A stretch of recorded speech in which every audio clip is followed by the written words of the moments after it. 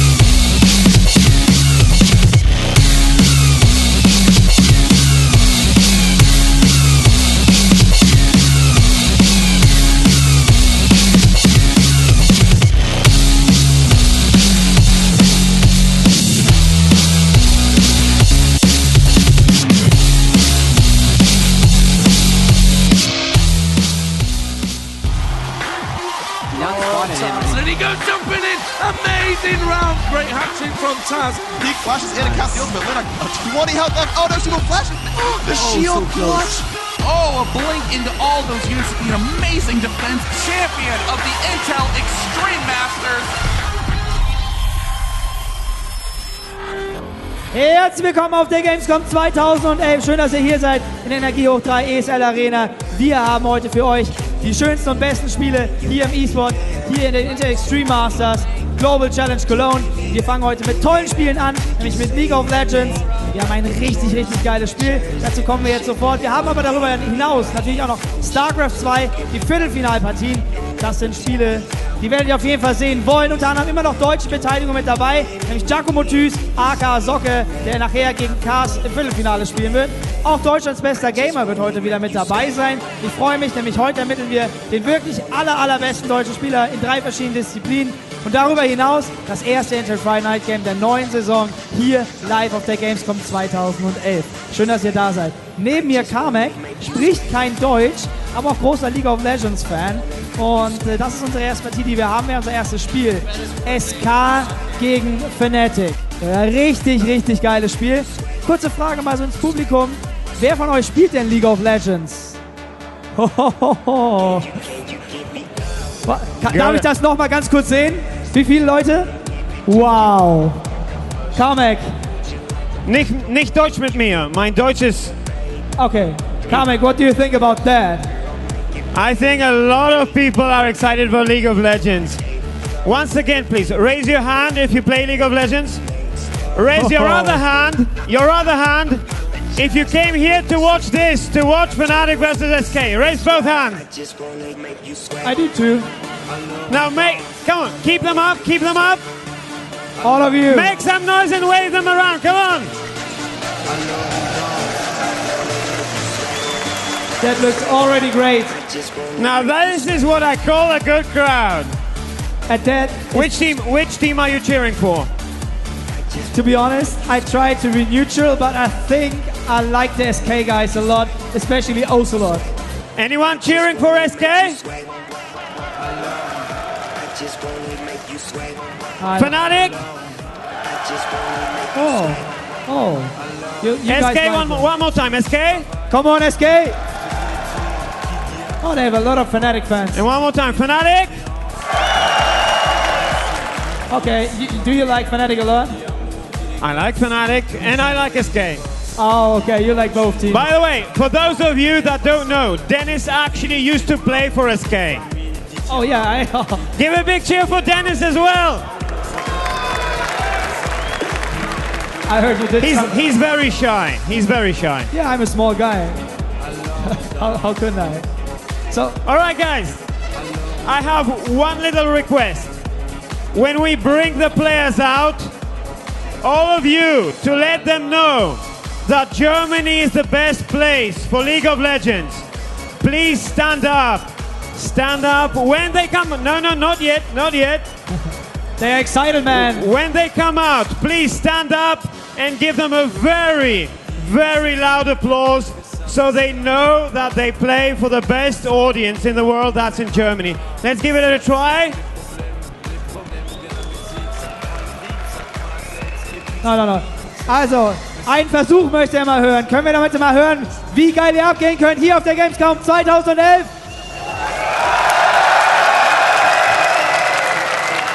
That's nice. That's awesome, man. It's just the first game today, and I mean, even I'm a bit sleepy, but this guys, I mean, wow. So, I think they're warmed up. I think I have nothing else to do on the stage. I think it's time for you, Dennis, after the bumper, to bring out the players. Thank you guys very much. Please, pretty please, support the players. Give them a really, really warm welcome. Thank you. Großen Applaus bitteschön für Carmac, unseren Product Manager der Intel Extreme Masters. Wir sind sofort für euch zurück.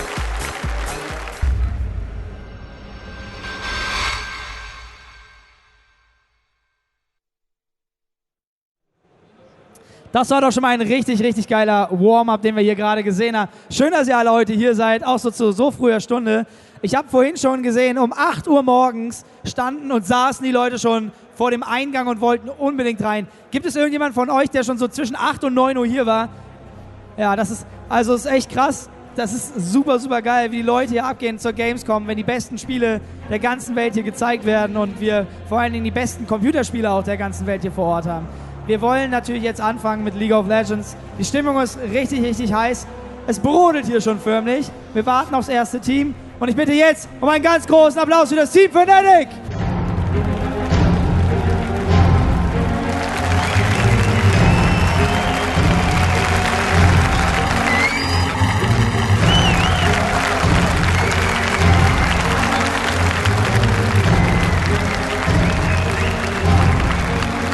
Das ist eine Kulisse, wie man sie sich wünscht, hier heute am dritten Tag der Intel Extreme Masters Global Challenge Cologne. Es ist die Top-Partie, SK gegen FNATIC, zwei so gute Teams, eins der besten Spiele, die man sich nur wünschen kann. Es ist einfach ein Highlight und ich bitte jetzt natürlich auch um einen ganz großen Applaus für das Team SK!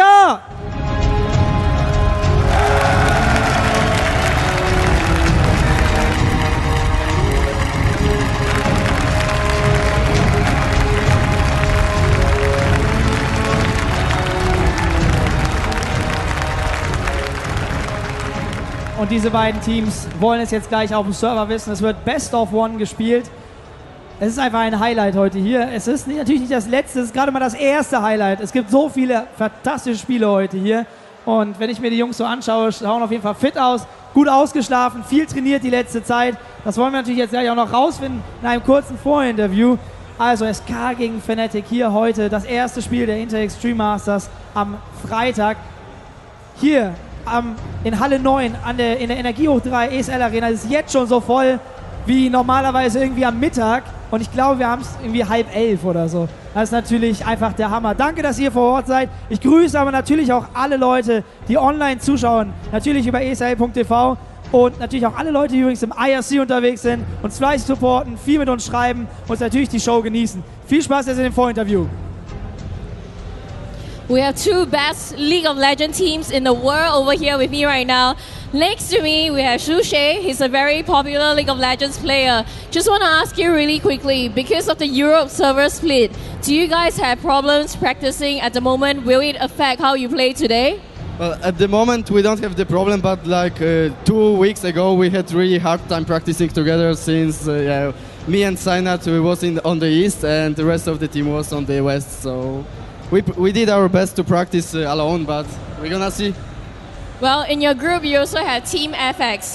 They are your WCG Poland team. So how well do you think they'll do in the tournament? And are you afraid of meeting them because you probably know all their strategies? I'm looking forward to playing against them because it's fun to play with them, and it's gonna probably be fun to play against them. They're sitting somewhere there. Yeah, cheers, guys. Yeah. All right, thank you. Well, just want to ask SK really quickly, because this is your first offline event that you're coming to. How are you guys feeling? Do you think it's going to be different because you're one of the best teams online at the moment? Yeah, we made a new team, and the new team is definitely. Actually, I will not say better than the previous one, but it's obviously really good. And they demonstrated some of them that in LAN events, they are really good. So we trained so much, so we expect to do a good move here. I know you guys actually have been trying out new stuff to try to play against the teams you're playing now. Do you guys have you guys come up with a special draft, or are you going to play normal to draft according to see how FNATIC is going to be playing? The only thing I can say is that we will play aggressive because that is our playstyle. That is how we train. We are unexpected, and they definitely will not expect us to do this stuff, All right, that's great. We can't wait to see their games, so we better let them get them to it now. Thank you. Welcome, ladies and gentlemen. This is Deman, and of course, it's going to be Zenon here. Everybody knows Zenon. Daniel, it has been a crazy packed event, and it is standing room only in here. Just to the left of me, I mean, the crowd goes back and back and back, and it just keeps on going that way. I can't actually see where it stops. There's just people stood watching. It's incredible scenes, and just a year has passed since the World Cyber Games and when things have grown. In this year, can you really imagine? Do you think anyone at Riot Games imagined it would come like this? We had dreams, we had wild dreams, but I'm not sure if anyone dreamed this big. This is insane, you guys. It goes all the way back. I don't see an end to the crowd there, honestly. And you guys are crazy for coming out this early. I mean, I had to come out this early, but you guys all showing up here for this game. But honestly, you're also very, very smart. Crazy and smart, because this Deman, this game, wow. Tell us a little bit about SK versus FNATIC. Do these two names mean anything in esports? It's England, Germany. Yes, it's that's what you said. Yeah. It's what we got casted. It is the big rival game. I mean, SK FNATIC, it could be any game. It's LoL, CS, Quake, anything at all. They have been big rivals throughout. Even FIFA, they have obviously as traditional football as it would go. And they've obviously got this newly formed team. You've got CandyPanda Nyph down the bottom. Probably, for my opinion, I might be biased from the European side, but they are the best bottom lane at the moment. I would totally agree. And you've got Wickd at the top, who, if you get Aurelia, I'm sure he's going to get banned Aurelia. If you let him get Aurelia, he's very strong. But again, these guys, they've sort of pulled together. They didn't qualify for DreamHack, and the team that made them not qualify for DreamHack was FNATIC.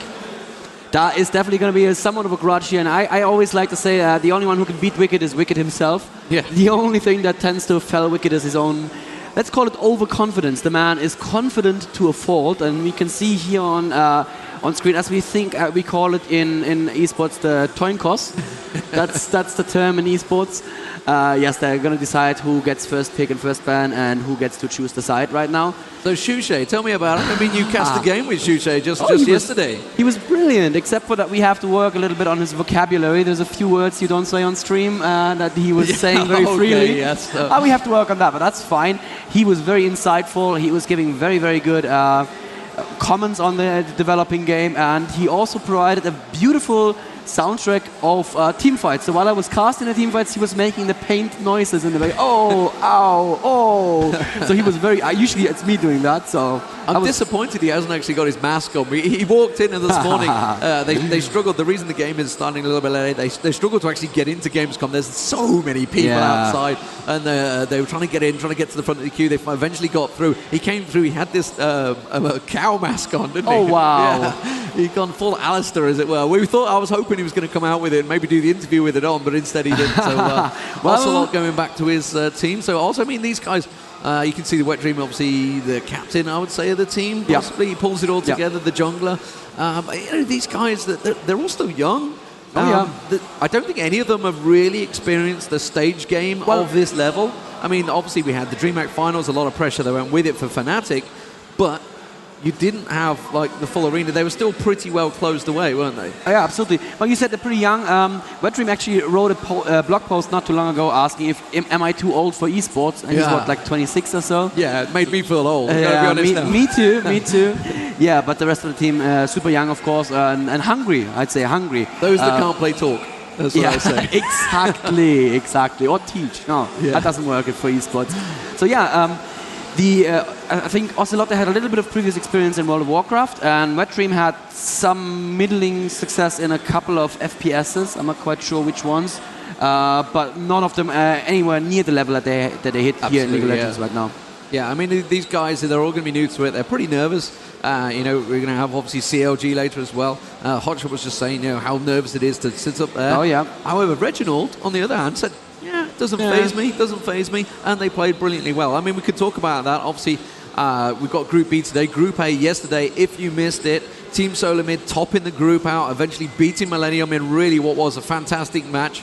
A shame you couldn't see it because you were commentating at the same time. But even see now, you know when LOL's making it as an esports, when people start holding banners up behind you. That's when you know you're getting there. But I hope you guys have banners with you. Anyone brought any banners with them? Any? Oh! I see a Team Solar Mid right here, right behind us.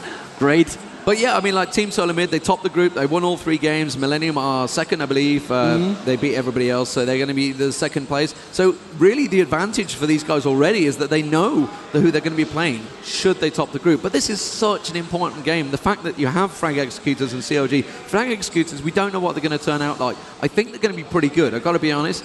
Previously Adversary, if you didn't know what they were, they changed over to Frag Executors before this event. They got themselves a new contract. Yep. You know, it's what happens before you get into these big tournaments. The sponsors want you, basically. You become these big games. Exactly what happened to FNATIC after IEM before. After IEM, yeah, exactly. And CLG, wow, I mean, come on. This really is a tough group for these guys. Yeah, CLG, like I said, until maybe 2 weeks ago, I would have said they are probably the weaker American team. But last weekend, if you missed the IEM Guangzhou qualifiers, do go and find those VODs.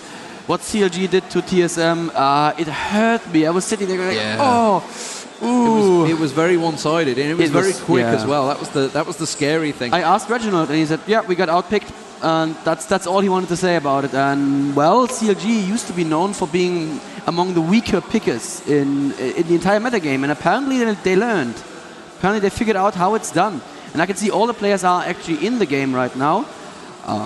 And we seem to be ready. Yeah, so hopefully. Are you ready? I am ready. I'm the picks and bans. I mean, we can talk about the picks and bans. What do you really think they're going to go for? I mean, we had Rumble pretty much banned throughout DreamHack. Obviously, he's had some patch changes now since then. We saw Udyr a lot yesterday in top lane. It was basically Aurelia Udyr. And then we saw Jax. Wow, I would have loved to see that. But Millennium just pulled Jax. We were like, no, they're trolling us. They're trolling us. I'm not going to take the bite. Who played Jax? Who played the Jax? Sauce? If it was top lane? No, I mean, they'd really changed it around. Linak ended up playing Caitlyn. yeah, they just changed things completely. Wow. I don't know whether they were like thinking, you know, we want to finish second in the group, but that's kind of crazy. No, I don't think so. Yeah. So we're going to go straight to the picks and bans, Right. and then you can see immediately Nocturne being banned straight away by FNATIC. We actually seen this yesterday. I think Nocturne's been banned in every single one so far. We've Has seen it? a lot Oh, of jungle wow. gangplank as well, actually. That's it's something that, you know, that we're on the... The the Wukong Wukong patch. So it's before Scarvins came out. But yeah, I mean, Gangplank was very strong in this patch. I think he got well immediately. There you go. It's almost like they knew we were talking about it. Nearly getting banned straight away. It's another one that's been banned pretty much prolifically throughout this. And Gangplank getting taken straight out along with Gragas very quickly. Very gets taken straight out. There. Knew that was coming. Targeted bans from both sides. Gragas against Shushei, Iberia against Wickd, obviously. The Nocturne may be targeted as well, actually. You said it's been banned the entire tournament, okay, but it's also WetDream's strongest jungler at the moment. So that may be targeted as well. Let's see what the last ban is going to be here for Team SK. I could see something aimed at xPeke. Maybe. Oriana would be, man, you should be up there on the stage. You should be playing this. And immediately the Amumu pick up, There but you go. interestingly enough, the fact that we don't have any American teams here, you can see it's 2 European teams, so Fiddlesticks doesn't get banned. Yeah, it's true. Because the Europeans just don't really play Fiddlesticks, whereas you see an American match, he's almost in every game these days. It's just the way the game has changed along. But I don't really know how that works out, because Fiddlesticks is greatest thing is Crowstorm. He's got to be off at the side, so it's got to come in. So there we go. We're going to get the picks. We've got a Mumu bit coming out there. That's obviously going to be WetDreaM in the jungle. And again, we're going to have Udyr and Lee Sin. That's going to be Cyanide in the jungle, because Amumu was picked up by FNATIC. But it's going to be probably... I'm thinking Lee Sin is going to jungle. Thank you, sir. I think Lee Sin is going to be in the jungle. WetDreaM does like his Lee Sin in the jungle as well. And you know what? I've seen Wickd play Udyr top lane. Even though we nerfed Udyr, Wickd just doesn't seem... He seems to be impervious to nerfs. He plays just as well as before. Impervious to nerfs. So do you think Lee Sin's going to be the jungler? I guess it's almost certain. I guess, they haven't locked in yet, so they were just waiting to see whether... They're obviously having discussions. Yesterday, Team Solar Mid were like locking in. They were like picking lock in seconds. It was quite amazing to see, because we're so used to it in the online mode. It's like, guys, will you pick, forever. Guys, will you pick a band? Guys. It's like half an hour later. So anyone that's ever watching on stream normally, it's not us you're waiting for, it's generally the players. Yes. Wow, Shushei locking in the brand right away. Brand is what Shushei usually plays when he goes into try-hard mode, so he wants to win this one. I mean, sorry for the big spoiler, they actually do want to win. but when I play with, I sometimes play with Shushei, it's usually silly, but when I tell him, please... It's a father and son combo. It is. It has to go, but when I ask him to carry me, Brand is usually what he picks. So that's when he really needs to win, he goes for Brand. It's not flashy, it's nothing where we can go, and he I've seen him playing a lot of AP Tristana as well.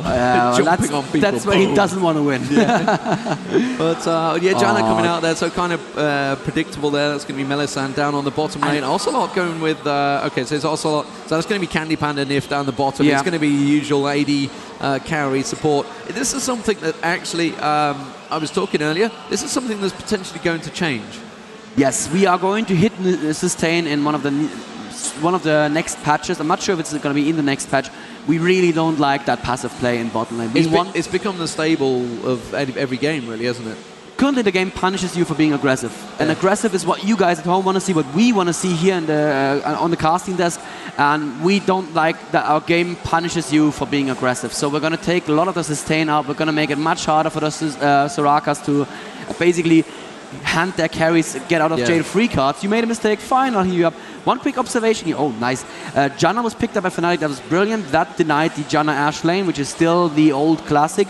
Ashe Soraka is not bad, but Janna Ashe is so much stronger. Yeah. So Janna Tristana is going to be great. And we're going to see double AP. Yeah, so this back. is traditional Dream hack picking right here. So we're going to have PK, I guess he's going to be on Karthus, almost certainly will be mid. Switching to Annie. Well, that's actually not just as, it's pretty just as much good. I mean, that's a lot of burst right there, if they can land it all at the same time. I mean, all you need to do is get a full Tibbers on someone, followed by obviously with a Mumu in there, followed by a pillar, pyro. There's a lot of explosions going on there. And obviously you've also got the explosive shot from Tristana in there as well. So you've got a lot of damage coming straight out. Maybe just going to jump on the heads as well, just for lols. But why not?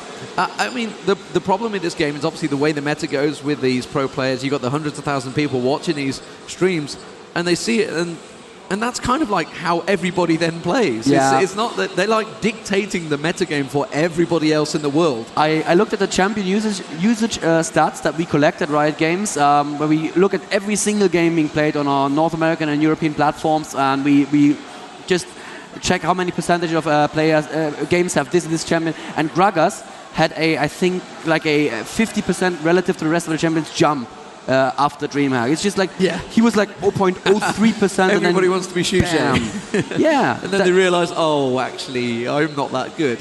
So Ocelote is going to play Nyph. He had a game recently. I'm not sure what it was. I mean, everybody has an off day, but Ocelote had a game as Nyph. Oh, Udi is in the jungle. Interesting. But let me just finish that thought. He had a game as Nyph where he placed all those walls in the worst places possible. You know, sometimes you have that kind of day. You do have them games. But let's see if Ocelote is going to be on his top game. We saw yesterday we have an 11 ping here roughly to our Frankfurt service, which is pretty good. Yeah. So I don't think a lag should be an issue. And yeah, you pointed it out. It's going to be a laning Lee Sin and a jungle Udyr.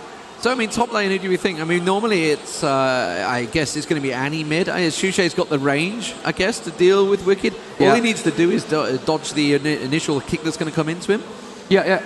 But I'm not sure how that's going to work. We saw yesterday, well, obviously you didn't see it. It was Reginald up top. He was playing with Brand versus a Jax up top. And, you know, he kept him at range and he said, in fact, there's even been pictures made of it on Reddit. It's like, your range, I'm Jax, I've got it covered. I destroyed you, I think is what he said, yeah.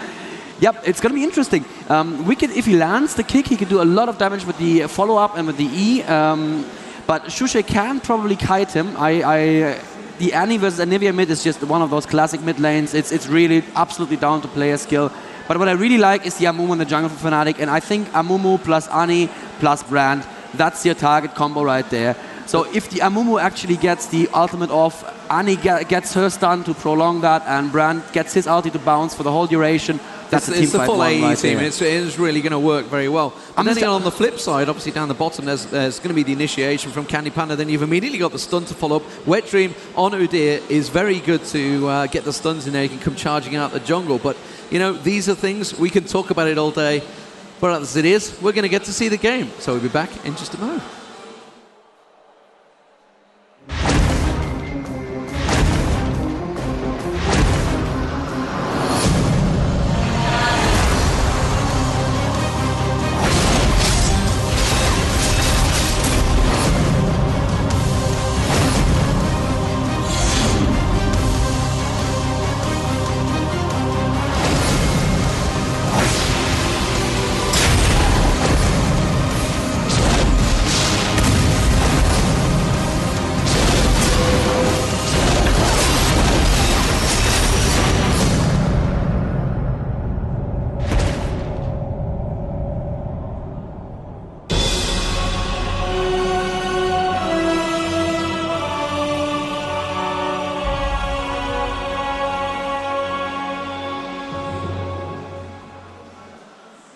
You go first.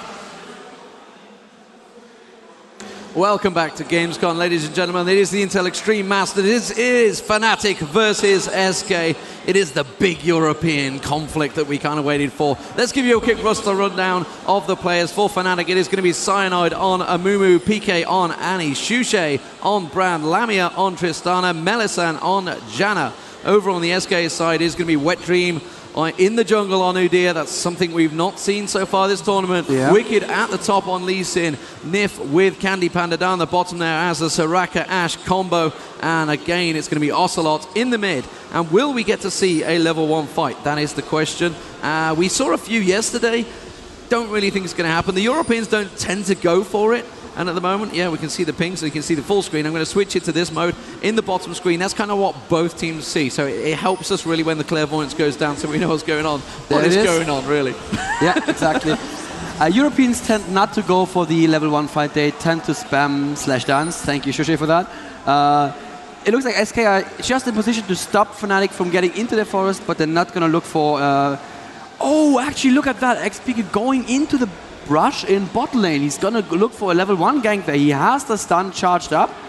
And, oh yeah, he's going to set up super aggressively. Let's see if SK actually think to to CV that. I've seen CVs there before, but they may just not even consider that possibility. We had this yesterday, actually, and we were saying, you know, while you get the advantage and maybe you get first blood, if it backfires, you're going to kind of lose a level in mid. Yeah. At the moment, we're just waiting for CandyPanda. I want to see the flash stun. Come on, flash stun. I was thinking, I thought we may have a double lift coming straight on there. They're going to go straight into the push, but I don't think it's going to... There's the quite CV. risky. There the CV goes. Oh my God, he just went LT. straight in there. CandyPanda, what were you doing? Oh my they were God. not expecting that. First blood goes to Lamia of FNATIC. I cannot believe we've had a double lift already. It was not a double lift. What they did was brilliant. FNATIC CV'd their own brush, giving CandyPanda the safety. If they CV their own brush, they can't be there. Why else would they CV it?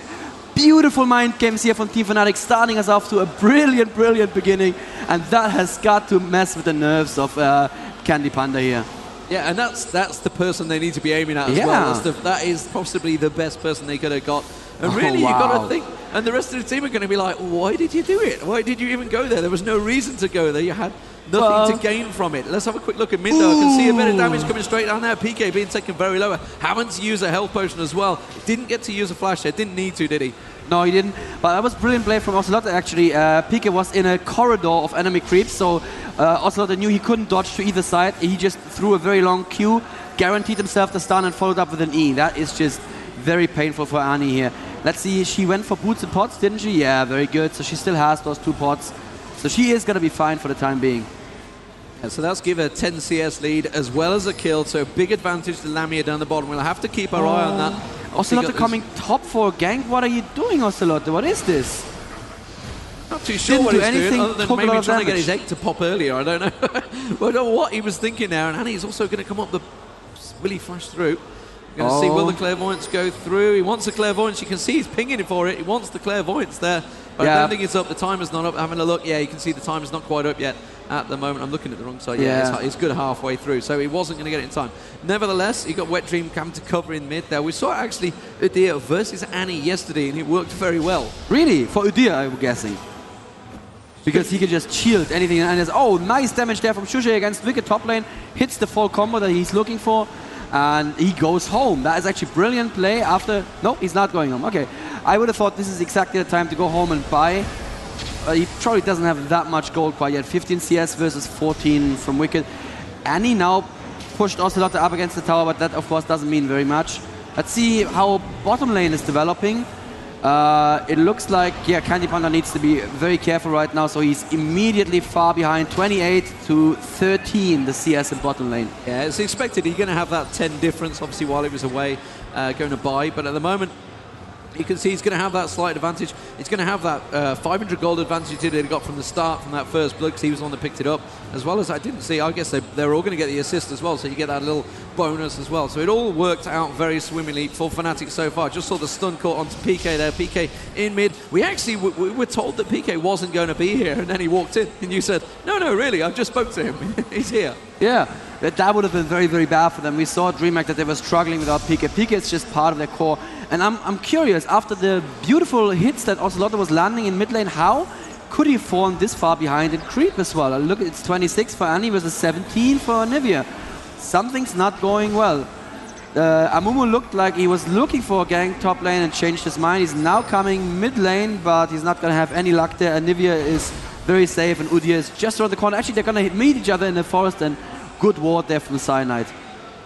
That ward is going to keep Annie very, very safe in mid lane. Meanwhile, you can see Lamia farming quite happily down the bottom here. Obviously using that Jammer Shield's giving him a big AD bonus, which is obviously getting more CS, and you can see he's got 15 ahead now, so he's slowly stretching ahead, and he's just keeping CandyPanda at bay. He's caught up the level advantage, actually. He was just 1 level ahead. That's going to catch him nicely there. Jumps straight in for CandyPanda as if he knows the camera's honed on him there, putting a big chunk of damage to him. He's going to have some health pots. He did go back and buy them, so he's used up the last of those, and Nyph is really trying to keep him topped up with his heals as well. Let's have a quick look down the mid, though. We can see Lee Sin going walkabout. We can also got Udyr on the map going walkabout, so we're going to have to keep a track of what is going to happen. Lee Sin, how many? Oh, they see WetDreaM. So let me just talk about what happened there. Bot lane, that was probably not a good exchange actually for Tristana, even though it looked good, because Soraka is going to heal that back up, whereas the shield from Janna is not going to get back up. But oh, Peke sees Wickd. No, he does not see Wickd. He goes straight into the forest. Ocelote coming in. Beautiful ultimate there. Flashes out of the stun, so should be safe. Has a stun himself in case he needs to defend himself. It's going to be fine. That was a bit of a double lift, but you can't always expect somebody to be there in the mid-brush. Yeah, I think he'd seen the deer down the bottom, which is what they clairvoyanced it, and then thought, oh, it's safe then, I can just walk up here and maybe try and get a gank. And meanwhile, the Shushei is going to get a dive on him there, completely missing on Wickd though. Does manage to follow it up with a pillar of fire.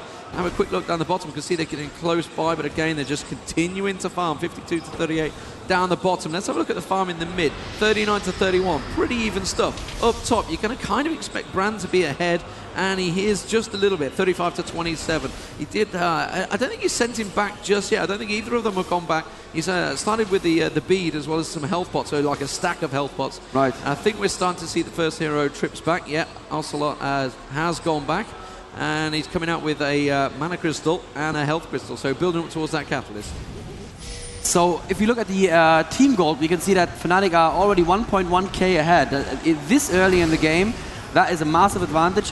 Shushei is now going to be gifted the blue buff. That is going to be brilliant for Shushei. He always gets the blue buff in Team FNATIC. He even takes all the lizards. A little selfish there, but you know what? The gold is better on Brand, so that's well done there. Wickd, I'm not sure if I'm liking that Lee Sin versus Brand top lane, simply because, like you said, he had to buy that huge stack of potions, and that's wasted money right there. That's money that just not going to build any late game items. And even though he's not doing too badly, 41 to 31 the CS, I really can't see him making a big difference like this. Okay, so at the moment down the bottom, we've seen Nyph has gone back. So Nyph is coming back with the Blissful Stone and a stack of wards, like every good support does. Meanwhile, Ashe has now just gone back as well. Tristana already come back with that BF sword already. Wow. That's a very early BF sword. Obviously, he had that advantage of first blood, which is what's given that big drive in the kills, really. We can see, meanwhile, it's going to be a triple Dorans and boots for CandyPanda. Oh, whirling on him. We're going to catch on towards Nyph. They're not going to be able to take it. IEM in mid lane walks right into the Ashe arrow that was coming from the base, but Ocelote is not able to burst him down, and there is the defensive Tippers, and he's going to walk away. There was ping spam going down, and he was like, why are they pinging so much? There was an Ashe arrow shot all the way from base, would have missed, and Peke walked into it in the last second, but Ocelote did not quite have the burst to finish him there. Meanwhile, Shushei is continuing to push the top lane, and like you say, Wickd's had to go back, and he's building up a lot of magic resist there, so he's going for Mercury Treads. He's also got a second Mercury Tread item there, so he's going to really building up a lot of magic resist. So blue being given to Ocelote, kind of predictable, so it almost a necessity on an Nyph really in mid there, but it allows him to farm, so he will catch up that farm on Peke. I have no doubt about that. He'll also start to use that ulti a lot more. Meanwhile, down the bottom, we can see WetDreaM is trying to get himself into towards situation. Look at Nyph still got that target on his head. They haven't changed it around. Clairvoyance goes down. Lamia needs to be careful here. The arrow is not up yet. You can see it on your screen. It's just here. There's the cooldown still on for it. They know that Udyr is around there, so they're going to back away. Meanwhile, we've also got the rest of FNATIC coming down. We are at Dragon time. It is generally a lot earlier than the American teams do it. The American teams always tend to leave it around the 12, 13-minute mark. The Europeans always hit 10 minutes. Well, it might be bait, but I think they're going to go for it. They've got all 5 men here. Surely they wouldn't pull away from the top lane just for bait. Well, they pulled Wickd away as well. Wicked's losing a lot of time as well. Now Wickd decided to go back, and they're making him go back and forth because, now they're going in for Dragon again. Wickd has to run again. Wickd spends so much time just running while Shushei is already at the Dragon, and they started now. And Team SK is coming in. This is going to be scary, Deman. Yeah, they're coming straight in around there. WetDream's surely going to be the one that's going to start it off. Will they manage to finish off? Arrow goes straight into Shushei there. Not going to happen for Cyanide. She's in all sorts of trouble. Cyanide goes down. Actually gets away with it with the shield on very low. Lamia's going to have to jump out of there, and he does. Wickd manages to flash through. Will he manage to take down Lamia? No, he gets jumped away.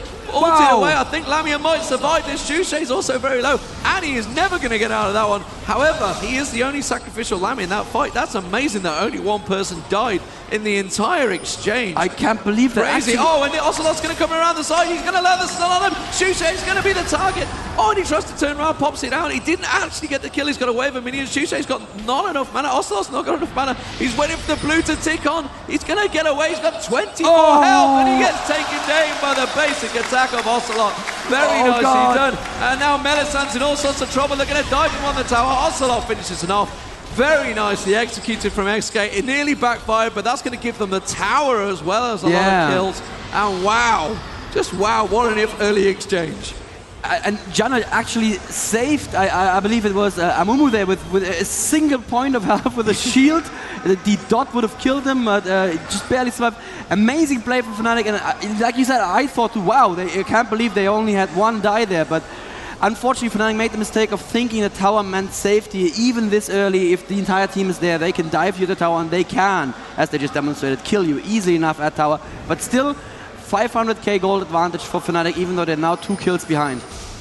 And it gave them the advantage of obviously getting the kills. It's just going to give them the items, which means we've already got a pickaxe now on Ashdown, but I'm building towards that Infinity Edge. We've got a Blasting Ward as well as that Catalyst Stone. The Rod of Age is nearly complete already on Nyph, so that farm advantage that Annie had built up just been blown completely away there. Ocelote using the ulti obviously to farm, doesn't have blue anymore. That's going to be respawning very soon. Let's have a look where WetDreaM is going to go. Yeah, they're going to start invading. Yes, they will do. You can see the Clairvoyance going down, putting the ward down. Cyanide was on those Wraiths, but it's not going to matter. Let's have a look down the bottom again, because, you know, Lamia did have control of this lane, but I think things may well be changing hands. He's already got the Berserker Greaves built up there. Yes, I'm keeping my eye on that. He's got that BF sword, and you can see at the moment he's going to have a little bit of company coming around the backside, because here comes WetDreaM. Does Ash have the arrow? Yes, he does. The arrow goes straight towards Lamia, and he's certainly going to get the stun down. Ulti from Mellisan tries to keep him away. The Howling Gale goes through. Lamia uses the ulti, but it's going to be Mellisan they're going to switch their attention to.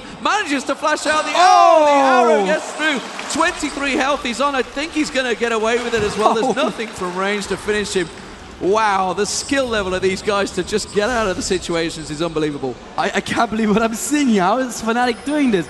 I mean, they are falling behind now, but still, perfect play. Even, I mean, you and I would have given up there, right? We would we'd be dead. I would have opened the shop already. We were like, okay, what do I buy next? I'm dead. But Mellisan is like, nope, I can do this. I can survive.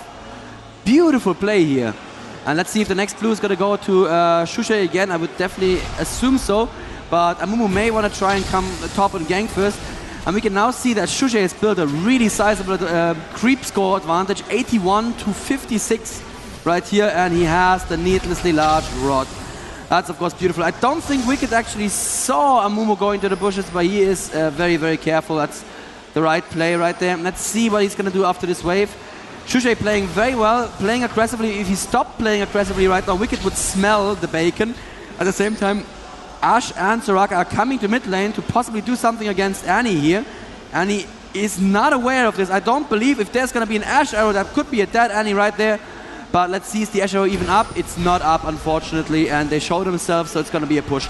And Wickd goes out. There's the Amumu ultimate, but unfortunately, Shushei is very far away. Can he do the damage he needs to do? Yes. There's the ultimate. Wow, Wickd shields it barely. There's the ignite, and yes, that's the kill pickup. Well done there. Yeah, but meanwhile, the Hawkshot goes out there. CandyPanda, is he going to go in with the arrow? That's the question. He's all alone. He's actually ghosted up. So Ghost used up there. I'm not too sure whether he was thinking maybe I could go for it, but he didn't really have the support. Instead, Shushei was out of mana, so he could have possibly gone for him. I mean, he would have had enough for 2 spells or so. Oh, Annie and Jana are in position now as well. Team SK know this. Ocelote is going back. That's going to be a safe blue for Shushei. At the same time, bot lane, Tristana is putting good damage out on WetDreaM here. She just wants to farm right now after dying. And look at that, 130 CS already against 100 for Nivea and only 96 for Ash. Ash falling further behind as she's away from bot lane. I'm not entirely sure why she is still away from bot lane. Didn't understand why she came up in the first place, probably because the tower is down. But still, this means Lamia is going to get even further ahead. And even though CandyPanda may be the better AD player, if you have, I don't know, 40 CS worth of advantage, you are going to make a bigger difference in a team fight. Yeah, and the fact that he's gone straight with that BF sword, almost got the Infinity Edge completed, already got the Berserker Greaves, that advantage of the First Blood, and just that gave him that big CS advantage. It's just, you know, just snowballing as if it were like almost like an AP hero. But at the moment, we can see that Shushei has been back. He's actually picked up a double orange ring now, as well as completing the Sorcerer's Boots. So he did, instead of going just, you know, in one set mode, I need a Rabadon's death cap. He has actually changed it up. CandyPanda's going to catch out Mellisan here. Actually not going to even bother shooting him. Just no interest in whatsoever. We're not going to get the kill. I'm not really that bothered about you. Ocelote, however, is farming up nice. He's got a Rod of Ages completed there. He's got blue buff once again, so his farm is only going to get stronger and stronger. Annie has also completed the Rod of Ages and got the Sorcerer's Boots there. We've also got a Giant's Belt over on Amumu. So Amumu is pretty tanky at the moment. We know that the Dragon is due. They took the first one around about the 9-minute mark, so it's very much due, which is why they're starting to linger around here. Leeson, in the meantime, is having a good go at this top turret. It's going to take a good half health before Annie manages to get up there. Let's have a look towards Dragon. Yep, that means SK are giving FNATIC yet another free Dragon. That was probably not the best idea there. I'm not even sure if they're aware of the Dragon time, and that would be very, very bad play from SK there. And xPeke is going for Wickd right now. And looks like he does not fancy his chances. xPeke has already completed, like you said, a Rod of Ages, and needs to be careful now. There is an Anivia coming, and I don't know if xPeke knows this. Yeah, he probably does. He probably does. Yeah, Studio's coming as well. They all passed the ward in the river, so they knew that we're coming there. Yeah. Tristana's got to be careful down the bottom as well. He doesn't get an Ash Arrow in the face, but he's got Brand coming up in support. And you can see, meanwhile, they are pushing on towards the mid-turret. So the mid-turret's going to take a lot of pressure, which is why Brand's just come around the side there. Will he manage to be able to pop his ulti off? WetDreaM might go down there. Yes, he will do. Very nice burst damage there. And PK also got the kill out of it, but Shushei won't be happy with that. His ulti was pinging around and he didn't get the kill. He's going to be a little frustrated. Meanwhile, in the mid-tower, they have yet another stack building there, and they're going to continue pushing on it. That mid-tower almost down as well, only down to 622 health, despite the fact it's just the jungler and the support. They're going to have enough, and putting the AD damage there onto Cyanide. You can see he's got the little shield around the little emo Amumu, and he is going to get out of that nicely. So tower goes down, arrow going to go through. Does manage to land on Leeson, but I don't think they're going to have enough. Yeah. They're not at range, so he's going to walk away from that one quite happily. I'm not quite sure why he walked back into the arrow. Probably just a misclick there. He would have, once again, dodged the arrow, walked right back into it, but you know, it's fine.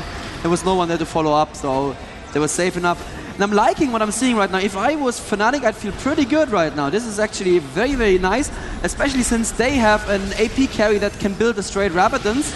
And a second AD. Oh, actually they're going in right now for Cyanide. That's probably not the one they want to go for. The turret is still firing on them. Leeson way too far ahead, barely jumps out. Cyanide is gonna get away, just barely getting away with his life. WetDreaM super low as well. No one dying. Yeah, they got one. Who died? Wickd died in there. They got Leeson. That's why Lamia jumped in. Lamia ulted him and it knocked him well away from the tower and everything. He was like, thanks, I'm off. And then he had to jump on, follow him with a jump on there. Oh, Shushei nearly picking up a kill there. I think the egg has not been popped on Ocelote yet at the moment there. They need to be very careful because CandyPanda's got a lot of it. And in comes Lamia jumping once again. Tibbers goes down. Lamia manages to get a kill. Lamia's surely not going to survive this one. WetDream's not going to get it away either. Ocelote manages to come out of the egg go. Will he manage to get the ulti down? He gets one. Juicy goes down. Mellisan's surely going to go down. And Nyph's going to follow in with a couple of bananas, maybe try and finish it off. Mellisan does get away. But wow, that was a little greedy from FNATIC there. Holy cow, and Ocelote said that they were going to play aggressive. He was not kidding, but you know what? FNATIC are not giving them the pleasure of being the only aggressive team in the game. They're saying, you could be aggressive, we could be more aggressive. Yeah, it was greedy, Deman. I agree, it was greedy, but it was also awesome. I'm sorry. It's what we like to see. Yeah. And they are getting further and further ahead, so something they're doing is right. If you just look at the gold up top right now, that's pretty nice. There is the Infi edge for Tristana and the steal. That was brilliant play from Lamia jumping in like that. He did get the kill on the enemy carry, and I think that's what mattered, that Ashe didn't get any further kills in that combat. And Ashe is really falling behind pretty badly. Still hasn't finished her first BF's item and still has not finished her level 2 boots either. Same goes for Anivia actually. So Brand returns to top, picks up a nice wave of minions. That's going to help towards his Rabadon's death cap, which is now nearly completed. Infinity Edge, like we said, with Zeal on Lamia, it's really gave him a big boost. Infinity Edge nearly completed also on Ashe.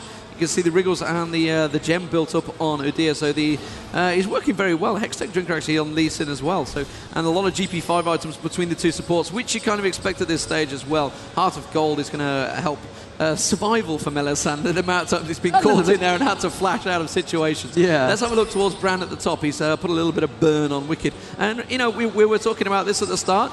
Do you think Leeson's really worked that well? I don't think he's worked incredibly well. He's, you know, he's not got the greatest score, and we're used to seeing Wickd just dominating the lane up top. Right. Yeah, let me just comment something on Amumu's build. People at home may be asking themselves, well, why is Amumu building 0 magic resist? On the enemy team, the champion who's doing best by far is Anivia. Amumu is not worried about it at all, because the way the metagame goes is Anivia needs to put a burst down on the squishy. If Anivia puts a burst down on Amumu, she almost certainly did it wrong. Yeah. And Amumu can just build pure armor in this case. If Anivia puts all the burst down on Amumu, he's like, thanks very much, we just won this team fight because you don't have the damage output to kill anyone else in our team now. And so he needs to be worried about Lee Sin, about Udyr, and about Ashe. And that's exactly what he's doing. He's building the dodge boots, actually, and Sunfire Cape. Meanwhile, you can see Mellisan going around. Is he going to lay some wards down? Yes, he just put the ward down there. So he's going to pull back and buy. Let's have a look in mid. So let's have a look. I mean, the CS-wise, we've kind of moved out of lane phase, despite the fact they've almost certainly gone back to lane phase. It's a bit strange the way the game's gone. They were stretched out so much. You can see Rabadon's death cap now completed on Brand. Also, we've got Amumu forcing Wickd away from the creeps there. I guess he was just a little bit wary that anyone else was going to come nearby. Brand just going to go down bottom there and clear out the stacks. You can see Ashe putting a ward down in that tri-brush. Actually, I think it was probably Nyph that just did it. So Shushei is going to pick up a lot more. You can see the target actually going down on Shushei's head there. Oh, we can see ward placements coming from Mellisan, actually clearing out. It's got that Oracle now, so Mellisan are going around clearing the wards. Got to be the arrow, is going to catch in there. CandyPanda's going to do a lot of damage. Mellisan, though, had bought that half to gold, so had the hit points to get away from that one. Meanwhile, the rest of the team are coming straight around there. Shushei's in all sorts of trouble. Lamia in trouble as well. Lamia's going to have to jump out. I think that's going to leave Cyanide alone to die like a little emu Amumu. And he actually used this ulti as well. Is he going to get out of this one? No way. No, the basic attack. WetDream's actually chasing him. He's still living. Lamia finally comes around. Annie was there, ready and waiting, saying, you know, I could do something here. Has he got flash? He has flash. Yes, he has flash. And he has to use it. And there's Dragon. Yeah, very well timed by SK, and that's going to be the Dragon for those. So, very, very close game. Exactly what we'd expected. That's going to pull the gold level a little bit back towards SK, despite the fact it's very even in the towers. It's very even in the kills. And he's going to come around. Did he get the steal? I don't think he did. I don't think he managed to get the steal. That's what the Tippers was all about. Ocelot's going to come around the side. PK will go down. Will Ocelot manage to pick up a kill on Mellisan? Remember, he's already used the flash, which is why he's cleverly gone up there, avoided the wall that was going to come down. And that's going to be mid-tower going as well. So FNATIC are on the backs here. Nice moves there from. You were enjoying the game, weren't you? Sorry, I'm really having a hard time hearing you. I still don't have you on my headphones. That was a brilliant play. I think Annie went in a little bit too far with the Tipper steal there. Even if she would have gotten the Tipper steal, she would still have died. And I don't think it was worth it at this point. It's a nice play, but Shushei remarked on this yesterday when we streamed together. Sometimes teams get a little bit dragon blind. They just go ahead and think they need to take the dragon, and sometimes it's the right play to just leave the dragon to the enemy team. Yeah, and exactly what they did with Tippers there. I didn't understand it. I mean, it wasn't going to work, and if it didn't, well, it could have worked, but when it backfires horribly. Exactly, yeah. And now SK have caught up from being 3k gold behind. They're only 1k gold behind. They're even less than that right now. So FNATIC need to be very, very careful. They're still 2 kills behind, and they're 2-1, I think, the Dragons currently. And they have not taken a tower. They have taken a tower, and SK have taken a tower. Demon, this game could not be much closer at this point. And I think SK have actually moved into the driving seat, because, you know, we look at what Ocelot's got built there. He's now completed the Banshee's Veil. He's had that Rod of Ages for a long time now. Yeah. With the arrow missing. I was just making sure he did miss. There wasn't anyone following up. He's also got the needlessly large rod. Infinity Edge now completed also by CandyPanda. He's got that brilliance potion, a fortitude potion as well. So obviously expecting to have a big team fight again very, very soon. Meanwhile, Annie, pretty similar situation to Ocelot, I guess. So it's like you say, it's very even. And the difference is going to be, will Shushei be able to, you know, affect the game any more than Wickd is, really? That's pretty much one of the biggest questions here right now. I still think Tristana is a good bit ahead of Ashe. She almost has a Phantom Dance already. Once she has the Phantom Dance, remember she also has the Berserker's Greaves. Well, Ashe actually had to go for Mercury Dreads. Ashe mid. And mid is gonna be dead. Wow, that was beautiful play there from Lamia, finding Ashe out of position. At the same time, I was looking at top lane because Cyanide is actually going in against 2 top lane. There's a beautiful bounce from the FNATIC, from the Shushei ulti, but it's not gonna be enough to kill any one of them, and there is now 4 people of SK pushing against top turret.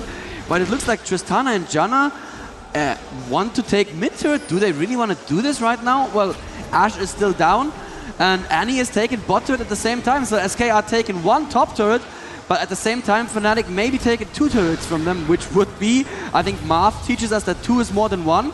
So I think that's actually good for And more FNATIC. to the point, it's an inner turret. Losing an inner turret is a massive difference. Lamia is going to switch straight over. And you know what? They are going to lose this inner turret. I think you can see Ash is coming back. Yeah, Ash and Nyph, they've all come back now. But, you know, losing that big inner turret, stripping half the hit points off the side turret, and also got a little chip off the main base turret, just all for the sake of losing an outer turret. Yeah. At the top, I'd take that any day of the week. So really well played by FNATIC there. You know, they just threw everything at them. They threw double ultis just to keep them at bay, just to distract them long enough, and it worked. Yeah, beautifully done. And the gold just tells us that you're absolutely right. Once again, Deman, they are catching up again in gold. Shushei is going to get another blue here. It's the same for Ocelote, also going to get a blue. Nyph is just completely useless in a team fight without blue. She lasts 10 seconds and then she's out of mana, so she needs that blue really, really badly. We don't have a Dragon timer right now because we no longer have the team chat. But these teams are certainly aware of Dragon. It's probably going to be a little bit still.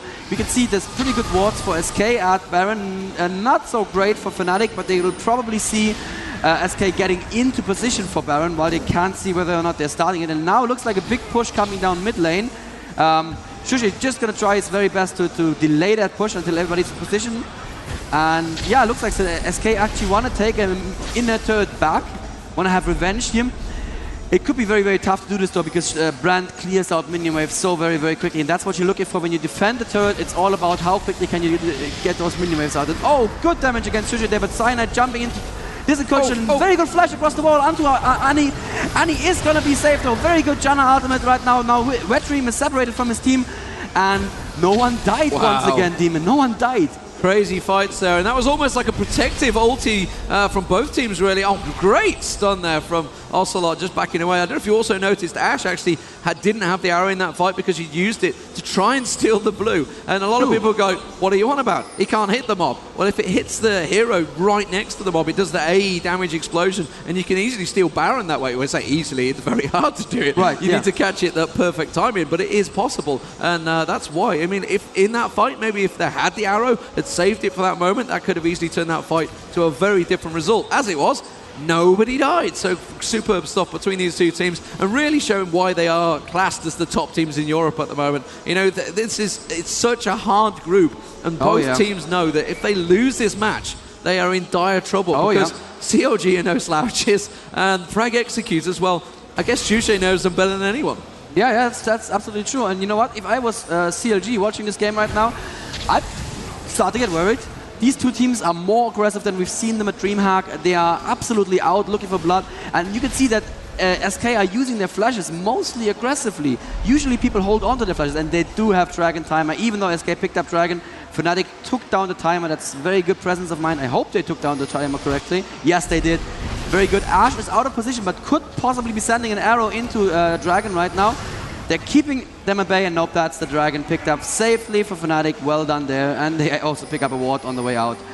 Now SK are actually going into FNATIC's forest, but FNATIC know this. They're walking past the ward, and they can probably not keep this invasion going unless they want to go for the turret. And yeah, FNATIC are kind of out of position for the turret at this moment. I'm not quite sure what's going on here. Now, WetDreaM in a very, very aggressive position. They have cleaned out the minion wave in front of the turret, so they can now do some damage, but there's FNATIC, just barely in time to stop them doing too much damage to the turret. And Ash really needs to get in position to do her AD damage against that turret. And currently, as Ash, I would not want to be in position. Cyanide going in aggressively once again, taking a lot of damage. You can see how much the Nyph hurts him there. He now built his Negatron cloak. Now he needs to, worry about poke as well. But does he need to go home? No, he's at half health. He's still going to be good.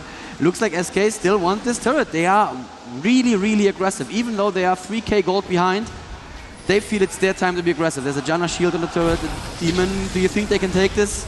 Well, I mean, at the same time, they've also got a massive stack on the top turret, FNATIC do, but they've also got themselves a stack on bottom turret. Remember, bottom turret was already half health. Cyanide really having to get away from that one. WetDreaM, ulti used as well. That was kind of a wasted ulti from Shushei there. I think this tower's going to be given up here. I don't think they're going to be able to hold it. Cyanide and Shushei both very low. Cyanide trying to get out of there, and Leeson once again putting the damage on him. Let's have a quick look at those side towers. You can see not a great deal being done there, but that top turret is very low, that top inner turret, and it's going to go down. That top inner turret turret will go to those minions. So despite the fact they've fought very hard for this single middle inner turret, they're going to lose that top turret. There he goes. Minions take it down. So nicely done there. And FNATIC, despite the fact they're being pushed back, are still taking turrets. Yep.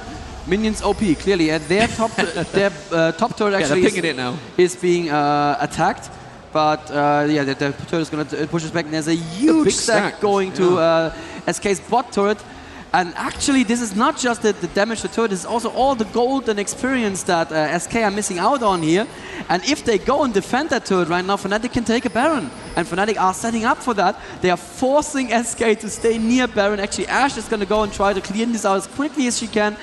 And are FNATIC going to go for this? This is, oh god, this is one of those moments where I get very, very worried. Deman, I'm scared. It's one of those moments you're not sure whether you should go for it. And obviously Ash can still initiate from the other side of the map. He can throw that arrow out there. And I think they've just sort of forced the issue and just said, okay, let's not risk it. We've no reason to risk it. And I think both teams are going to go back now. You can see SK starting to back off. So they've realized that, okay, you know, a little cat and mouse game. A little bit of chess, as it were, a bit of a stalemate, so they back it away. And you remember that top tower is still not gone yet. So again, Lamia just keeping the minion waves going towards it. It's still got a lot of health, actually, to be fair, but it doesn't matter because they've pushed both lanes. And immediately they've done damage on the inner turrets, which more importantly, they've managed to chip it away at it. Something that SK are yet to do. Still very close in gold, very close in towers. Both had 4 apiece, both got 7 to 8 kills, so it's just as close as you could possibly get it. And I said earlier, didn't I, before we were off on air, you know, we've not had a game really go over the 40-minute mark. Yeah. This one is getting close, but once it hits that 40-minute mark, you can already see the builds down the bottom of your screen. You can see the fact that they've all hit critical mass. Phantom Dancer, Infinity Edge, almost complete on both AD carries. Rabadon's Death Cap stacked with another decent AP item, a Void Staff for Brand, Rod of Ages obviously for Annie, exactly the same for Ocelote. You know, they've got a lot of AP. They're starting to build the magic resist. We've got a quick silver sash as well on Tristana, so which is very clever, obviously, with Ash in there, as well as an Udyr, as well as an Nyph. There's a lot of stun that he needs to dodge out of the way of, as well as Lee Sin obviously can leap on you as well. And so Ash not building any defense at all. You'd normally want to see a Banshee's Veil after that Infinity Edge, but he says, no, you know what, I'm not going to do that, I'm going to go straight for the Phantom Dancer. And I don't know if I like that very much. If CandyPanda gets caught out of position just one time, and SK are now actually going for Baron, FNATIC are aware of it, but they are so badly out of position. Tristana was I don't know where, and Janna is still in base. But they're backing off. Oh, they're backing off. That's the arrow against Cyanide. That's not the one they want to hit. And again, Brand ulti completely whiffing. So much damage on Wickd, who is going to go down. Cyanide goes down as well, but Wickd is, of course, more critical right there. Lamia jumping after WetDreaM is going to kill WetDreaM right there. Yes, very good. Looks like Ocelote will have to flash to get out of his position. He has flash up. He's not using it yet. You need to flash, Ocelote. What are you doing?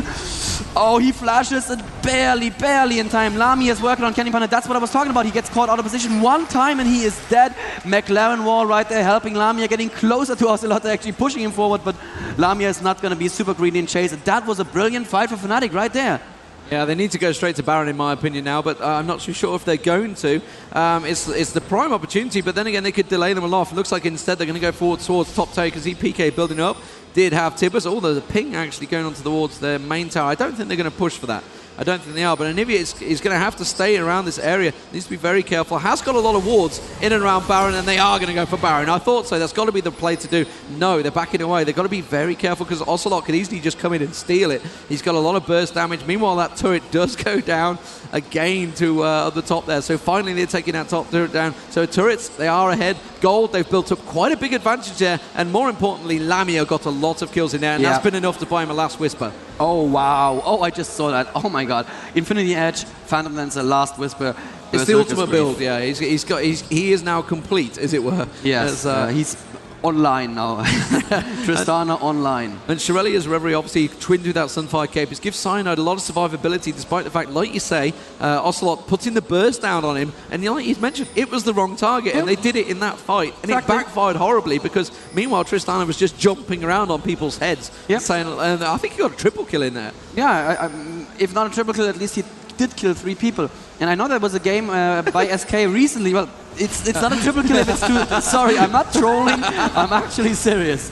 So there was a game recently where SK played against a team with an Amumu, and I think it was against Millennium, and it was actually the right choice for them to burst the Amumu every time because they had that amount of burst.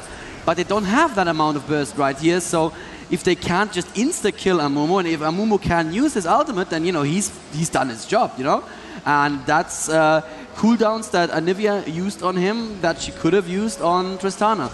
And obviously, with the Brilliance Potions being used here, the AP of FNATIC, PK and Shushei is a lot higher than Ocelote at the moment. At 430, I think I saw from Annie there, 421, and 374 from Brand. Obviously, got that the potions running, but only 319 at the moment. Obviously, went for that Banshees, which is put him behind. And, you know, it's got him survivability, but it's put him behind in the AP war. And when it becomes to a big AP fight, especially if a Mumu gets in there, they could potentially explode the whole team.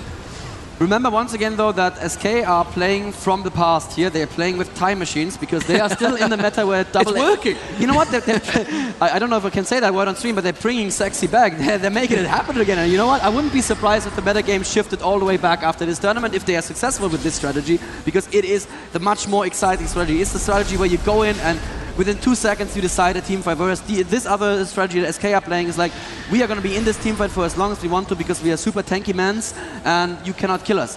2 Shurelia's referees on Team FNATIC. They really want to be mobile, and I like that a lot. That's an underused item, I find. It's one of the most OP items that people haven't understood is OP quite yet. Because that move speed burst, if you use it at the right time, it turns a team fight, just like that. If you remember to use it, of course. That would be the problem for me, not the problem for these pro gamers. Oh, WetDreaM doing a bit of a face check. He's not going to find Cyanide here. No, he should not be going in there, WetDreaM.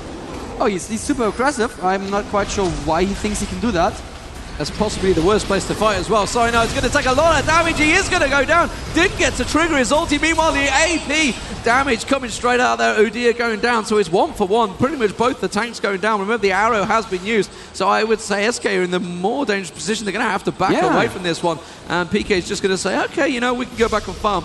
Brand's, he wanted to go over that way and farm anyway. That's where he was headed. So it's just nothing changed really. So they're just back to the farming, and PK looks like he wants to try and maybe steal the blue. You can see CandyPanda putting the arrow across, will reveal PK, puts the Clairvoyance down as well. Meanwhile, Shushei is picking up the blue of his own, and instead they're just going to keep pushing the lane. So we are back to the farming status, and really, you know, it was kind of a backfired situation, and you're despairing at Lee Sin's build. I don't understand. Why are you building a Thorn Mail against dual AP that both have Death Cap and really, really big other AP items? Well, why would you do that? I guess the argument point is the fact that Lamia is but the Fed one. He's got 7-1-1, but like you say, he's really only getting the last kill shot. The only health Wickd has is his Phage. That's literally the only health he bought. That means that either Brand or Annie, either one of them, can switch him off like a light bulb, like a light switch. Just, you're out of the combat. 2.2k is not going to last long when he's not Tippers is going down around about 900 hit points on his own, and then follow on the rest of the burst when you got Brand stacking with it. He's not going to last long in a fight. But it's a question of whether they get in it. Remember, Amumu didn't use... Yes, he did use his ulti in that one. He did. I must be blind. I didn't see him use it, but the Banshee's Veil's pretty much being bought by every team member now. I think it's starting to be stacked up. Looking at the build starting to come out there. And Bloodthirst to look like being built possibly by Lamia there, so Lamia is not happy with his damage, obviously. Yeah, Lamia is carrying this hard. You know, before the game we were being a little bit mean, saying that CandyPanda and Nyph are the better bot lane, and sorry, but what I'm seeing from this game... exactly. It's my Lamia carrying. And you know what it is? It's because he's not playing Caitlyn. Yes. It's not Caitlyn Panda. Right, we are seeing SK in front of Baron once again, and very good wall actually separating Cyanide from the team. But if they go in and commit too much on Cyanide again, there comes the long distance damage. There is an Ash arrow on Cyanide, but he eats that happily.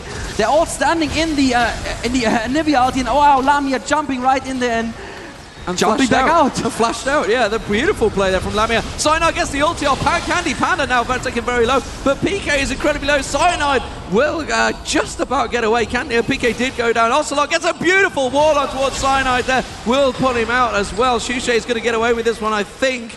If he still got Banshee's Veil up there, didn't... is he going to finish WetDreaM? Yes, he will. He turns around, finishes WetDreaM. Nicely done there. He's going to try and take Ocelote down with him. It's not going to happen. But Lamia is still surviving. Only just, really very aggressive, jumping in, saying, I'm going to kill Steel, and then had to flash out. What should have happened probably is that the others should have been as aggressive. I think that, I don't know, maybe Flash should have even Brand should have flashed in maybe. I don't know. It should have all happened in that 1 second because there was a little bit of a delay that gave SK the chance to reposition themselves and use their tankiness. Lee, will you look at the kills? I don't believe it. And it's very close. It's very close to gold. They've got that slight advantage that came from the early CS, really, as it was, and the old Dragon. But again, both teams coming out of that fight, they didn't have enough to survive. They didn't have enough to go and steal Baron. They didn't have enough to push a lane. It's so even between these two guys. And just stealing kills back and forth. Lamia is now so strong and fed. He's got that agility potion on as well. There's a big stack down the bottom, and he's going to clear that one up quite easily. But it's going to keep them out of position. You can see SK still, again, positioning for Baron here. Yeah. Oh, dear. They can do the Baron. She's dead. She's dead. Beautiful wall. Yes, there's the Ash Arrow and the stun from Anivia. That is a very dead Mellisan. And that's Baron. That is Baron now. That is probably Baron, although if Annie gets him in time. the usual case. I just wanted to come and put a ward down. It's. Yeah, I was just warning, guys. It's okay. No, it's not. Oh, but there is. Oh, Cyanide once again getting isolated by beautiful, beautiful wall there. But Shushei has a lot of reach over that wall as well. And now Lamia is jumping in, and Nyph has to flash out. Cyanide is in the middle of all of them. He does not manage to steal anything, unfortunately. And Ash goes down to xPeke from behind. xPeke needs to be careful, though. The entire team SK is now bearing down on him. And beautiful walk, isolating Lamia again, who just uses his ultimate very happily, picks up Nyph before dying himself. And oh, that's going to be a lot of money for Ocelote. Ooh, xPeke is still in this fight, but now he's taking a lot of damage. Shushei has enough mana to put down another combo, and that could get them safe. Yeah. Oh, McLaren.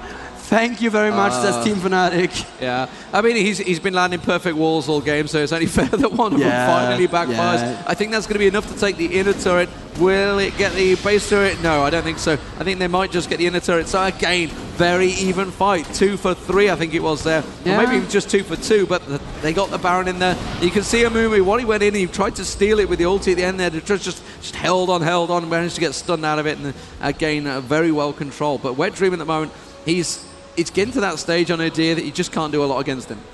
Yeah, he has that shield all the time. He has a lot of a magic resist. He built a Banshee's Veil and built another Megatron Cloak on top of that. He's going to be hard to deal with, but you know what? I just realized something. Ocelote went 10-0-4 on his Anivia. And I don't know, are there any Ocelote fans in the house today? They probably can't hear you. Oh, there seem to be a few of them. Yeah, he's doing pretty well, except for that last one. There is the Dragon pickup by not FNATIC. Arrow. Oh, beautiful Banshee. There's another good wall, actually keeping xPeke close, and there's an ultimate. It's going to bounce quite a bit, but it's not going to do enough damage. Shushei is slowed right now and trying to stun Wickd. It's not going to happen. xPeke in a lot of trouble, has to flash. Flashes out of those stuns, and is he gonna get slowed? No, there is Lamia. Now they need to be careful. Lamia can do so much damage. Cyanide coming in from behind. Does he have an ultimate? Yes, he does. Beautiful ultimate. xPeke goes down, but there is the kill on Udyr right now, and they are gonna chase this down. Yes, they are. There's Lamia, and there's the ultimate from Wickd. Beautiful reaction time. He held onto his ultimate. Good stun from Ocelote. It's going to see them safe. And once again, it's a 1-for-1. 1-for-1. Oh, is it? It's not going to be, because Cyanide will go down. Ocelote may pay the price with his life, but I don't think the rest of the team, if Lamia would have been nearby, that would have been a kill. But, wow, it didn't happen. Despite the fact they've got Baron on, it's still very even in the fights. But now SK have that slight advantage in the kills. They're still behind on gold, incredibly, despite the fact they've managed to take it. Dragon has spawned, so that's going to bring them ever so closer. But they've still only taken that one inner turret. It's incredible. 44 minutes in, not a single turret or inhibitor going down, just Dragons, Barons, the lot. This game has everything. It's exactly what we expected to see this morning, and wow, we've got a whole day of these games ahead of us. I can't believe it. And like I said, there is still CLG, and please, if you're European, do not underestimate CLG. Nice steal! Oh, but there was the Ash Arrow on Lamia right now. Ash is going to do a lot of damage. Lamia has to jump out, and Mellisan is going to sacrifice himself there for the greater good. What is Shushei doing? Oh god, Shushei went back in for an ultimate and pays for it with his life. Son, that was not worth it. Yeah, it's there's been a few of those times, and you just, when you're playing a solo game, you think, oh god, that was a greedy kill. But when you see the top players doing it, you think, justified? Was it worth it? That's the question. I think it's the ultimate question, really. He overestimates the damage he can do with his ultimate. It's not that much unless it really bounces perfectly. Yeah. And especially if they're full health, what are you going to do? There's no one there to follow up. Lamia already jumped out. He's not going to be able to jump in and kill anyone low health. Good damage being put out there from xPeke, but they're going to have to give the blue away, which is going to be bad news for FNATIC. Once you start losing creep control in your own forest, that's when you know it's going downhill. Yeah, it's not looking good. So we're going to have CandyPanda clearing out the lane. So I guess we're going to possibly have a top lane push. It'd be nice to see a lane push. We've not seen a lane push for quite a while. Yeah. We've been fighting over Baron for the last 10 minutes, but finally, at least they actually have been fighting and not just posturing up. Normally you get the situations where they're just running back and forward, not actually fighting. At least they've been going pretty much straight in there. 16 to 20 now. So, I mean, FNATIC had the lead for quite a while in this game. And SK are now ahead by gold as well. And they've clawed the way ahead, like you say. And CandyPanda ultimately has caught up completely with his build. He's building a Banshee's Veil by the looks of it now. He's got that Phantom Dance and the Infinity Edge, Last Whisper, exactly matching really what Lamia has, except Lamia's got obviously much nicer stats, despite the fact there's 13 assists on your AD carry. 3 kills is not really ideal. But nevertheless, the AP is getting to 400 plus levels pretty much at everyone now. Let's have a quick look at Ocelote. He was on 300 last time I looked. I guess he's going to be a lot higher. 462. Yeah, he's gone a lot higher in the last sort of 10 minutes. So let's have a look. Meanwhile, I don't think, PK and PK or Shushei, neither of them have developed any more AP because they're building their Banshee's Veil. Banshee's Veil now completed, which is good on Shushei. It is good. It's kind of that you've got to that critical mass level. You just want, you need defense, and it's something a lot of players you see don't do. Not at this level, though. So they're going to push on towards this mid turret. Will they manage to get it down? They're going to poke it down. Cyanide obviously still has his ulti back. You can see the ultimate is down the left and right hand side of the screen. You can see there's summoner spells as well. This is what this spectator mode shows us. So we don't need to guess anymore. You just simply look to the side of your screen. Not always that easy when you're at this booth because we have a big glaring monitor on it. So if we make a mistake, that's why. That's the excuse we use. Yes, that's the excuse. Oh, 3 Banshees. I think 3 Banshees popped there. Yeah, 3 Banshees popped with 1 tornado. That was very good play from Mellisan. And now SK need to be careful. Without those Banshees, they're open to a very good initiation from Amumu. And that's exactly what Amumu is looking forward to. Lamia is now at the point where with the Bloodthirster, he can actually sustain in a fight for a very long time. Unfortunately... That was 2 shots on Udyr, that's all that was, and he's really chipping away at doing a lot of damage. If you can get onto, say, Ashe or something like that, he will do a lot of damage. But they are being out-poked here, it seems. Cyanide's still going to go in there. Will he go? He's surely going to pull the ulti off. Will the rest of the team be ready? Wimu will go down. No, he didn't quite manage to land it because Leeson managed to kick him away. CandyPanda is very low. I think the dot may finish him off. And yes, he will. That's going to be CandyPanda goes down. Wickd is also going to follow. Remember, Baron is about to spawn, I believe. I might spawn my timers go correctly. So, really important fight. But despite all that, only 1 went down. That was actually a very, very unfortunate misstep there from Nyph. The brand ulti was gonna fizzle and she just stepped back into range for it to bounce back on Ashe. That's what killed Ashe up there. So that Brand ultimate really, really paid for itself. Brand is going to be very happy about that right now. He's going home to shop. And like you said, yeah, Baron is probably about to spawn. SK are still pushing. I don't know. Their main AD damage is down. By the way, let me just say that I see an armor being built on Anivia. I don't know if I like that. At this point, the AD has armor pen. If Lamia has a chance to attack Anivia, the armor's not going to make a difference. The team is what will keep Ocelote alive here. So the armor on Ocelote is probably going to be a Sonya's, but I would have built the needlessly large rod first. But obviously, it's Ocelote a million times better player. There is Nashor right now. And Cyanide triggering it with his Sunfire Cape. Are they actually going to go for it? Ashe is still down, but she's back right now. She's going to run as fast as she can. Ghost is actually still down from the last fight, so she can't Ghost in. Doesn't look like FNATIC are going for it though. Even though with Lamia they could do it so quickly right now. This is very, very tense moment right now, Deman. SK are still pushing mid, which is good. They want to have that extra vision. They want to deny FNATIC the vision so that they can't see them coming from that angle. It doesn't look like FNATIC is actually going to go for Baron at this moment. Yeah, there's a ping on the blue, and Nivea says, hey guys, I need this blue right now. So they're going to go back and do that right now. And we are at the 50-minute mark, Lee. It's a long one. It is a long one, and really it's got to the point where any full team fight, apart from the massive team fights we've been seeing that one person dies.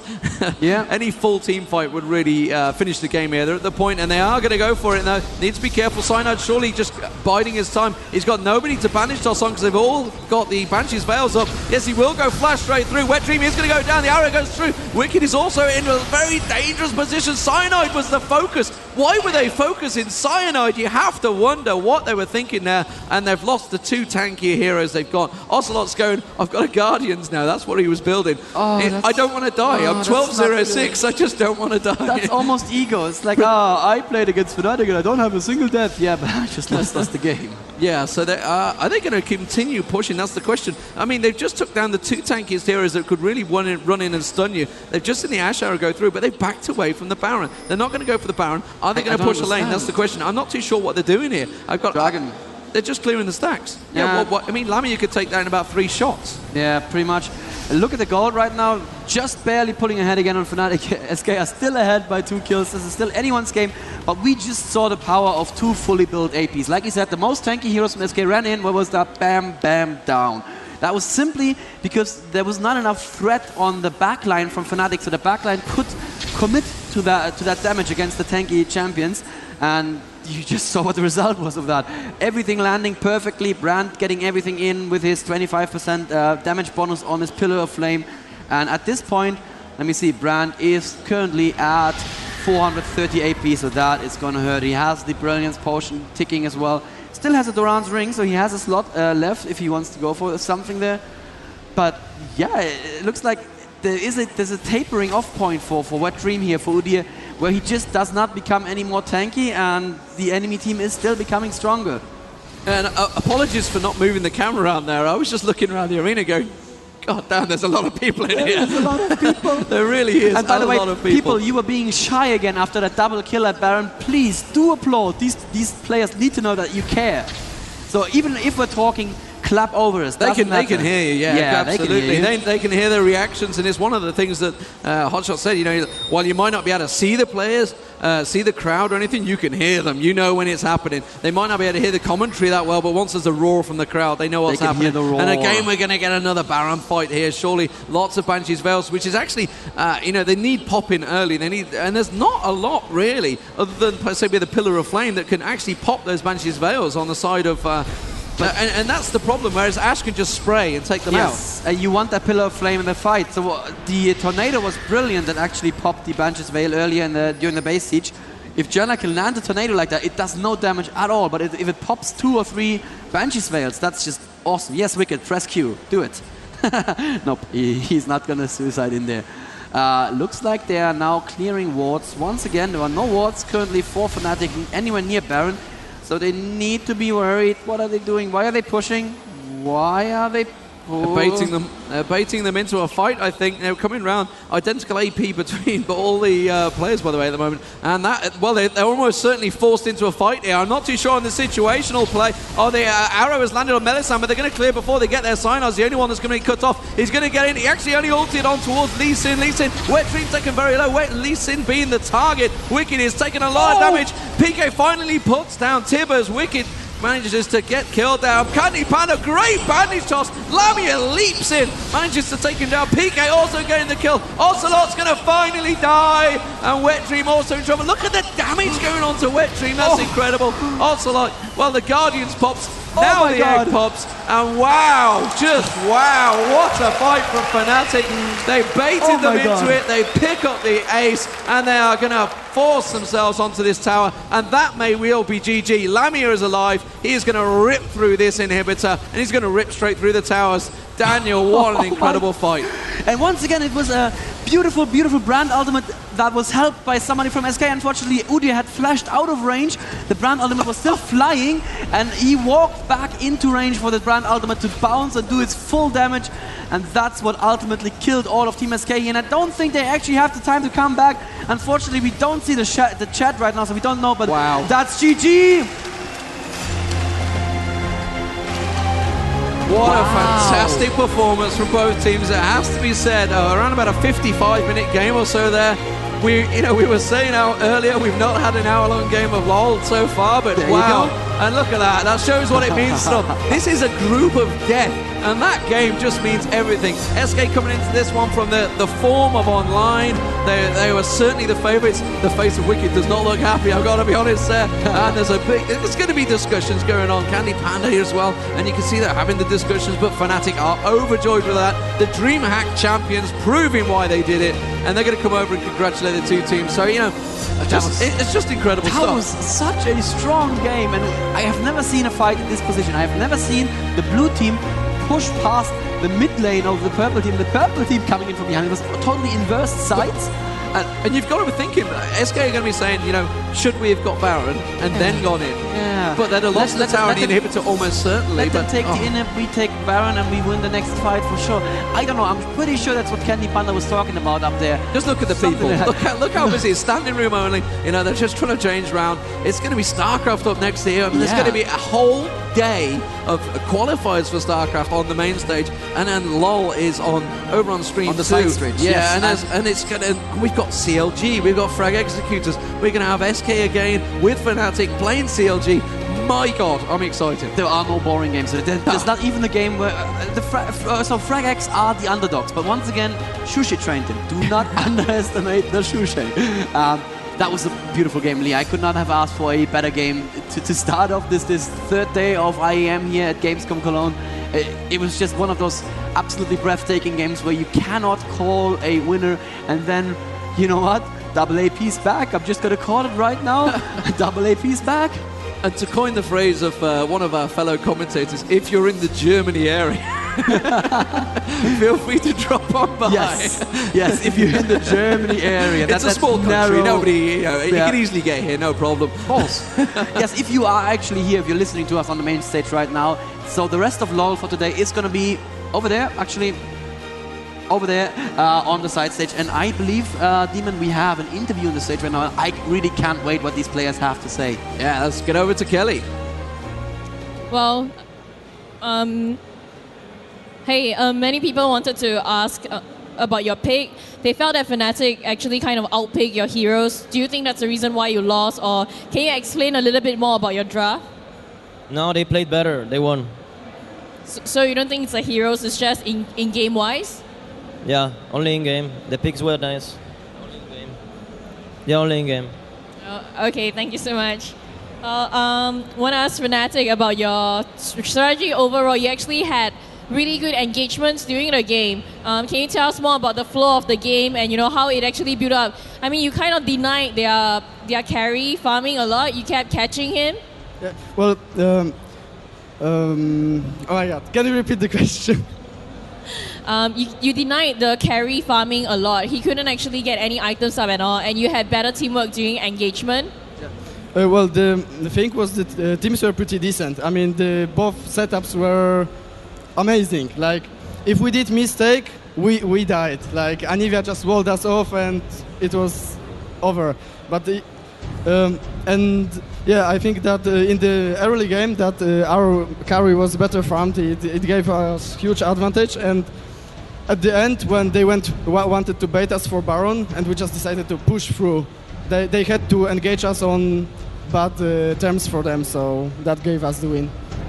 Well, there's still many games left for the day, so you still have a really good run. I mean, I know your group is known as the group of death, so I hope you do really well for the rest of your games, and we'll perhaps see you back here later on. Okay, thank you very much. I think we can go through it. We will. Thank you.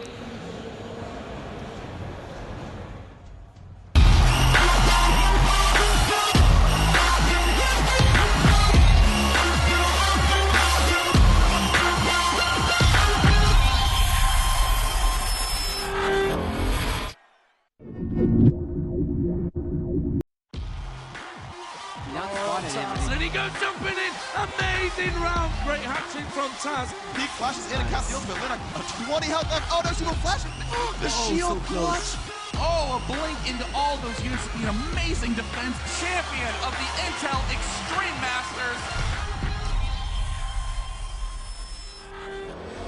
So guys, welcome back here to Gamescom. And you may have noticed that I kind of broke everything there in the 2 minutes that I was sat down. But luckily, we've got it all fixed again, it seems. So that's good. So we're moving into the next game. Obviously, it's the first round of Group B.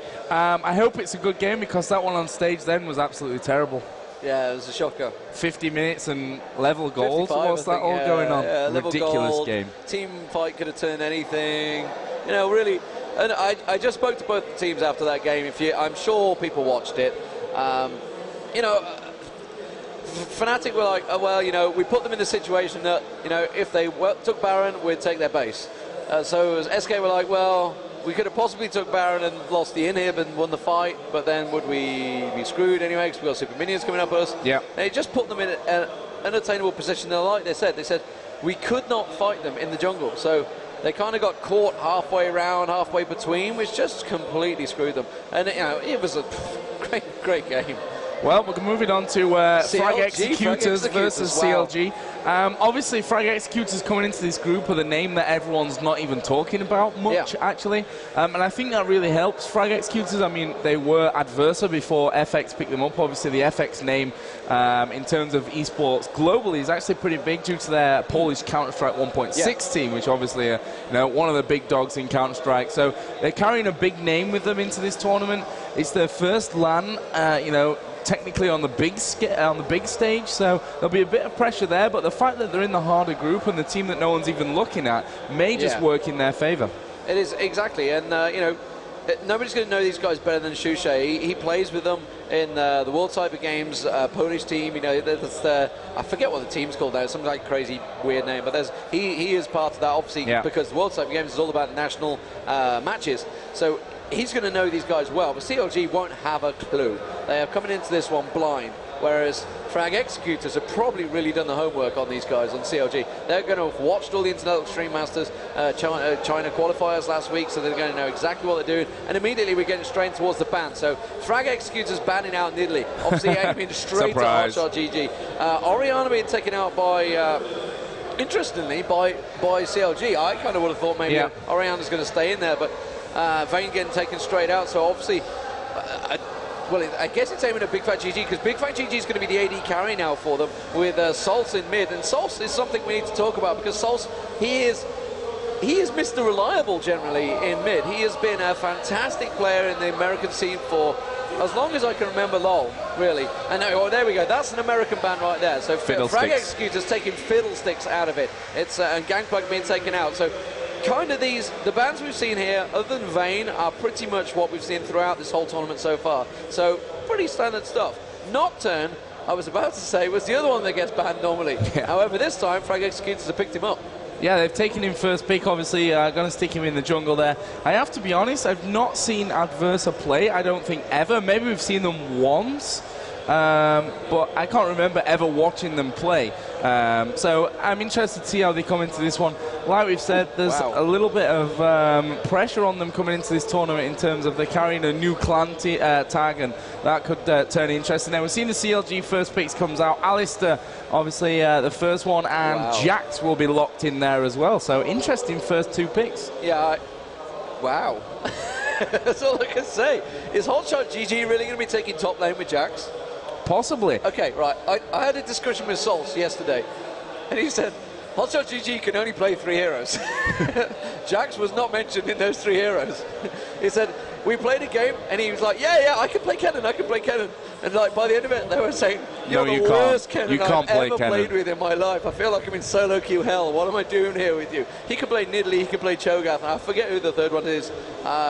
He mentioned, but Jax definitely wasn't one of them. So I'm interested to see how this one's going to work out. Saintvicious picking up Alistair, that's kind of a standard thing. I'm not too sure, will he be a jungle Alistair? Jungle Alistair does work, obviously with his change had recently. There we go, bottom lane being picked straight away. Caitlyn, Soraka immediately going bottom lane. Pretty standard stuff there for the European teams. Pretty standard lane. What's Salce going to go with? What will be the AP he'll go with? I'm thinking Annie. I've seen him playing a lot of Annie. Yeah, he might go in Annie as well. or Brand. It's got to be one of those 3, I think, at the moment. Malzahar used to be really, really popular. Had a few tweaks, but there's nothing like nerfed out of the ground. Of course, Zillion. It's America. Zillion all the way, isn't it? So Salce going to be playing Zillion in mid. That's going to be a strong one. And Bigfatlp returning to Ash. That's what he was known for before World Cyber Games. He was the Ash carry. Until Chowster came along, he was like the main man. Yeah, and that's going to be great to see Bigfatlp back with that Ash, and well, he's not locked in yet, so maybe he has a last-minute change just to get our hopes up for that one. Yeah, but I mean, they went for that Jax and Alistair first, which kind of left the AD and support open, unless obviously Alistair's going to be the support for CLG. That remains to be seen with their last pick. But you know, they've got that Ash in there. That'll give them a nice, comfortable position. iMba and Ismaro, their two picks were Soraka and Caitlyn, and we come down to the final two Frag Executors picks. So we're going to be seeing who will take the mid and the top lane solo. Yeah, and what will Frag Executors go with now? Because they're going to see there's nowhere like Zillion, really. But, you know, if they've done the research, they'll know that the fact that Zillion is a strong center. And if you've seen the videos, Bigfatlp on Zillion is scary. I don't know whether... I mean, Salce is going to stick to it. Salce is the AP carry. That's what he's come here for. And Bigfatlp is stuck with it. So I think they're going to stick with those heroes they've already got. So, Carthus going to come out. So it's going to be Carthus mid versus Zillion. I'm not sure that one's going to work out too well. I've got to be honest, that's pretty scary. Wow, okay. Or Nivea mid. Okay, so that puts Jax versus Carthus top. Carthus has no hit points. Yeah, Jax can jump and take half his hit points. But I don't know. I mean, it depends what CLG go with for this last pick in terms of, is it just going to be another pure support in there? We're going to see Jano, we're going to see something else, or is Alistair going to be that support? And it looks like Alistair will be that support. Lee Sin in here now, so yeah, I guess we're going to be seeing Lee Sin hit the jungle for CLG. Yeah, so that means, I mean, Alistair is going to roam. It's what we saw traditionally in DreamHack, I believe. We saw a lot of roaming Alistairs before, obviously, he became like the AP god that he is. We've seen some incredibly strong Alistair, and he was banned pretty much for the rest of the tournament. As soon as they saw Shushei playing him, like, no, thanks, we're not having that. And then it changed to Gragas. And then he changed to Gragas, and they went, oh, okay, let's ban him. We've got to ban both of them now.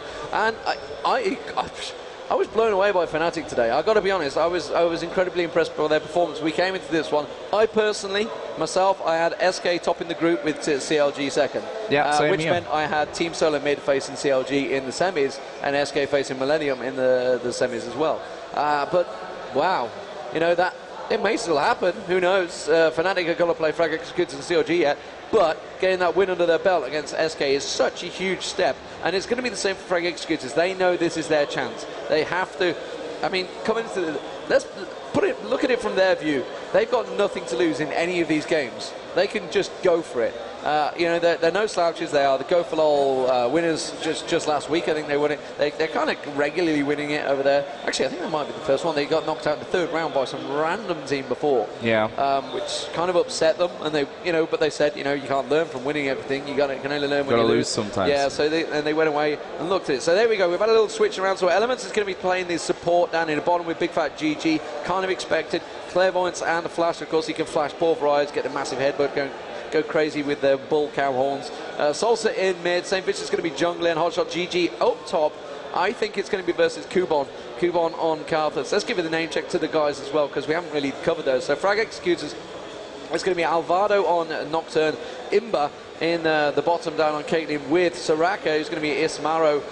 Kubon is going to be, I guess he's going to be top.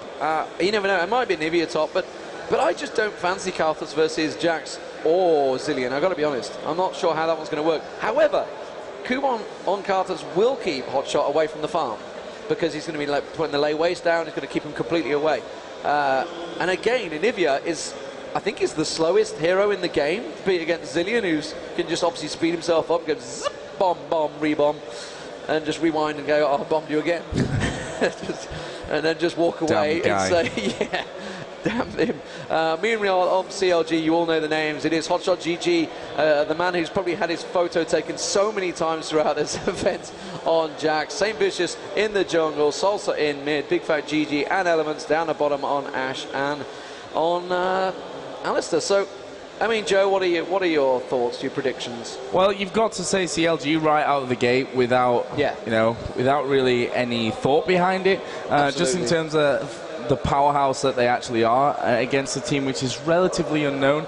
Obviously, the only team to come from the Eastern European servers as well. So, and what's important to note is, unlike DreamHack, where CLG sort of came into it, you know, big, confident ego, we got this one, there's no problem, we can take it easy. They've practiced. They got this. slapped down, and they know that they have to prove something. They've come into this, they have practiced, they are ready for this tournament. They are not coming into this one thinking, you know, we're going to win it easy. They are confident. Hotshot was actually asking me, because I said, he's like, what time are you going to be here? Well, I was like, well, we're getting here about 20 to 8. Do you think they'll let me in at 8 o'clock? I want to practice. Yeah, I heard that like, as well. Wow, this guy's taking it serious. So, let's see how it's going to turn out. That's the question. And really, who will be top lane? I'm interested to see who's going to be against Jax at the top there, because I can't see either of them working. And Nyph could kind of get control, but then that puts Karthus versus Zilean in mid, which is kind of horrible. I guess we'll see who's going to be the first time. And more to the point, will we get a team fight at the start? Maybe. Yeah, you know, the whole thing that FRAG EX has got nothing to lose here might mean that we see some very risky play from them. I mean, they pick up one win against FNATIC, SK, or CLG, and they've just pulled off a massive upset, whichever way you look at that one. So we can see the FX right now not looking like they're going to go for anything too crazy. We've got Nocturne up here in the top side of the river. CLG are actually starting to work their way around towards that tri-bush there, down by the bottom lane, so that could be interesting. And actually, we got the Clairvoyance going off there as well, so CLG in a very forward position, Demon. This could prove to be an interesting early start. Yeah, and the Clairvoyance just showed the entire CLG team, so I know they've been kind of covered. I assume that was their Clairvoyance. They didn't... it does actually show up the wrong colour, I believe, on this one. In fact, I'm not sure which one it was that showed up the wrong colour. There we go, ward going down, so they're going to steal the red almost certainly here. Going to be a lizard buff steal, and they need, yeah, exactly, the pin's going down. They need to be very careful down the bottom there. They're just crossing over. I think they seem to be oblivious to the fact that CLG have completely invaded their jungle. So look, they're pinging it, they're thinking, should we go for theirs? FRAG executors are not used to this. This kind of thing doesn't happen in Europe, and it might well catch them out. Here we go, so they're actually stealing the golems to start with, which is going to be double there. So Zilean bomb going on towards Jax just to get that extra damage straight on there. And he's just going to back away. So they're actually going to completely steal the jungle, complete invasion. It's going to put Nocturne in a bad state. He's still waiting for the blue to spawn. There we go. So they're in the traditional method that you'd get, say, even in just a solo queue, standard jungle path. Meanwhile, they've taken the red and they're just leaving. They've taken the golems, the red. They may even go for the wraiths. They're going to pick any wraiths up on the way back. No, they're not. Hotshot's going to run straight towards the top there. Hotshot using, is that Pax Jax he's got? I think it is. Yeah. Which, unfortunately, us Europeans can't get. Unless we, I actually asked the questions, like, unless we cheat. Can we get Pax Jax in Europe? You know, it's a long way to go to get a skin. I mean, they normally cost about $5, but to spend like a $500-600 quid flight at cheapest is a long way to go just to get a skin. I've got to be honest. But we may well see that soon. So we've gone down into that laning phase now. Obviously, after their little invasion in the start, CLG have gone back in there. We see Salce actually putting fairly early pressure, and Nika, you know, he's got that buffer in terms of if he does get out of position and does end up dying, then he's got the whole egg thing going on, which is really going to help him. Up at the top, we can see it. Kubon is up against Jax, which of course is HotshotGG. So we'll have to see how he manages to hold on to this one. So far, his layways not being all that perfect. Down at the bottom, we have Elementz just waiting here in the bush. They've warded up the bottom side of that bush, and as you can see, the trap just gone down there from Caitlyn as well. So both of these sides down at bottom playing fairly cautiously, especially when you've got someone like Elementz in there. You don't want him jumping out and surprising you. Yeah, so Hotshot's had a little trouble farming. It's kind of predictable. The early few levels, he will have this until he can really get a bit of health up, as it were, and start really moshing these. Oh, this is really bad in middle from Nika. He's actually come out there. He's burnt off his flash, and he's going to die from this bomb. He's going to get egged from the bomb, at least. And we saw Nocturne actually starting to move away there. Saintvicious is actually chasing in on him. And obviously, Alvado will get out of that one. So Nika's egg burned on level 3. That's very early. Yeah, that's not good for him at the start. And like we said, he's very slow moving. It's one of the slowest moving heroes in the game. Against the Zilean, it's going to be horrible. Meanwhile, down the bottom, you can see Bigfatlp is chipping away at iMba. on Caitlyn down the bottom there. And HotshotGG's actually had to use a health potion already there. Kubon had them forced to tower, but he has gone with the boots to start with, as has Kubon actually. So trying to put the layaways. I guess Kubon's just trying to guess his predicted movement really. Meanwhile down the bottom here we can see Alvado is just getting in position. He's going to back away. He's getting spotted, so he's going to happily just back away there. iMba's got to be careful. Why does he just walk straight into an arrow spray there? And you got to stick behind those mobs when you're playing against Ash, especially when Bigfatlp is going to go, oh, 3 damage, I'll take that. Yeah, I'm actually up at top. We're seeing Lee Sin starting to move, and this is bad news for Kubon if he doesn't realize quick enough. And actually, he is going to flash away. Missed there from Lee Sin, which will allow Kubon to escape back onto his turret, and that will be all safe up in that top area. Clairvoyance has just been dropped out. Where did that one go? I can actually check with... Yeah, okay, so we missed it there. We see actually a flash in, so we are seeing the pressure. Great headbutt there onto iMba, who actually flashes himself away. Net goes down, which obviously propels him back in towards safety. Ismaro is a little bit slow on the heels there. And, well, it's still a nice move either way from Elementz to push that fight that far and close enough to a kill. Yeah, I'm a little bit worried for Kubon up top, I've got to be honest. Hotshot's starting to farm quite happily. He's not really been hit by much of these late wastes, and it's not been doing a great deal. He's just got their boots, he's just dodging away from it. I think he's kind of expecting the predicted, and he's getting a lot of CS as well, as we said. So he's actually ahead of Kubon at the moment in that CS, and you can see he's already got the jumping straight in there. Gets a nice can strike. He just built up a can strike. The minions have just hit him, which is why he built up that can strike. Jumps straight in, immediately stuns him. Meanwhile, I can see Nocturne trying to get himself in a position, but Leesin's just kept him at bay there. But yeah, I think that's just going to happen over and over again. We're going to have to be really careful to watch that one. We've still not had the first blood, remember. It's going to be quick to spot it, because I think when it happens, it's going to happen very quickly. CLG are very good at roaming around the map once they get confident and comfortable, as it was. You can see the blue just being passed over towards Zillion.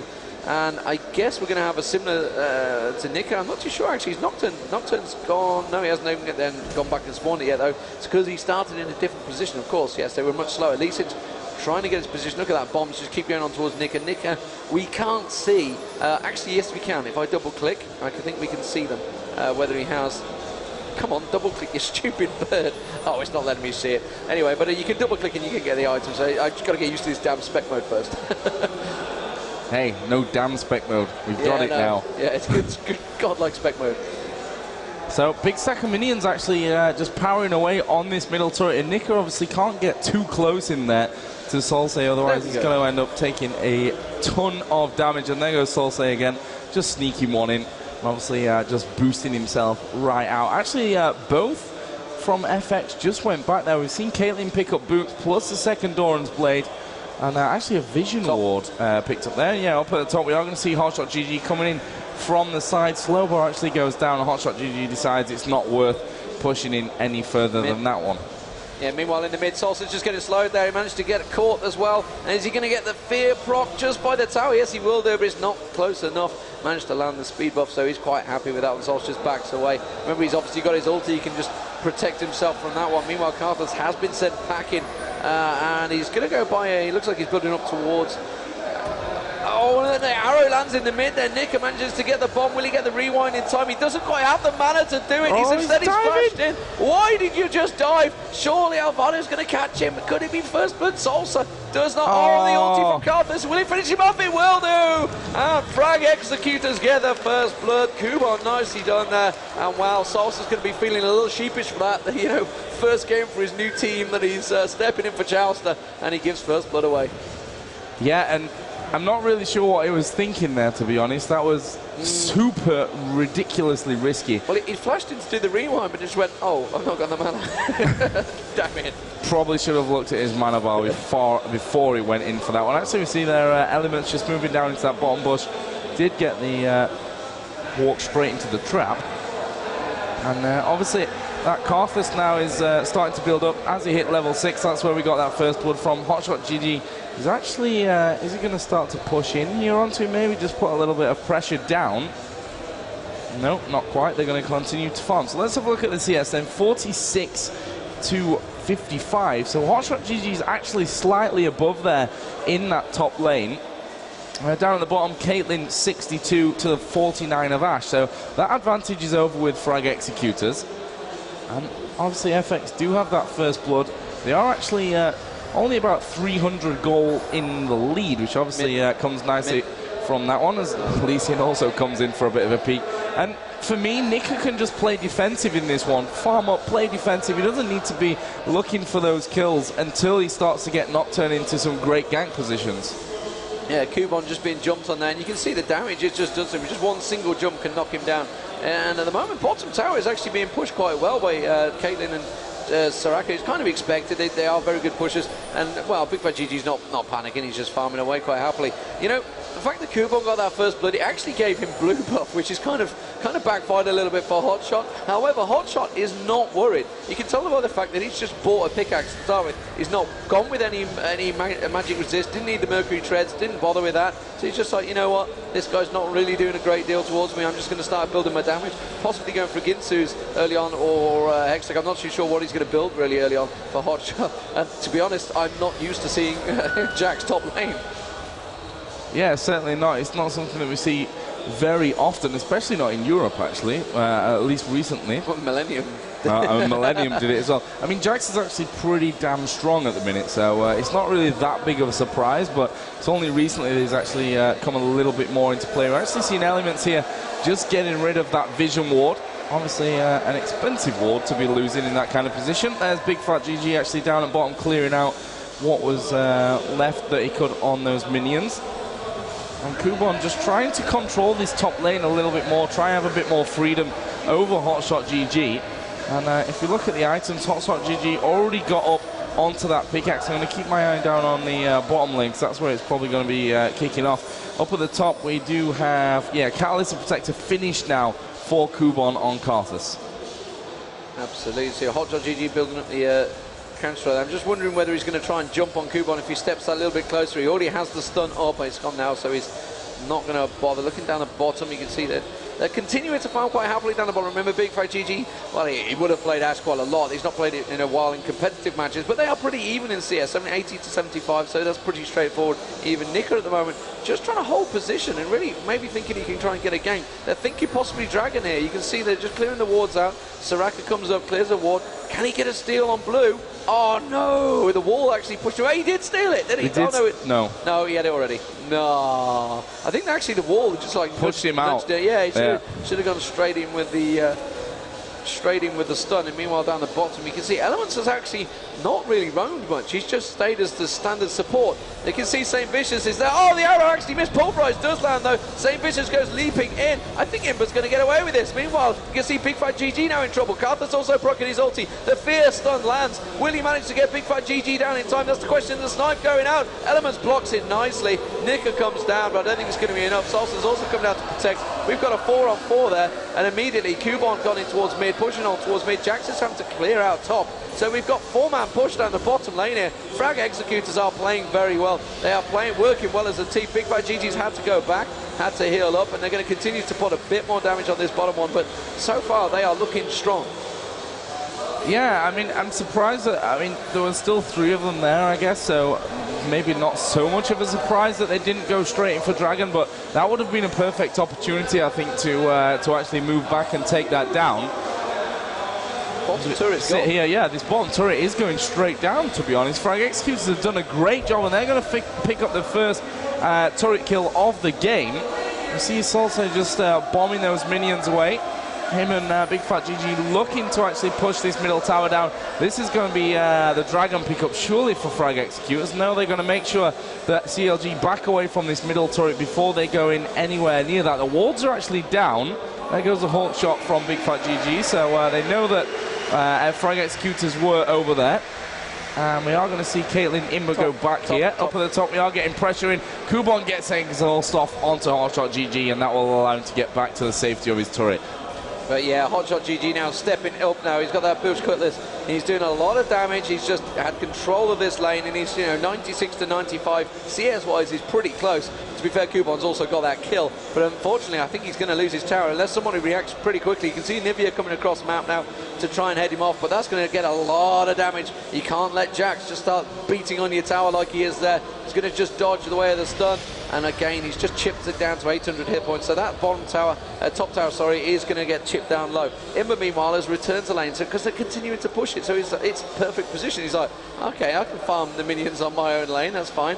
And CLG at the moment, I think they've been caught a bit nappy by this. I don't think they were quite expecting such a tough game first on. Yeah, and that's the thing. You just can't afford to do that. You can't afford to underestimate any team in this tournament. We've got such a great lineup, and especially in Group B, which is by far the group of death, if you're, you want to look at it that way. In terms of the bottom lane, by the way, we've seen already BF Sword picked up for Ashe. Caitlyn obviously went for Berserker Greaves and then Pickaxe first. So a slight kind of change in build order there. But they'll be headed pretty much the same direction anyway. If you look at the CS between those two, 105 for Caitlyn, 94 for Ashe. He's just left the top tower. He's just ported away in vision on top tower. Hotshot's thinking, well, fine, I'll have the top tower. Top tower is now gone. CLG going to take their first tower down. You can see Cartha's already backing away. And HotshotGG is starting to pick it into nice farm mode, it has to be said. Big fight down the Dragon, though. CLG going to go for the Dragon. They will back out of this one. They are really worried about Frag Executors here, Joe. They were not expecting that. You know, they've got the ward down. Will they just come back? Yeah, you can see they're hanging around. Remember, Ashe, arrow is going to go in. Will it catch? Oh. No, they all flashed out of the way. Nicely done. Just sidestepped it, completely expecting it, and still, Dragon is not there. It's the usual fight. Meanwhile, you can see down the top lane, the HotshotGG continuing to push while all this happens. But I think Frag Executors are going to have to back out of this one. They've lost quite a bit of health. I don't think they're in a strong enough position to maybe take it. Soraka has been split from the rest of the team. She needs to get up there and get the heals going. Meanwhile, Jax continues to farm. Yeah, and it's really dangerous to have not just a Jax, but HotshotGG. Yeah, exactly. You know, such an amazing, amazing player, having that free reign, and that's something they may have to kind of remedy here. Elementz just trying to sneak his way out, maybe get the pulverize off and cause some problems in that middle area, but Salce is actually just farming his way to glory. Actually, 105 to the 82 of a Nivea, so that middle lane well and truly in favor of Salce, despite, by the way, his first blood given away.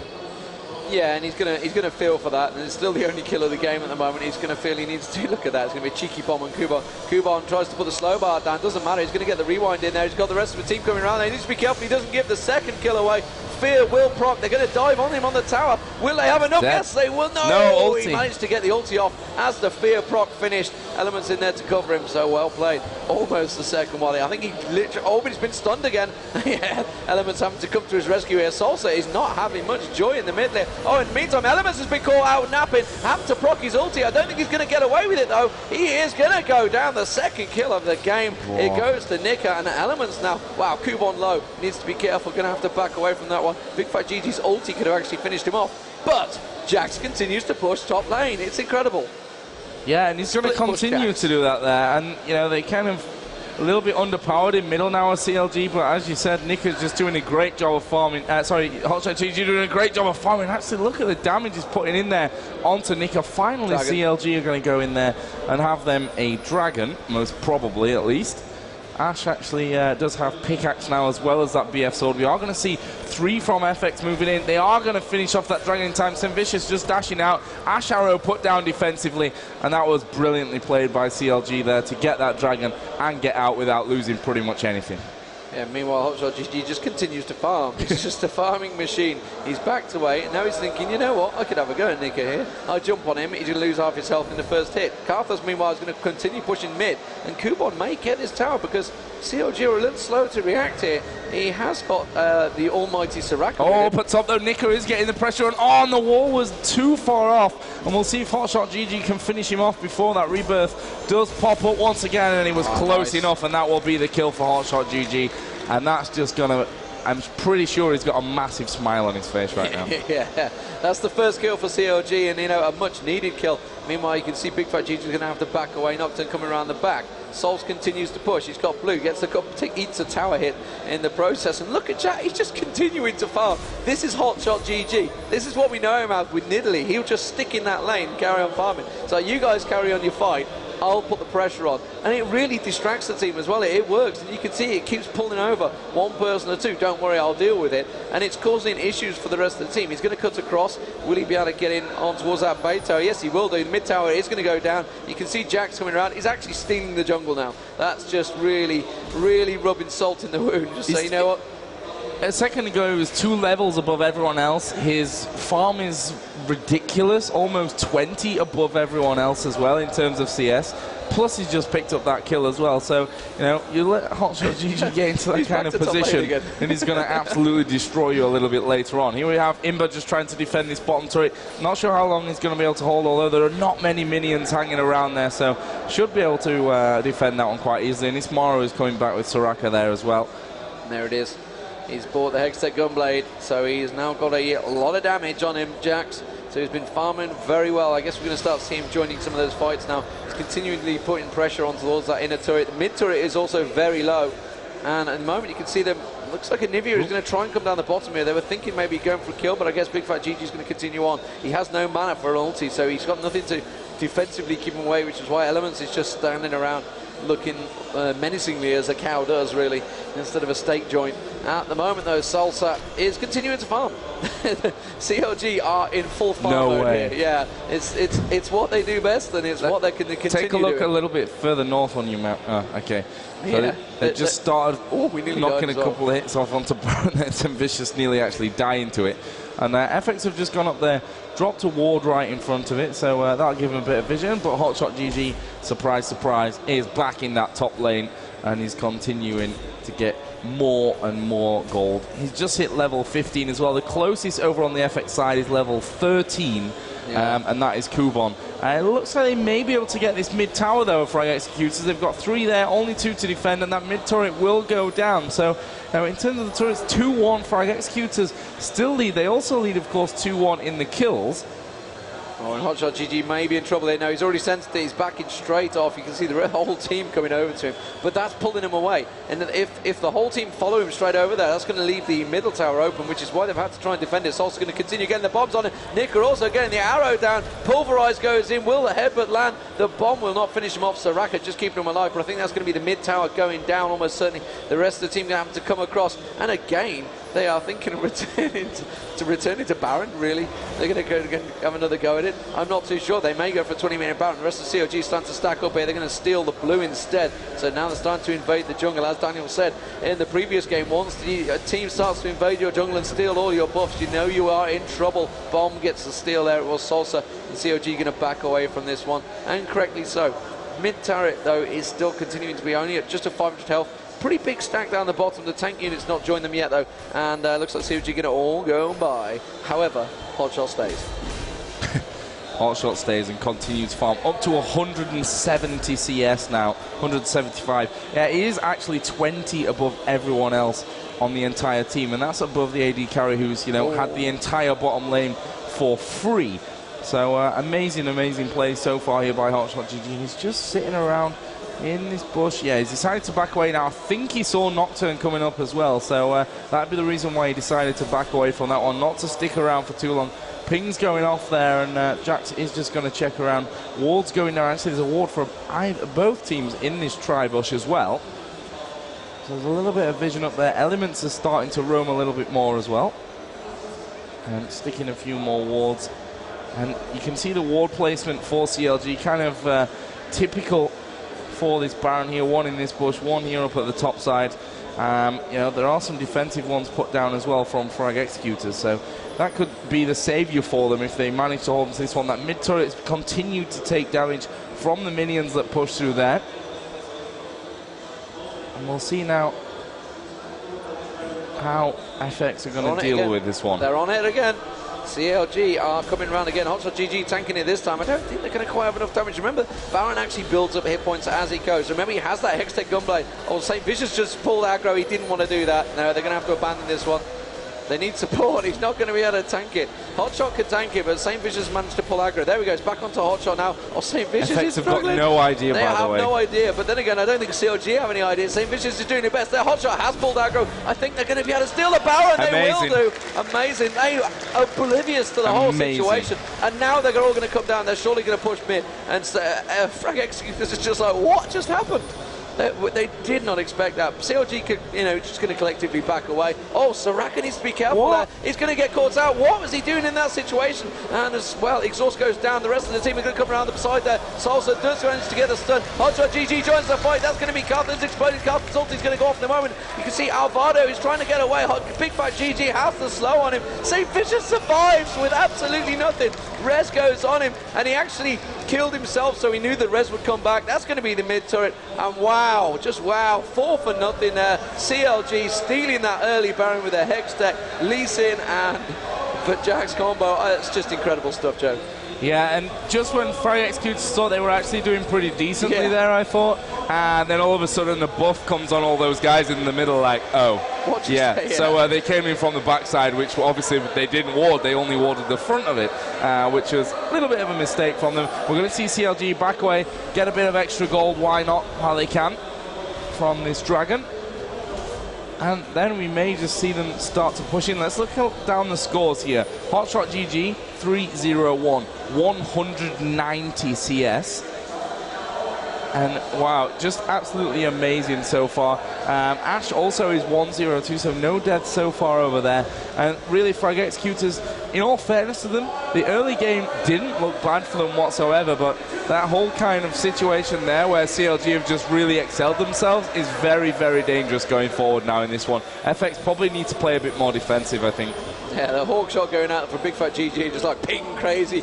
They're all in the jungle. I think the top tower is going to go down here, and they're going to surely switch up to it. Carthus is pushing it. Arrow goes in. Hotshot's going to dive on him. No, he's actually walked into the trap, but he doesn't care. He's going in there anyway. He's actually alone versus 4. Where's the rest of CLG? Here we go. They're going to get themselves in there, and now FX are in all kinds of trouble. Nocturne trying to get away. Double bomb. Nice slow down from Nika, and they managed that one kill. That's not going to kill. Oh, God. They didn't really make any attempt to block that ulti there whatsoever from Caitlyn. Look at Salce just boosting his way in there. Bomb onto Nika. Second bomb's going to go in there as well. And Nika pretty much down to half HP before he even knows what's going on. He's actually going to have to flash away in there. Surely they'll finish off. And, well, egg kicked into the base. But it doesn't actually matter whatsoever. And they may well take the tower here. I'm not too sure who's tanking it. Elementz is in a little bit of trouble here. Doing nicely. Elementz had to use his ulti, but they're going to be able to keep it at bay. Yes, they will do. Jax jumping away. And really, that was all about targeting Jax. Obviously, when Nocturne's hitting him, it's triggering his counter-strike, so he was unable to stun the entire team, with the rest of the team caught up, despite the fact he took a lot of damage there. Obviously, using the Hex Tech, his lifesteal he's got from it, and really just managed to just stay alive long enough. CLG really stepping into their own. Will they go down towards the bottom tower? Doesn't matter. The minions are going to take it anyway, and they have taken well, they didn't really go at that tower as much as possible. Yeah, they're just completely stealing on the buffs. The Baron is probably about to wear out, but it doesn't matter. They've managed to clear the entire jungle. So now, FRAG Executors, like you say, they were doing brilliant at the start. It was all working well. They got the first 2 kills. They were looking strong, but they were not expecting CLG here. No, they certainly weren't, and that Baron obviously is just a massive factor in all of this one. They're going to tank the turret, I think. Yeah, I think they can afford to. I mean, actually, we see FX starting to work their way in a little bit closer as well. Obviously, slow bar going down there from Kubon just to try and keep them at bay. There goes the Ash Arrow. Let's follow it down. It's not going to hit anyone. They're all there around that turret. So, let's see what CLG have planned. They've still got a little bit of time left on this Baron buff. They've got a decent amount of minions in there as well. And Salce, who's, damage onto the turrets is far from ideal, but still chipping away. Good wall in. Slow bar was there as well. Salce will boost himself away from the fight. Doesn't want to be in any trouble of going down. Is his ulti up? Yes, it actually is right now. So Salce has that bit of a bonus that he can keep anyone alive who may be on their way down. And CLG will back away now, but they've stolen so many buffs. You see Jax does have a lizard buff. Ash has a lizard buff. Blue is on Salce as well. So, just looking so strong right now, CLG.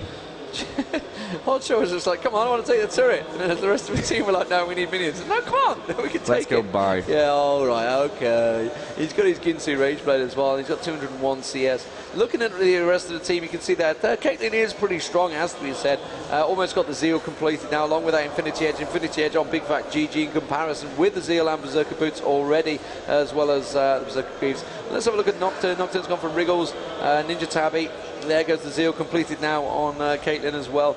AP, let's have a quick look at the AP of these guys. You can see that Kubon on 158 and Nyph meanwhile on 176. Let's have a look at Zillion. Zillion 217 already, actually about to go by, so whether that's going to go even higher, no it won't do, it's going to be a couple of wards. So being the good player that he is, he's gone to ward up, he speeds himself up.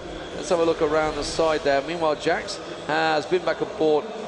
A bit of armor, and I think he's going towards the Guardians, isn't he? Yeah, it looks like he's building towards the Guardian now, I'm not too sure. And Guardians on Jax right now would just be horrible, because you kill him and you're like, God, it's took enough to kill him. And then Zillion ulti. Yeah, as well, exactly, yeah. It's pretty horrible right now. So I think COG kind of have this one in the bag. They've turned it around so fast. They've got a 10k gold advantage, and Baron is probably due in, I'd say, about 2 minutes. I think it's a good 2 minutes. It's only just run out at the end of that last fight. Well, FX, as you can see, they're playing super defensive. They know they've not got much choice. The wards all nicely down here, all covered to make sure that they can hold on to this Baron area. Yep. We do have Elementz there as well, who's been clearing out. Does have the Oracles. We've seen Bigfatlp just hanging around in the middle area. Probably just be the first one, obviously, to spot anyone coming out, plus keep his farm going. He's actually not so far behind HotshotGG at the moment. Caitlyn is actually around about equal as well.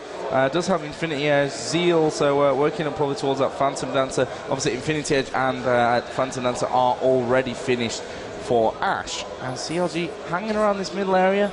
We are going to see the Ashe arrow going. It actually misses completely, but we are going to see Saintvicious actually moving in there, and we see the Fear proc in there on Nocturne, but it looks like we are going to see Kubon going down. They need to get out of range, prevent all that damage coming in onto them. Ulti comes out. Is anyone going to go down? Bigfatlp. Oh, and they actually got there. The ulti off from Zillion. That's going to keep him alive. Fear will not quite happen. HotshotGG dives in there. He is going to go down, but is it going to be any worse for them? We actually see the ulti coming off. Surely that's a kill. Yes, it is. Obviously, the ulti was used earlier from Zillion to keep Bigfatlp alive. And yeah, this is Baron or just give up the game right now. That worked so well as well. I mean, FRAG EX is going to be happy with themselves, and now Alvado's going to start it off. Can they get Baron? That's the question. Ashe and Lee Sin are alive, but they've got no help. BigfatlP is just going to hang around and see if he can steal it, I think. He's going to know, he's going to bide his time. Possible hawk shot, possible spray, I'm not too sure. Whether he's got is, he doesn't have the arrow up at the moment, so he's just trying to keep them at bay.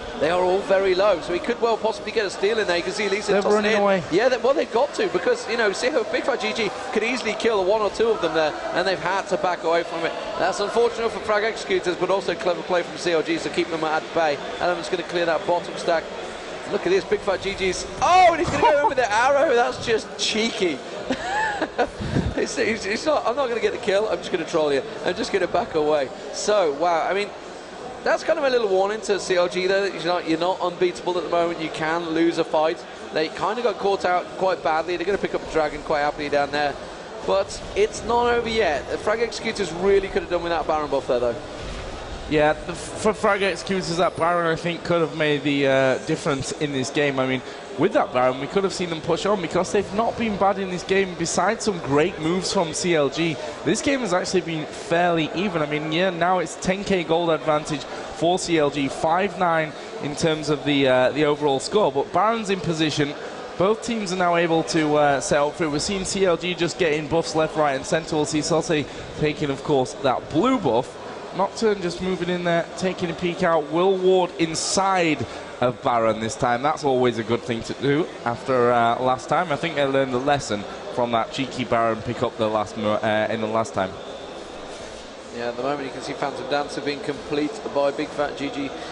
I'm happy to see BigfatlGG on Ashe. I've got to be honest. It's like when I was first watching LoL, that's what I saw. It was BigfatlGG on Ashe, just killing everything.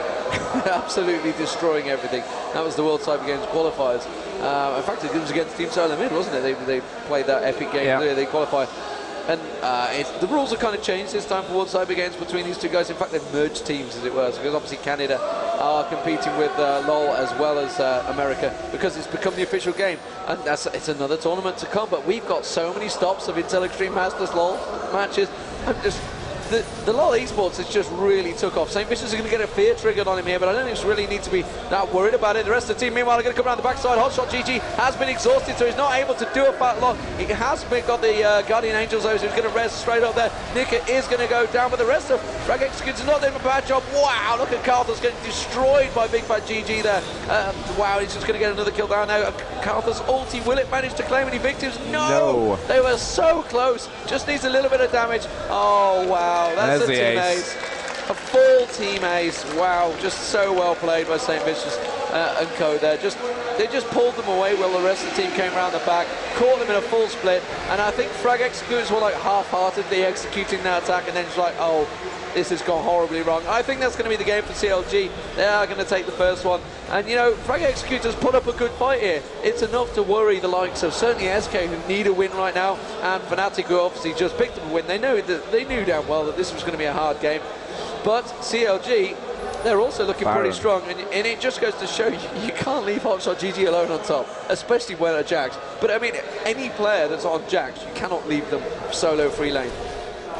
No, certainly not. And we're seeing now the Baron obviously being picked up. CLG not the healthiest, but they'll take this Baron down fairly quickly, and before I think anyone from FX can get anywhere near them to challenge for that one. It means that they may not even go home. Okay, they are all going home, as I say, that one. They are a good 13,000 gold in the advantage. Obviously, 2 out of 2 Barons they've picked up.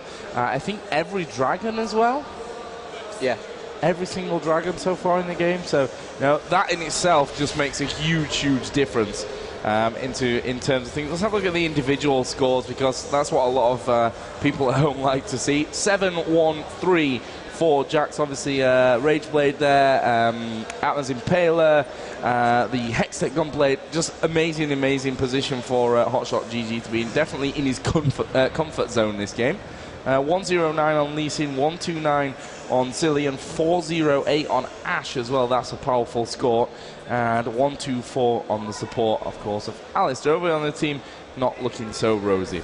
But I'm not going to go through them, because FX, you know, they've played well in this one. They've showed some promising moments, and I think FNATIC and SK need to have their eyes open. Yeah, I mean, you've got to question maybe the picks at the start. We said it at the start. We wasn't sure how either Nivea or Karthus would deal with Jax. It turned out that it was going to be Karthus up the top there, and he kept up the farm. No one dealt with Jax, so that was the problem. That's the problem, and once you let him get to that distance, he wasn't really having any problems from the early levels, and really prior to level 6 is the only time you can really harass. I don't think they're quite ready for this one. I think he may get caught out. Will Lee Sin be able to catch him? No, he will not. He's going to back away. It doesn't matter. The tower's going to go down regardless. They're going to continue pushing in towards the base here. Remember, the middle inhib is gone down, so they're going to have super minions coming at them. They've managed to build up a reasonable stack to defend it. But, you know, with Baron buff, with HotshotGG coming leaping in and almost taking half your health in one single swing, they're going to get straight in there. Counter-strike triggered. That's going to be Karthus going down. HotshotGG straight away on towards Nocturne. The res going on to him. He had got Guardian Angels as well. That's going to be 1, 2, 3 down. At the moment, FX are just about hanging on. The tower's going to surely finish off. FRAG Executors. Oh, and they better take down HotshotGG. Is going to take down Alvado just before he goes down. And wow, Bigfatlp is very low. So FRAG Executors came out of that one pretty well. It was a very ballsy dive. It was with Baron buff, but CLG just still have the 2 to continue pushing. They just don't know when to quit, when to give up on the tower. Nyph has no mana left. That's half the problem. He can't do anything about this. Bigfatlp is going to pick this tower up along with Saintvicious. And wow, take the inhib as well. A desperate, desperate fight.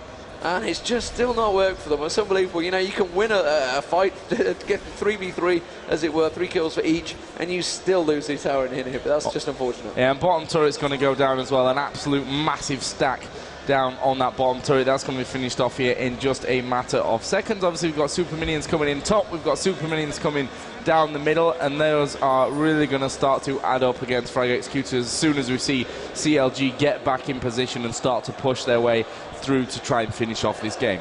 Yeah, Bigfatlp's got a pretty strong build and has yet to die.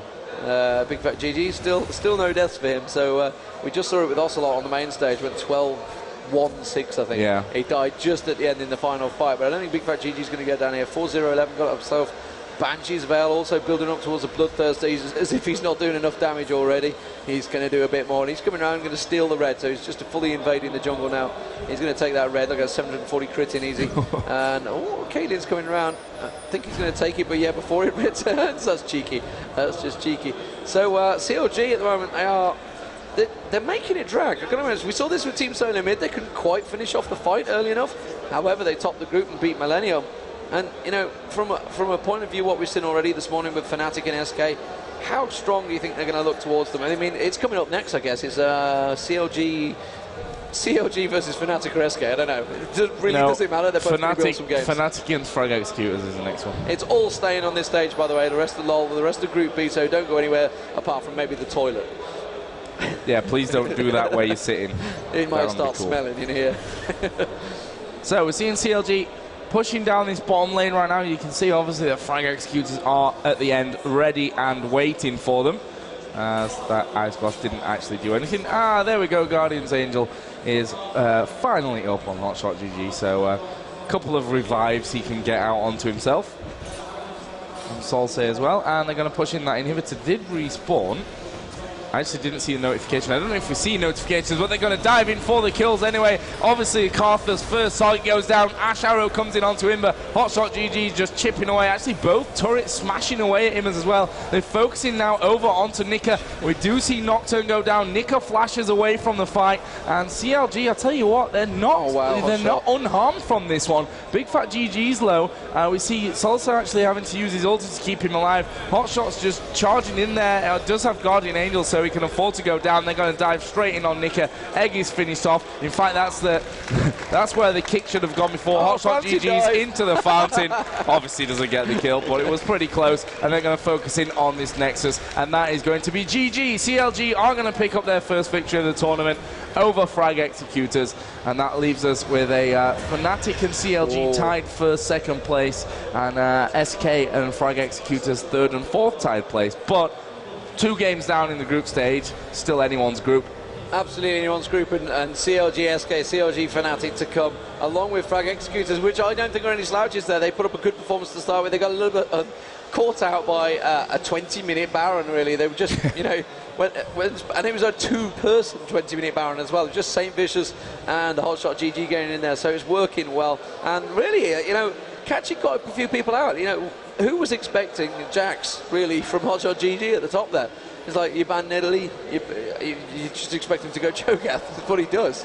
He's done, yeah, he's obviously played brilliantly there, and yeah, as you mentioned, like halfway through and at the beginning as well, the whole Karthus or Anivia, those are the 2 that were going to be going up against Jax, and both of them were going to have a hard time. And it showed there that, you know, Karthus never really got into the swing of things. 255 actually is 209 CS against the 247. Obviously, we've had a really long game for what it was there, I'd say as well. Yeah. So you can't really look at that too much, but there was a point where HotshotGG was the highest farm player in the game. Yeah, really early on as well. Yeah, really early on. You just can't let that happen. So you just got to wonder whether that was the pick.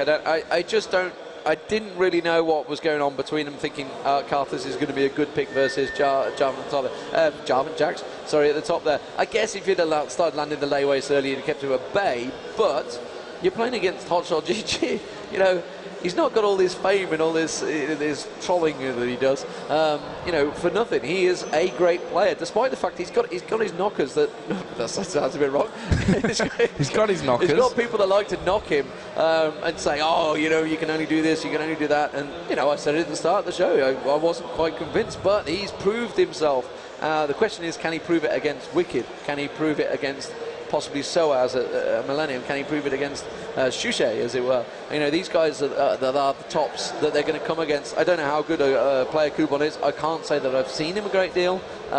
We've not seen a lot of FRAG Executors. I know Nick is the captain, and you know, they did okay. They had their moments, but it just didn't quite work for them. They were caught out by a pretty random tactic, it has to be said. And you know what? SK and FNATIC are going to see that, and they're not going to get caught out by that, that's for sure.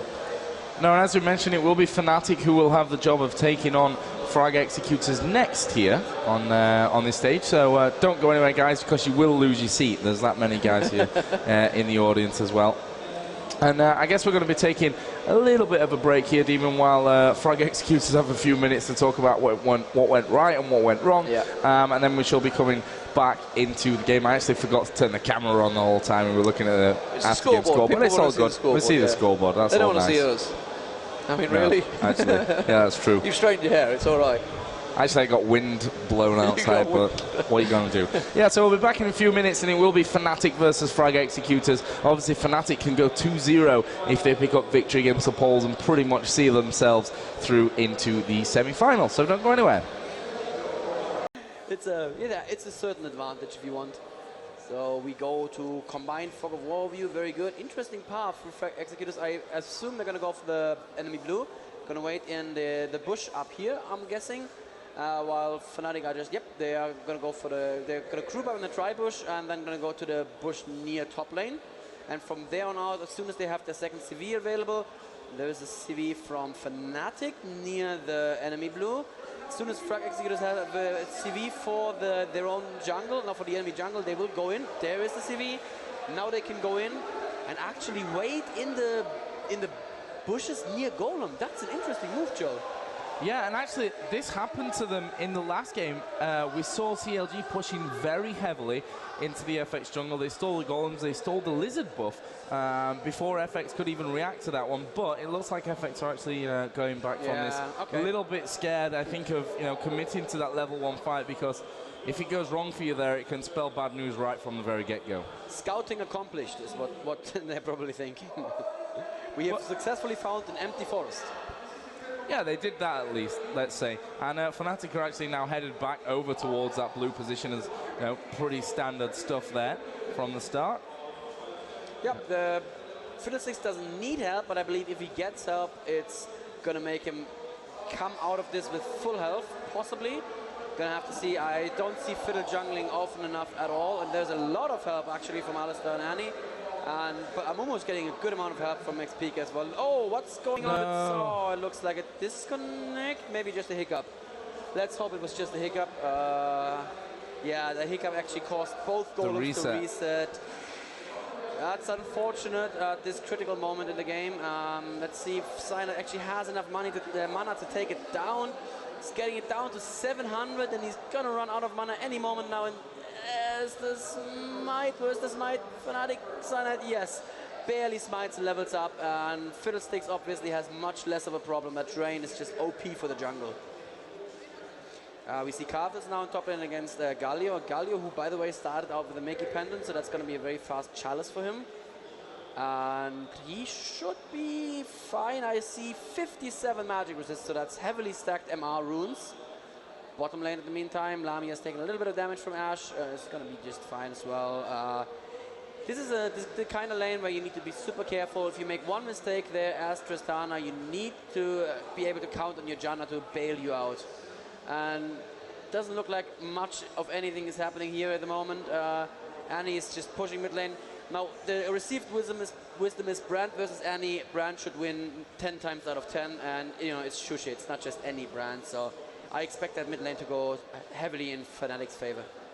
And we see down on the bottom already, Lamia has pushed those minions up in towards turret range, so really nicely done there. Ismaro, of course, is playing the Alistair down on that bottom lane as support for FRAG Executors. So they're playing basically what CLG played against them in the bottom lane the last time. Here we go. We're seeing Fiddlesticks coming in for a little bit of action. Shushei, is he just trying to bait him here? Did you see that already? There wasn't a ward. I didn't see if there was a clairvoyance anyway. No, Shushei's just going home? Going home in the middle, no problem. He's going home for an early ward. So that's actually very, very well done there. He realizes that the only way that Fiddle is going to be useful, because Fiddle doesn't have the automatic usefulness of a Mumu, who can always ult in late game team fights. Fiddle, in order to be really successful, needs to gank aggressively. That's why Shushei says, you know what, I'm laning just fine here, I'm going to go home and buy an early ward. And that's actually really well done there, really conservative play. So we actually have no game sounds at the moment because I left my music on in the background. So I've either got game sounds and music, or I have to alt tab out at a point where we're not going to miss anything, and I'm not going to do that before first blood. Yes, that's probably wise. It doesn't look like anything is going to happen at this time, but bot lane is very volatile with that Alistair And yeah, Lamia taking a couple of pot shots at iMba, needs to be careful not to fall behind there in CS, and indeed they are exactly head-to-head, 26 each. There you go, a little bit of damage on Ash, but nothing major is going to happen there. I expect first blood really around level 6, Joe, and the mid lanes are going to spend their flashes and do lots of damage to each other. Well, right now, Lamia just putting out a little bit more damage onto iMba, and we are seeing Fiddlestick sniffing around. No, he's not going to come in there. PK actually still has full HP. Mana looking a little bit low, but that should be sorted out in a little while. And still, Lamia continues to really push quite heavily. Here we go, then. We're going to see Fiddlestick start to move in. What is PK going to do? Slow bar goes in onto Fiddlesticks, and I think PK is well and truly safe from this one. Actually, the fear does come off there. Exhaust goes down onto Fiddle. He is trying to drain PK as much as possible, but here comes Brand, and we see the flash going out there from Galio. Nicely avoids the pillar, but the stun will actually land onto him. This is first blood. Shushei will pick it up as well. Drain was going out onto PK. Slow bar goes down. A chance for a second. It won't actually work out for them, but still very nicely done there with all that pressure onto PK. I think FRAG Executors just lost track of things there. And he was actually coming top to help there, but Nicky just a little bit too slow there to actually come in, and he could have possibly picked up xPeke because he was out of mana, but not quite level 6 yet, so without that big burning bear, it's not gonna happen. Certainly isn't, and I'm still scared to alt tab out because bottom lane still. When someone goes back, I think we can think about that one. So yeah, apologies for that one, guys. I have too many buttons to press before the game, and occasionally one of them doesn't get pressed. So Fiddle just continuing off in his jungle pattern. Down at the bottom, it's still high pressure time from FNATIC. They're really holding quite heavily and pushing those minions right up into the turret. We may see something around middle here as well. Cyanide, I think Annie's pretty much out of range there. Yeah, just about. The stun did go in though. Ulti will be fired off from Shushei, but there we go. Tibbers drops in, and actually they kill each other in the end of it all. It was PK who actually, dropped the Carthus ult. I didn't see the red above her head actually, but yeah, that's the kill back. So it's 2-1 FNATIC still holding. They've got a 2k gold lead almost after 7 minutes. You should be safe to alt up right now. It doesn't look like anything fancy is going to happen. Yeah. Okay, so you're going to look at our faces talking for a second. So nothing's happening there. Galio is being very, very safe top lane. He's going to ward. The Tribush not going to ward it. Amumu is setting up for a gank against Galio, but I think Galio must have seen him. There is a bit of damage now for Carthus, and Amumu is not coming in time. Amumu is just waiting in the wings. So nothing's happened, and I can hear the sound. Beautiful. We have now game sounds. So mission accomplished. You did not lose anything. We did it well. We did it well in the end. Mellisan just coming back down into his bottom lane now, so we'll see iMba just returning into that lane. Did go back. Berserker's Greaves finished, and second Doran's Blade as well. PK putting a bit of damage out onto the turret. Not really a lot there. Okay, top lane, he almost bandaged us there.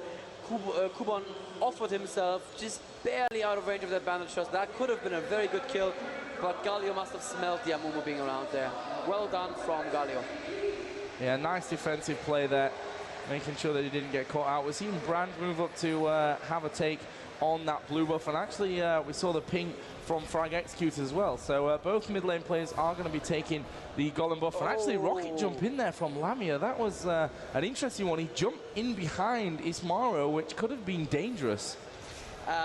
I don't know what happened with the blue buff. Fiddle was trying to donate it to Annie and smited it as well, but then auto attacked one more time and took it after all. So not entirely sure if that was quite as intended. Well, Fiddle with blue buff is not the end of the world either. But yeah, you would want to have it on the Annie for her to actually win a lane, because if you look at the lane right now, it's 50-43. Certainly not the end of the world by any means, but it's Shushei that's slowly getting ahead there, and he has a kill and an assist, whereas the Annie only has a kill. We'll see Shushei come in there. Yeah, bottom lane's gone back. Okay, both of them actually went back. Lamia seems to be waiting for something in the shop right now. Let's see what that's going to be. Yes, he was waiting for his best friend, the sword. That's what it means. Really? I'm not sure. I decreed it thus. If it's anything like the BF gun in Quake, I know exactly what it stands for, and it's not repeatable on any stream. I think it's best friend. I want to believe it's best friend. Yeah, that's nicer, I guess. That's so nicer, yeah.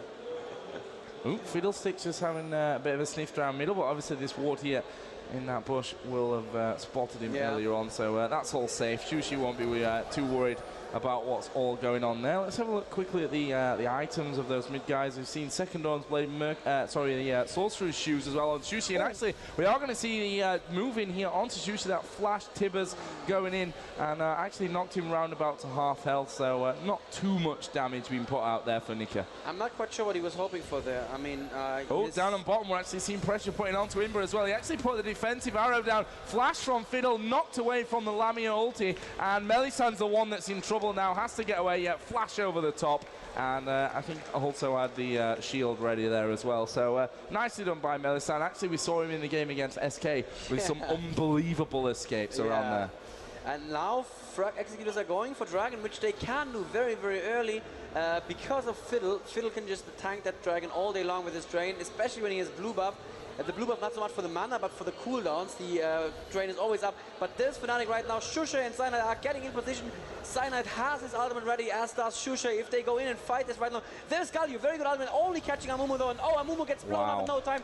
There's the Brand ultimate. It's not hitting anyone of worthy at all. Carlos is going in right now with his ultimate, with his AoE. Shushei needs to run from Galio. It's super low there. It gets the Q, and that's a kill. And it looks like xPeke is going to die as well. He's flashing after Annie, but it's not going to be enough. And there's the ultimate. I don't think anyone's going to die from it. No. Wow. FX showing that there are no slouches in this one. They are now 4-2 in the lead, and they've brought this gold right back, and this Dragon's going to help with that a ton. They're going to actually take the lead with the Dragon, I believe. Yeah, they are. And there's nothing that Mellisan can do. He could try to steal. Yes, that would be pretty iMba. I don't think it's going to happen, though. Yeah, you've got to time it pretty nicely with Janna to get the steal on something like that. Yeah, or be pretty lucky. I think the biggest problem was that Amumu blew up before he could use his ultimate. That was really what cost them that fight there. And Amumu maybe a little bit optimistic going in that far ahead. He probably didn't calculate on Galio coming in from mid lane. Although, did he come in from mid or from the bush? Yeah, which is actually warded as well from FNATIC. It is. So, I don't know. Maybe just a bit of miscommunication. It's very loud here, obviously, Gamescom. So that kind of thing can happen when you've got around, I don't know, well, lots of sound and thousands of people packed into the venue. In the middle lane, we are seeing a lot of pressure going in there. PK just chipping away. Did have his slow bar down to stop Alvado moving his way in there. He'll just get a couple of seconds of drain off. Down on the bottom lane, Mellisan again being caught out. He's going to take a fair amount of damage here. Ismaro is actually trying to get in front of him to knock him backwards, which is not quite going to be able to achieve, and Mellisan will get away for free. Here comes Galio. PK is down there as well. Nicely played slow bar, but Ismaro will actually charge on straight through that one. And is PK going to survive it? It looks that way, and they're actually going to focus away now. And yeah, we saw the flashes going in towards safety, and definitely worth it there. Actually, Lamia surviving with round about 100 HP. We're actually at 15.5 versus 15.6k gold, so we're super, super close right now. And you know what, Joe? I think Frag Executors actually have a chance in this game. They've been playing very, very well. Small mistakes by FNATIC, but that's one thing. The other thing is you need to be a good enough team to make use of those mistakes, and Frag Executors definitely did that.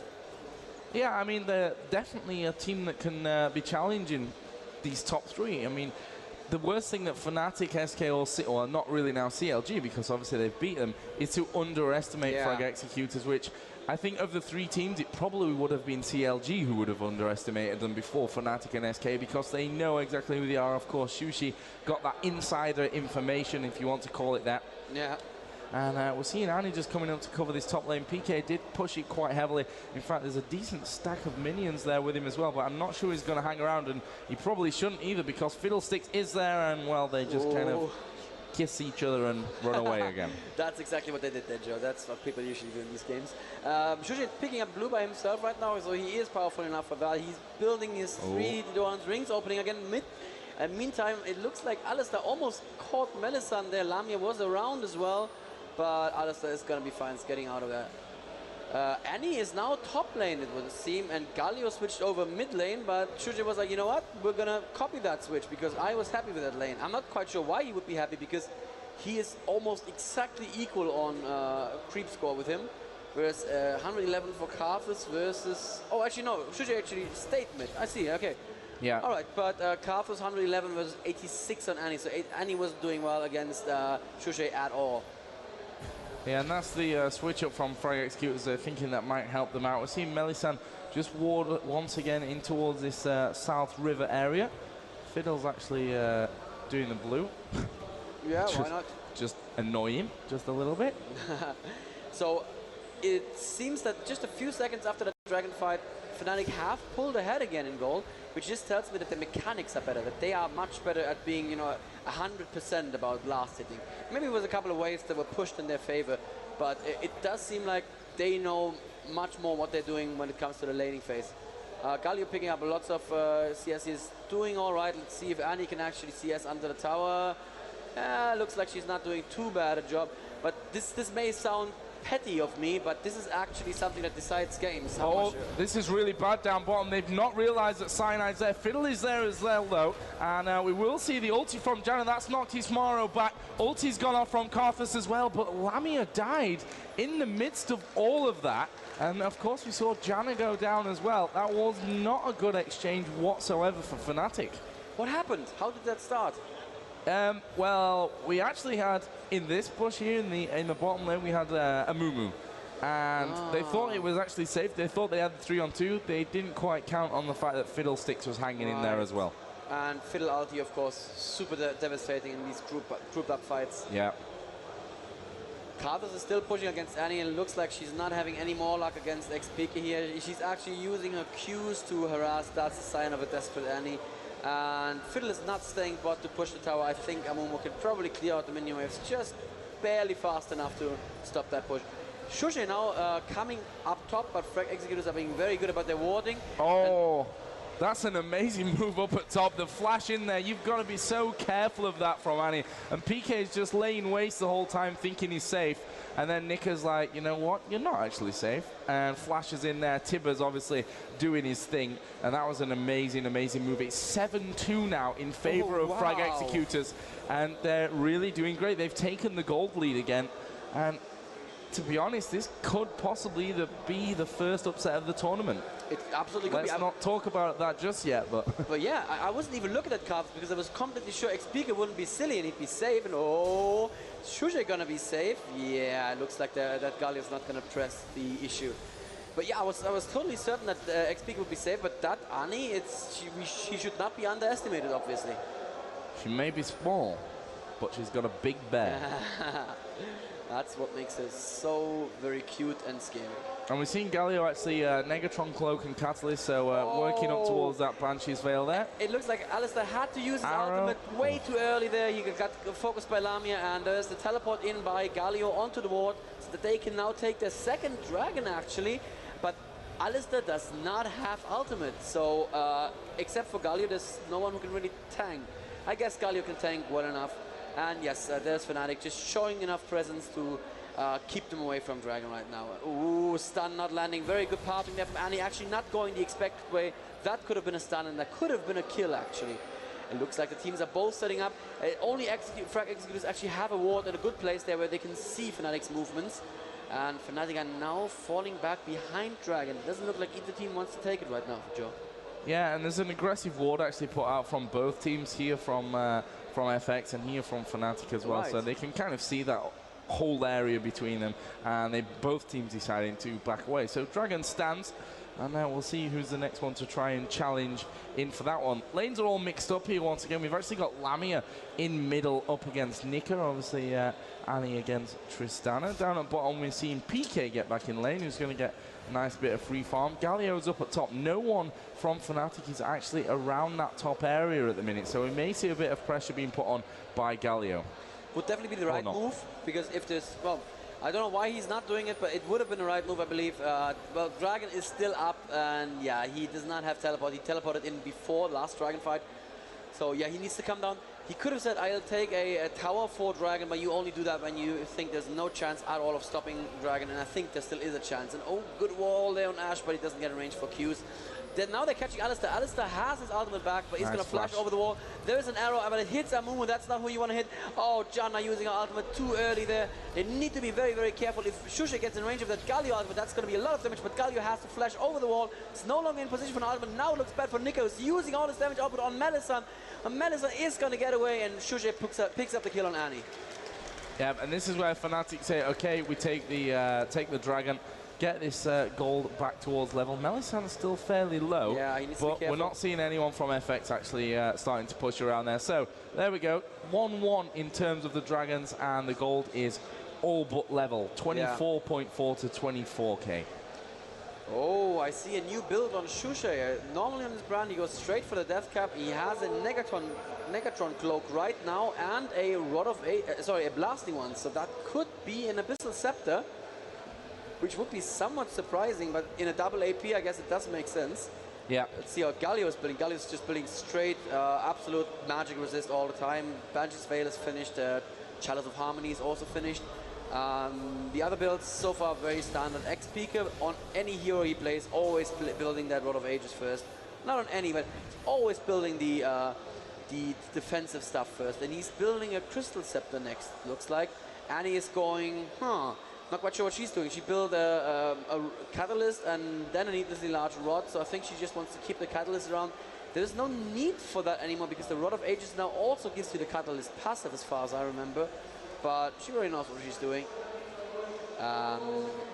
Bot lane, Tristana is picking up the golems right now. The wave is currently pushed, so she can't be in her lane anyway. Let's see if that's going to be enough for the Infinity Edge there. That would be a decently timed Infinity Edge. Ash does not have hers yet. And Tristana does have hers. Okay, so that's going to be very, very problematic next fight.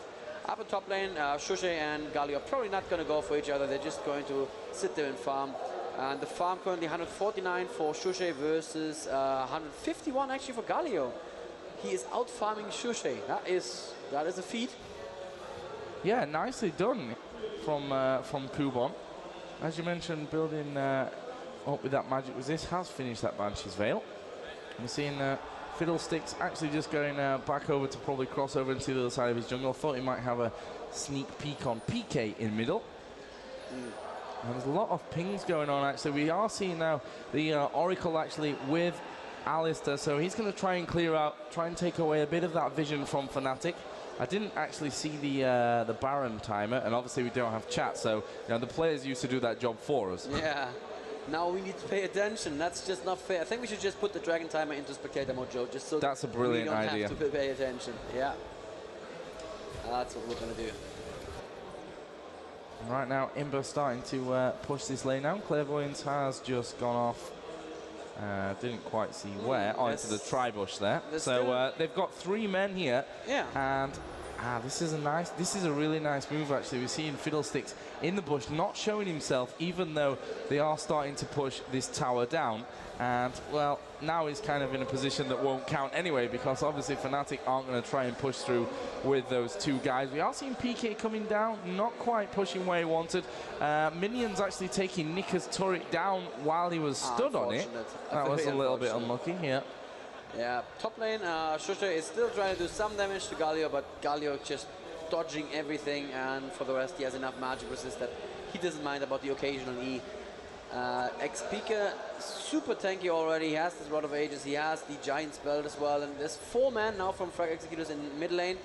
They want to take another tower here, and I think FNATIC are there.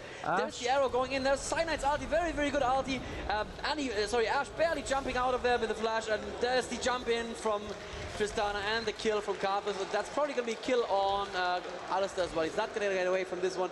He's going for the Lamia. I don't think that's going to happen, but let's see what he's doing. He may try to just get himself killed against the tower, but I don't think that's going to happen either. Nope. Oh, yeah, just do some damage to him. Yeah, there you go. And that's a dead Alistar. Well done. Mellisan stole it. Yeah, that's fine. He gets to take some kills too. That was a little bit optimistic from FX here going into that, especially with Tristana around, who could just jump in, and xPeke around, who could put out all that damage throughout the Amumu ultimate. So that was probably not a move that FX should have made. I'm going to go ahead and say that. Yeah, iMba actually, you know, sprayed at the turret and he clipped xPeke at the back and pulled the turret. And he hit him 3 times there before he actually realized. So that wasn't going to be a great start to the fight. Anyway, we're going to see this 2-on-1 up at top. Kubon obviously building heavily with that magic resist, and he's going to turn around and he's actually going to put his ulti out, which doesn't do too much damage. He's stayed alive here. He's up at half health, and we are going to see 3 men from FRAG EX come running into this one. That's a very nicely defensive slow bar put down from PK. That won't allow anyone from FX to come around, but they've stopped the charge now. Kubon starting to get back in a bit more of a comfort zone. Yeah, looking good right now for Galio. He is actually the man with the highest farm in the game right now. No, actually, sorry, xPeke overtook him since the last look. That was very, very quick. And he's now there. She's gonna... No, she's not. And he baited me a little bit there. She actually just went for a kill on her minion. And it looks like mid lane they're trying their luck again. Taking all that farm and pushing against the tower. There's only a Mumu there right now, but he should be able to kill the minions decently fast. And there is xPeke as well. If they're looking for a fight, he's definitely ready for a fight. There is the slow bar on Ashe. Good damage output on Ashe there, but the Pulverize keeping Alistar away from him. And there is the Fiddle ultimate right now, doing a lot of damage to xPeke. He just flashes in aggressively, says, I'm going to take Ashe at the very least, and I'm possibly going to take Fiddlesticks as well. Very well done. And there's Shushei. Guess what? Alistar's dead.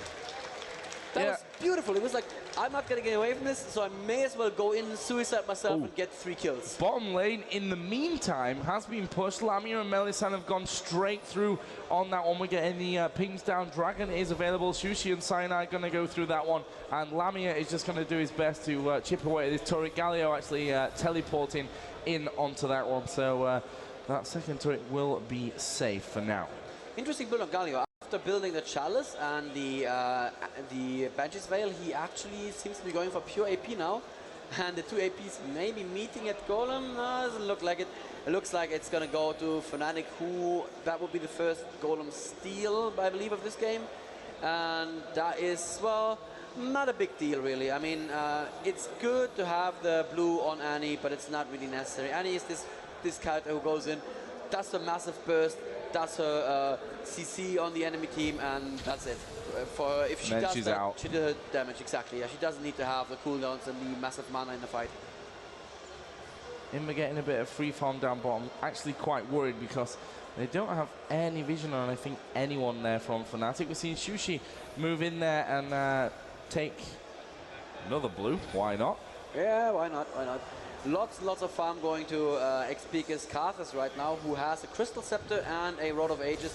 Seems to be building for a Banshee's next, so he's just building super tanky, while still having, well, you know, 170 AP. That doesn't seem like that much, but he can do all that sustained damage over time with his AoE.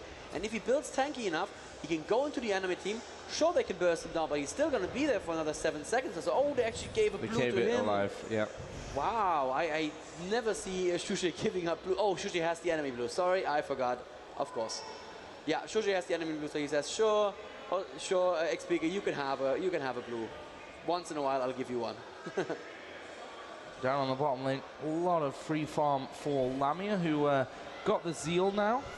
Also build that Infinity Edge earlier. FNATIC need to be careful here. It's actually a 5-on-3 in the middle. There goes the arrow from Ashe. And actually the ultimate from Galio. And, well, absolutely exploded. PK is in a horrible position as well. He needs to somehow find his way out of that one. Fiddlesticks just draining him down to 0. In comes Kubon now. The ultimate actually going to go off. Will it kill anyone? Yes, it will. It'll take down the Ashe. In comes Tristana as well. Lamia being just feared there.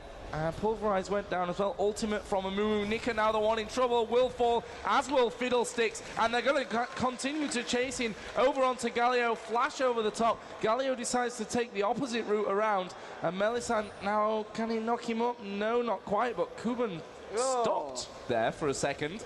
And they're trying to take him down, and it's just not working for them. Cyanide should be careful here, actually. Yeah, he should be. Kubon has a lot of AP. Yeah, he heard you. He's turning around. It looks like Galio's going to get away with his life. That was very interesting. After they killed xPeke, I think FX got a little bit overconfident and pushed too far in. As soon as Lamia showed up, they should have been, oh, we need to leave. Man, you saw Lamia used his rocket jump super aggressively, and you know that if you get a kill or an assist, the rocket jump immediately refreshes. And normally you use that to jump in, get a kill, jump out. What he did is jump in, get a kill, jump further in and get another kill. So I guess that works too. He is now at, actually didn't get any kills. I'm lying to you guys. He just gets assists. Wow, that must be frustrating. He's at 0-1-4 right now.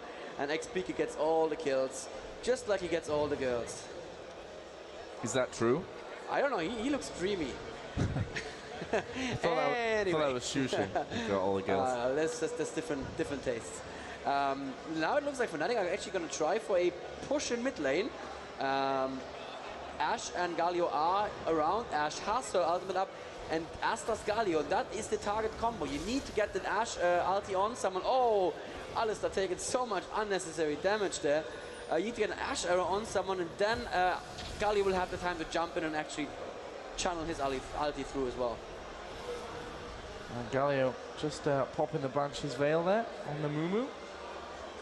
But FNATIC, are they going to try and force this fight? Galio is pretty much still full HP. Alistair, the only one who is actually in some kind of dangerous position. Obviously, Lamia is going to be the key man in the position they're in right now, just chipping away on that turret wherever possible. Actually, the stun came out there onto Galio, and actually the ultimate didn't quite bounce as Brand was probably intending there through the pack.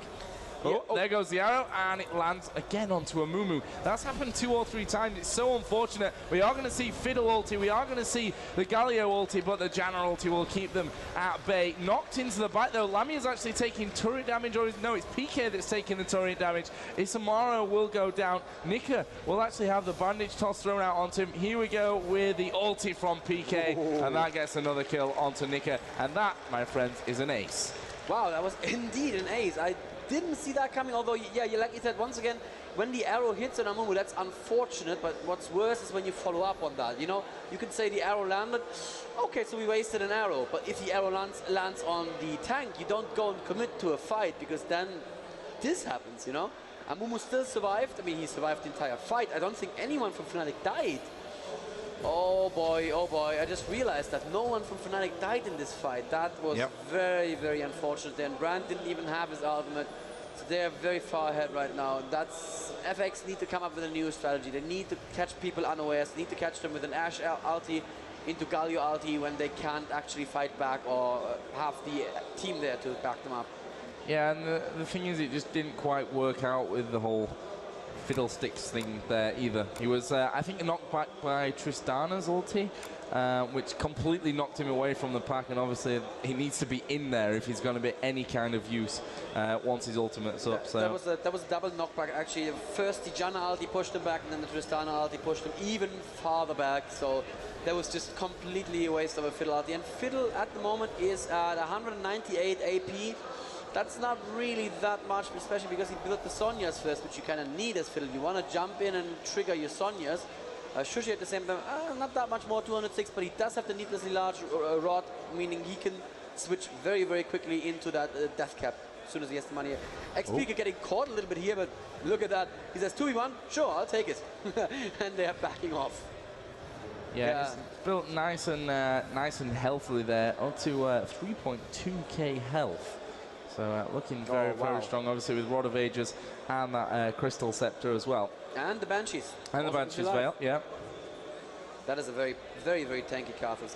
They kind of want to take him down because he's super disruptive, especially with his Qs when he hits a single person, so much damage, but they kind of don't want to spend all the damage on him, because even if you do take him down, you're still going to hang around. It's like one of those party guests at 2 a.m. It's like, are you sure? Are you sure I shouldn't go home? Yeah, you know what? I'll just have another drink. That's Karthus for you. He's just going to stick around even well after you want him. They actually got the slow off on there onto Galio as well, but did get himself away. His Banshee's Veil was popped. I just want to look how many we have over on the FX team in terms of, you know, the whole magic resist thing. There's actually only the one on Galio. And, you know, that's not actually all that awesome, considering that we have a 945 Karthus in there. We also have, of course, the 235 Brand. And we have an Amumu. And we have a Mumu in there as well. Yeah, with the Abyssal Scepter, his W is going to do so much magic damage, his ulti as well. So that's very, very AP stacked, and the enemy team should just be building magic resist, but they really aren't. Here we go. Ismaro is going to go in, and the flash went over there from Galio. I think he's caught 3 in there, and it is going to be Karthus that goes down. And he actually pushed forward there. His ultimate's actually going to get him at least 2, I think. You can't quite see, they're not coming up just quick enough there. We're seeing Shushei try and chase down Kubon. We're going to stick this one. Alvado did go down over the other side. Kubon is doing a decent job to stay alive, but it's not going to last too long. He may actually be able to hold on to this one, and Shushei's trying desperately to get the kill off, but didn't work out in the end. And it's going to be Lamia who's going to pound away on this base turret. If you can juke Shushei like that, you know you're a pretty good player. You're not bad. Yeah, exactly. And what we missed in lane was actually Lamia jumping after people, rocket jumping left and right again and killing people. I think one person just barely escaped. I think he didn't get Alistair. I'm not entirely sure if he did. But at any rate, Lamia was pretty much untouched.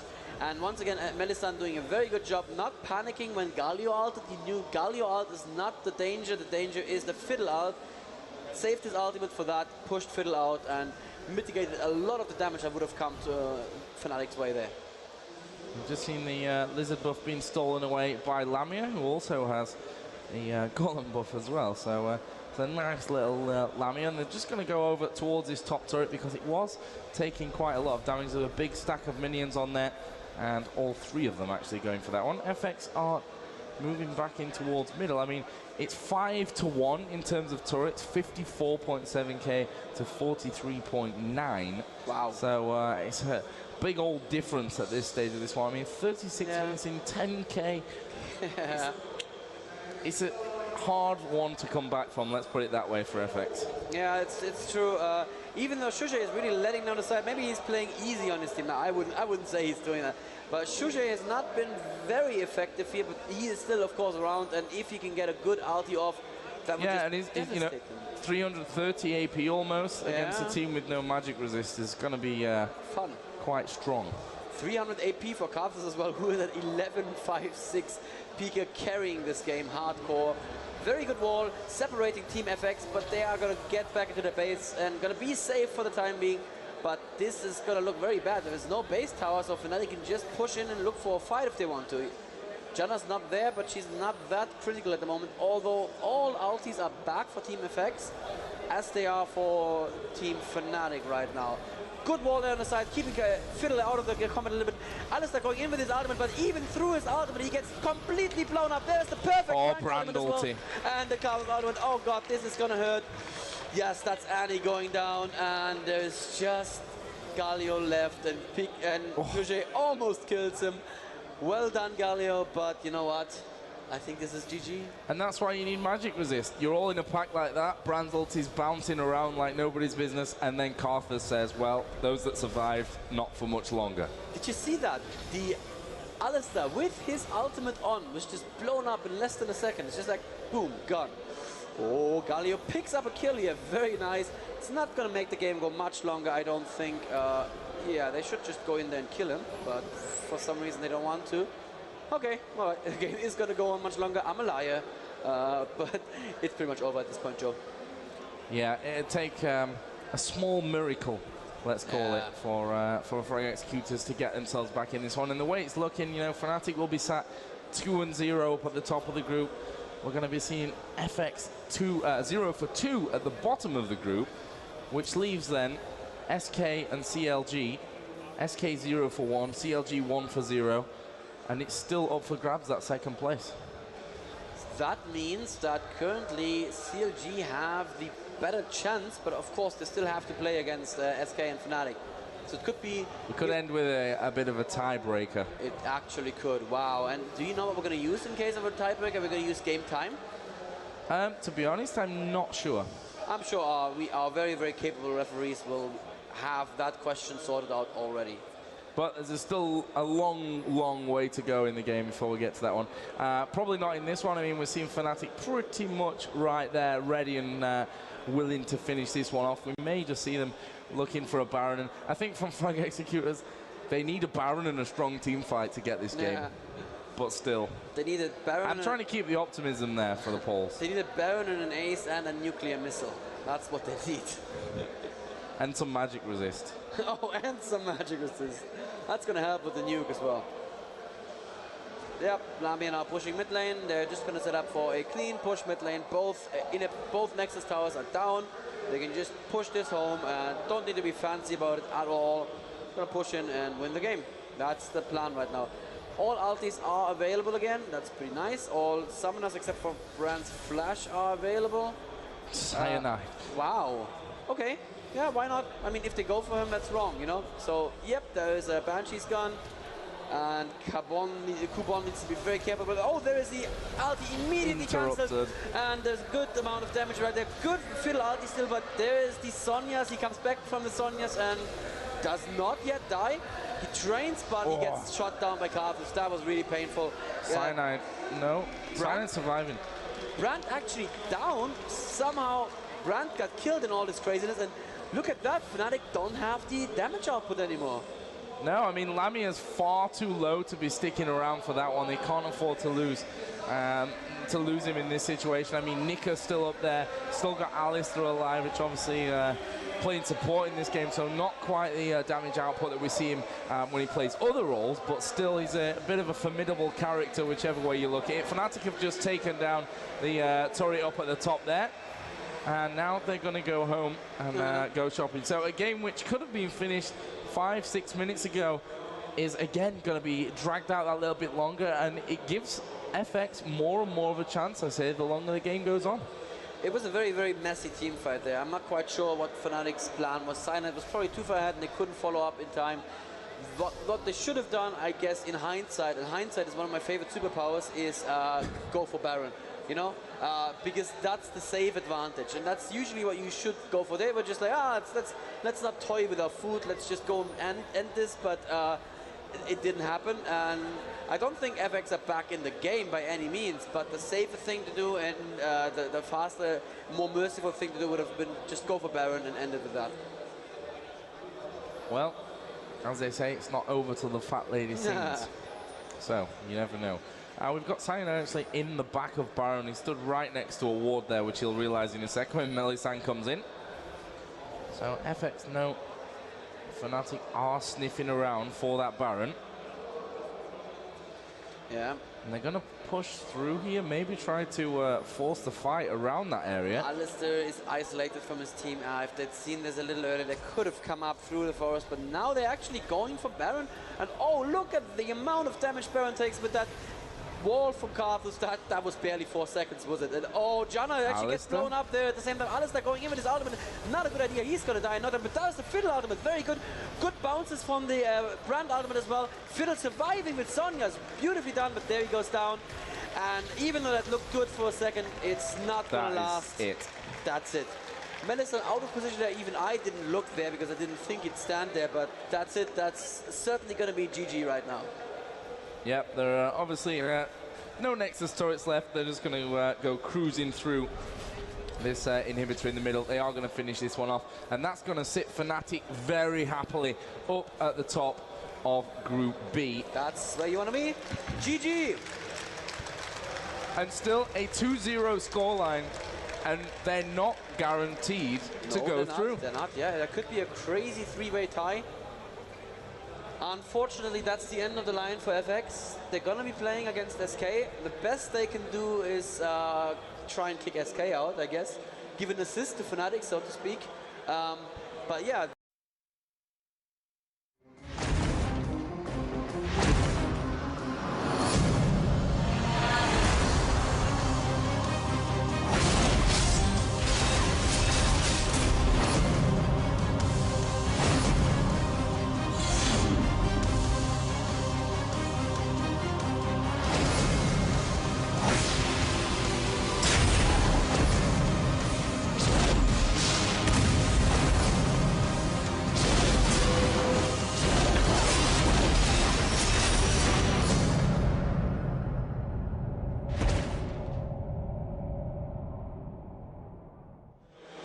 So guys, welcome back to the Intel Extreme Masters here from Gamescom 2011 and Hall 9, by the way. If you're coming in the next few days, that's where you should find us and get here early because we have people on the floor and all over the place. We are already picking and banning And this is going to be awesome. Who here, just by the way, watches HotshotGG streams?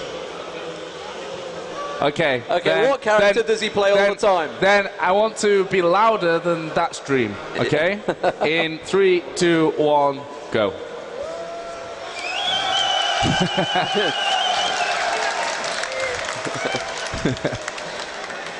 Well, there you go. I mean, that says it all. And Jax banned. Wow. Talk about worried about HotshotGG playing Jax in the last game. That is insane. Oh, you son of a... Salce crashed. Oh, come on. Well, they've got to do the same bans. They've got to go exactly where he is. So we're going to get HotshotGG on it. But, you know, usual bans for the rest of it. But Jax banned. Wow. Why? I mean, really? Were SK going to allow HotshotGG on Jax to just stay up top lane and farm for 20 minutes? I don't think they'd have done that. No, but now he's playing Nidalee. Yeah. He's just going to carry on pushing. Actually, he's probably just helped himself really well by playing an awesome Jax in his last game. Yeah. Because now it frees up some other champions that he can absolutely dominate with. So we're waiting for CLG to get themselves sorted out. Actually, I left the stuff on the screen there. So, yeah, SK saying we're ready. We want to play. They've been waiting for a little while for this game to kick off. Obviously, their first game of the tournament, they lost out to FNATIC. And now the situation is SK have to win this game or they are out. I know, that's scary stuff, isn't it? Second game in, SK lose, they'll be out of the tournament. I mean, no pressure, guys. It's unbelievable. And they're against CLG. You know, CLG coming into this one on the back of the win. It was a shaky win to start with, a rough first game. But, you know, FNATIC had a rough game against FRAG Executors. They're proving they're no slouches in this. And SK have to win this game, and they have to go and beat FRAG Executors. So it's, you know, it's a big ask. So they've gone with the exact build that they had before. Here we go. So Gangplank, Nadir, Aurelia banned. Hello, by Wickd. CLG, yeah, exactly. Oriana, Jax, and Zilean banned by SK. So we're not going to get the dream that we thought we could get maybe at the top there, which is Nidalee versus Wickd on Aurelia. So we're not quite getting that. However, Wicked's going to be taking his lane Wick, which is very, very good actually at. So I don't know how that's going to work out, I've got to be honest. We're allowed Nocturne in jungle as well. This is something that's been banned pretty heavily throughout this event so far. We've only seen him once, which I think FRAG Executors had him in the first game. Yeah. Memory's not like it used to be, I'm getting old. Oh, here we go. We're going to have, so that means Elementz is going to be on Alistair. What are they going to go with? Yeah, they're just going to pick up Ashe there. That's making sure that Bigfatlp gets it. Ashe, the awesome, probably the best initiator in the game, I guess, with that arrow. It's just, well, assuming you hit it. He missed a few, if you actually. Hit it, he missed a few. I was quite surprised. Maybe, you know, he's been playing AP Heroes for a while. He's a little bit rough. If you can say that. If you can call it that. Yeah.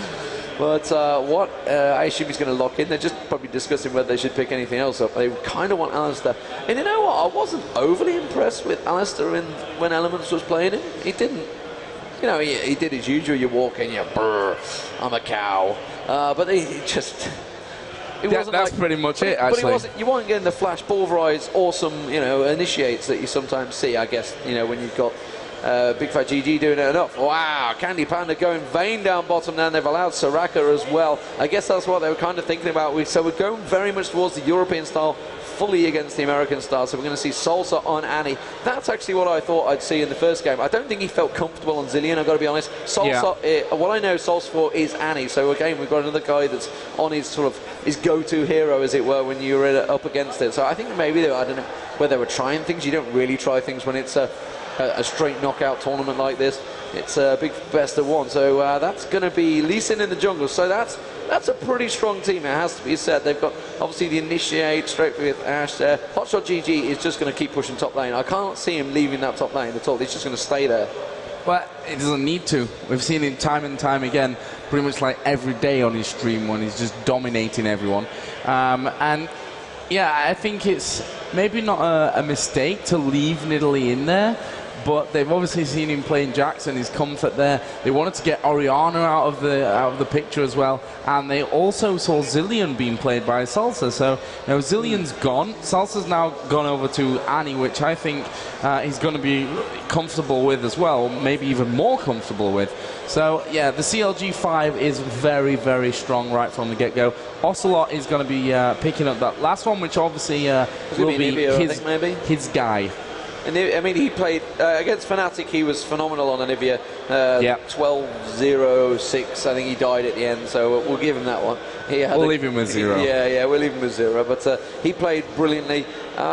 He actually built the Guardians on it, which I'm not 100% sure would have been the right thing to go with. But because at the end of the day, once you die if you've died as Anivia, generally there's quite a few people on you, so the Guardians is not going to save you. You're going to come back up and you're just going to get die straight away again. Ooh, Rumble. Oh, wow. It's a good pick for Ocelote. Yeah, but I mean, so that's going to be mid. So that's going to... Is it going to be mid? Are we going to get lane Wickd mid, maybe, against Annie? Well, I'm not too sure how they're going to line up. This is definitely changing up things. And Ocelote on Rumble, Rumble's going to offer probably a bit more than maybe on top. Maybe he's going to offer the range against Nidalee. I don't know. It really, I mean, either are perfectly viable. I guess Warwick versus Nidalee is perfectly fine. And same if Warwick went mid. I mean, we see if anyone watches Guards on Bob's stream, you'd have seen Warwick mid way before anyone else did it, and everybody was like, "Oh, this guy doesn't know what he's doing," and then suddenly everybody does it. Oh, for the love of God! So we've had another leaper. So you can't swap hero. We've actually had that a few times. So they're going to just change it. So I guess they'll probably do blind pick quick, maybe something like that. Yeah. Oh, no, they're just going to go straight in and just do the quicks very quickly. It's an example. We're on the tournament client. This is a new tournament client that we've not had before. I mean, it's been buffed and tweaked and changed a little bit since DreamHack. They've randomly gone with a different yeah, I mean, they already have their picks, right? So nobody banned it. Yeah, they can just click it. Just click it, guys. That's all they need to do. And now they're probably admins going, oh, they just banned Soraka. They've banned Soraka and they picked her. Yeah, face palm. And now someone's just oh my God.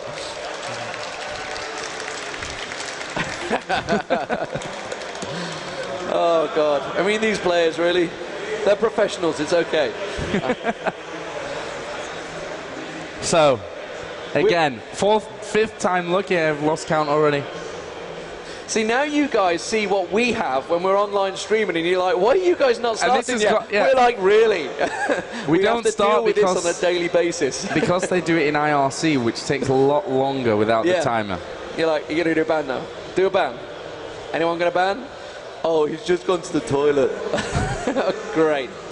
Okay, here we go. So they're finally going to just lock in, damn it. Come on, Hotshot, lock it in. Yeah, and they still get another 2 minutes, by the way, at the end, which was almost over, so they get 4 minutes, technically. It's okay, Joe, you can fill that. I'm sure you have plenty to talk about. Actually, coming up after this game, not to jump straight over it, but it will be the final group game of the day, and we're going to go with the most interesting one. It's FNATIC versus CLG and SK versus FRAG Executors. So, if SK lose this game, then it will be 100% FNATIC CLG, the fight for first position. If then... I know what you're saying, but... I'm pretty sure it's going to be FNATIC CLG, right? I've got to be honest, FNATIC CLG, we can't just ignore it, even if SK win this game. Although saying that... If SK win this game, then they can still... We can still have a three-way tie if they lose to FRAG Executors. CLG could possibly go out if they lose this game and then FNATIC go and beat them. Right. Let's not get ahead of ourselves. Mathematics, let's worry about that later. Yeah, that's a long way to go. Has anyone actually played Dominion yet? Anyone actually managed to get on the stand? There's quite a lot of people there. I did. We lost. Yeah. Although I carried. Yeah, I beat Riot like 3 times running. I was like, you guys have been playing this for like 3 or 4 months. What have you been doing? Because Jin Zhao, he rocks. So we're going to have that 120-minute timer. So, Joe, what do you think of Gamescom so far? We've had some pretty big matches so far. We've had SK FNATIC this morning. It was not a bad little game. No, I'd say that we've not had any upsets yet, actually. FNATIC SK, we said yesterday that we were expecting SK and CLG to go through. And part of the reasoning for that as well was we've seen SK so strong online, but also we were told by someone who just lied to us that PK wasn't even coming to this tournament, and then he just turns up and he's like, hey guys, like, what? You're not meant to be here, yeah. I look like an idiot.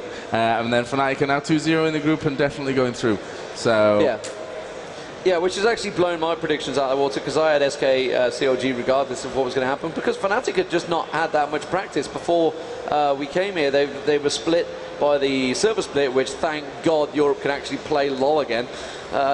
Just fed up with seeing that over 9,000 kill. I mean, it was funny with probably the first 2 times you saw it, but after that it's like, yeah, really? We're going to have another hour-long wait to to just reload, and you like go through the bans, and it just goes into a completely different game, and you're like, what am I playing here? These guys weren't playing with me a moment ago. But let's get that aside, because it's all been fixed now. It's all fixed. It's all fixed. And we apparently will be getting spectate mode soon. Now, whether that means we're going to get Dominion come out, apparently that's going to come out not long after PAX. So, so they said. So now, whether that means spectator mode is going to go to the basic, you know, the realm, everyone in the world can use spectator mode, or whether it's just going to go to us. I don't know. I'd like it to go out there, because then you can just jump on any game, and it will spawn so many new shoutcasters that this game needs, really. At the moment, it's a pretty select few that you've got to kind of either get in with ESL or Riot to do. Hi. Hello, Deman. Nice to have you here. It's good that I know Joan for 10 years, so you know, managed to get in there. But we are going to get this game underway. So, guys, who do you think is going to win this? So, anyone for CLG? Not too bad. What about SK? Oh, some big SK fans in here. Is anyone sitting here just because they've been walking around all day? Quite a few. Quite a few. At least it's not raining anymore. I mean, it's gone sunny again. That's all good. Oh, it has? Yeah. The summer is back. So let's have a rundown of what we've got on the screen. At the top lane, it's going to be Nidalee on Hotshot. That's the way you got to say it these days. It's Hotshot Nidalee GG, I believe, is the correct saying. Saintvicious is going to be on Lee Sin. Elementz is going to be on Alistair. Salce on Annie in mid, almost guaranteed. Bigfatlp down the bottom on Ash with Alistair. Alistair didn't really roam a lot in the last time we saw him, so I guess he's not going to do it again. Nyph is going to be with CandyPanda down the bottom. That's going to be Soraka and Vayne. Whether Warwick goes top, I guess it will be Wickd going top on Warwick, Lane Week, whatever you want to call it. It is Warwick as well. I've got to make sure I get that out there before people pick me up on pronunciation. I lived in Warwick for 25 years. I know exactly how to say the damn word. Right, so here we go. Are we going to get a level 1 team fight? That's the question. CLG are kind of had a decent team fight every single time we've seen it. Pings are going like crazy on the map, and immediately we're going to see Ocelote in mid versus Annie. I'm intrigued how that one's going to work out. Ocelote's kind of... I'm not sure how he's going to be out of that little gap closer, whether he's going to try and fire the slow out and get the flames going, or whether Salce is just going to be able to keep him at range. Salce has started this with a stun straight away, so I'm going to carry on through with it. I guess they're going to... Are we going to see a double jungle invasion? At the moment, SK holding the ground on the bottom there. That was a perfect clairvoyance. Yeah, so they're going to go straight into it. So they're going to have a look around. So CLG are going to steal the red buff, I reckon. They did this on Frag Executors as well. They managed to steal pretty much the entire jungle against Nocturne as well. So it kind of, it will mess with WetDream's jungling. Yeah, and actually in the game afterwards against FNATIC, this is identical. We saw FX actually go into the jungle that far as well, but I think they were a little bit too scared to actually go in there. Oh. Yeah, I wonder if he realised it. I don't think there's been any clairvoyance yet to spot them, so but Warwick correctly going the path round. There's a ping gone down. They're thinking maybe of ganking him. No, they're going to go straight. They're just going to steal the jungle. Good call. It's going to be Wraiths first as well, which obviously taken out super quickly with 5 guys around. Then moving over towards, I guess, are they going to go golems first? Obviously, the buffs come up that slight little bit later. No, they're going to stick in there. They are going to take that lizard buff away with them. And we'll see who's going to be taking that with them. And it will be Saintvicious. So they're going to move in there. We have Ocelote in the middle with Rumble right now. Wickd going up top. So it looks like that's how the setup is going to be. Wickd and HotshotGG facing off at the top. Probably two of the most prominent streamers, I'd say, in League of Legends at the moment. WetDream's actually going really low here. The Ignite is on him. He's going to survive it, though, is he? No, he's not going to survive. But that was very close. First blood going to CLG, and it's Salce who actually manages to pick that one up as well. And great play from the Americans. Yeah, great play by Salce as well. He was pretty much getting straight round there. He pretty much did most of the damage himself. Leeson came around just to help him towards the end there. So very nicely played. Immediately we've seen Elementz going down the bottom. Ash has obviously had that area on his own at the moment. So about to see whether he's going to get caught there. Meanwhile, at the top there, you can see Leeson moving in towards position towards Wickd. Wickd's just using his lifesteal, and it's going to be a case of both life-stealing each other. Saintvicious taking the damage, missing the Q there, so he's just going to back straight away. But I think we're going to see pretty much a standoff for quite a while at the top there. It's going to be a case of how Salce and Ocelote get along. You can see Ocelote already taking a bit of damage. Salce starting to just work him down, I guess. And down the bottom, it's going to be very interesting to see how CandyPanda and Nyph share up against Bigfatlp and Elementz. These are the kind of fights we wanted to see at DreamHack. SK didn't make it. We saw game there, obviously, which is what the top bottom lane was all about. What's going off on that bottom lane? CandyPanda 19 CS, Bigfatlp 7. Yeah, but Bigfatlp teleported back when they were just running around the top there, so he missed quite a lot of the first level stuff. Meanwhile, at the top there, you can see that Nidalee has pushed quite heavily, and he's going to put a bit of damage down on the tower there. Wicked's having a little problem holding him back because, you know, it's just look at that. Knows the exact range that he can stand. Perfectly done there. Just steps away. Meanwhile, Wicked's just going to try and work away and try and do as much damage as he can. Ocelote in mid, meanwhile, he's not really losing out in the CS, but obviously with Salce getting that first kill, he's going to have that advantage. Yep. And up at the top lane, we'll keep an eye on it, but I don't think we're going to be seeing too much action up there, apart from the usual kind of harassment going back and forth. Down at the bottom, Nyph was just backing away there. Is warded for SK, so they saw Leeson moving through. Saintvicious, who, of course, with the red buff, which is actually SK's red buff. They stole it in those early stages, of course.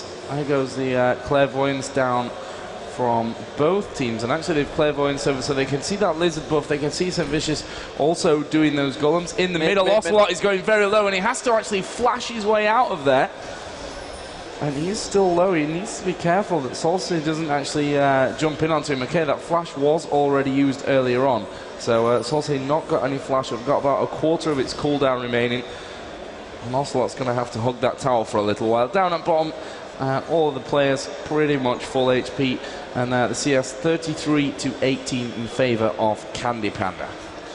Yeah, and just looking around at the moment to see if anyone's going to have any advantage over anything. You can see in the middle it's pretty much identical CS. Up top it's pretty much identical CS. So Wickd holding his own very well against HotshotGG. Oh, down at bottom, CandyPanda's taking a lot of damage. Is he going to go down? He flashes his way out. Heal comes out from Nyph. And well, CLG close to picking up a second kill there, but CandyPanda managing to get out and, of course, getting that heal in the nick of time. Or the Nyph of time, as it may come to be known. But I mean, SK, obviously, this lineup is new since just after DreamHack, and that was probably their most lucrative pickup, let's say. This duo that obviously came from game CandyPanda and Nyph. They played in the Season 1 Championships, and they were absolutely amazing, and they've continued to be that way in SK. Yeah, we've just seen Salce hit 6, so I expect to see a Tibbers fairly soon on Ocelote. I'm going to keep my eye on Leeson at the top there. Hotshot's also switched to line form. He's going to jump straight on him. Wicked surely going to go down here. Manages to flash. Oh, very nicely done from Leeson. They managed to track him in. They're going to easily take him on the tower. Ignite goes down. Hotshot's going to take a bit of damage here, but he's going to get away with it. So that is the second kill already. And wow, I was not expecting that, you know. He saw him coming. He was just stood square in the lane, and they managed to just close the gap so easily on him. So you can see Salce building up the stun at the moment. I guess they're going to continue pushing. You can see WetDreaM's had to go up towards the top there. And remember, SK need to win this game. This is a lot of pressure on them early on here. Meanwhile, in mid, you can see Tibbers goes down, and Salce managing to pick up the kill on the Ocelote there. So that is 3-0, and this top tower is in danger. Hotshot's just continuing to pound on it. Meanwhile, Leeson goes diving in, draws the attention. WetDreaM manages to trigger the fear, but it's not going to buy enough time. Let's have a quick look down the bottom. You can see that there's a lot of pings going on down there, but not really a lot happening. Looks like CandyPanda's going to dive in. Neither of them have ulti, so not going to be able to do a fat lot about it, Joe. Yeah, certainly not. And we see Wickd now get himself back up into lane. Just have the null magic mantle and also boots on top of the cloth armor that he picked up earlier on from the start. Across the board, we have Carlos the Protector already built for Salce there on Annie in mid. Obviously, Doran's blade and Doran's ring and boots as well. Down in this bomb area, still to look. 62 versus 33, so not far of double the amount of CS for CandyPanda. You know, Vayne's one of those champions which later you get, the harder she becomes. So really, Bigfatlp probably needs to get some help down there to get some ganks on and get the kill advantage over CandyPanda. Yeah, definitely. He's one of those like Tryndamere style characters. You just don't want to let him get too fed because they can start doing some crazy bursts. At the moment, you can see Nidalee really seems to have good control of Wickd at the top there. He's trying to lifesteal his way back, but Hotshot is very experienced against the lane Wickd seems, and Wickd already down to low health, and he needs to be careful he doesn't get a spear in the face as he tries to lifesteal away. You can see he's just that was close. Trying to deal him damage, and you can see that tower already down to 500 health. The minions keep beating on it. Let's have a look down towards mid. You can see Ocelote now come back. He's got some Mercury treads on there. Meanwhile, Salce has got the Doran's Ring Catalyst and just the basic boots at the moment. Bigfatlp has not been back yet, and I don't think Vayne has either, so they're continuing to try and build up their CS. You can see it's 48 to 76. It really is a big difference, isn't it, down the bottom there? So CandyPanda proving that he is the man of AD. Yeah, and we're going to see I guess before 10 minutes, a BF sword coming out from CandyPanda, although the way things are going, maybe not needed it. There we go, Wickd down to around about a third of his HP. Obviously, lifesteal just keeping him decently healthy in there as well. Salce actually zoning out. Ocelote completely in this middle area. Ocelote by the turret, he's got nothing to offer up, can't come in there. We did have Lee around there as well. We have Nocturne lurking, but he's lurking right next to a ward, which is obviously not going to do him any favours, but look at this.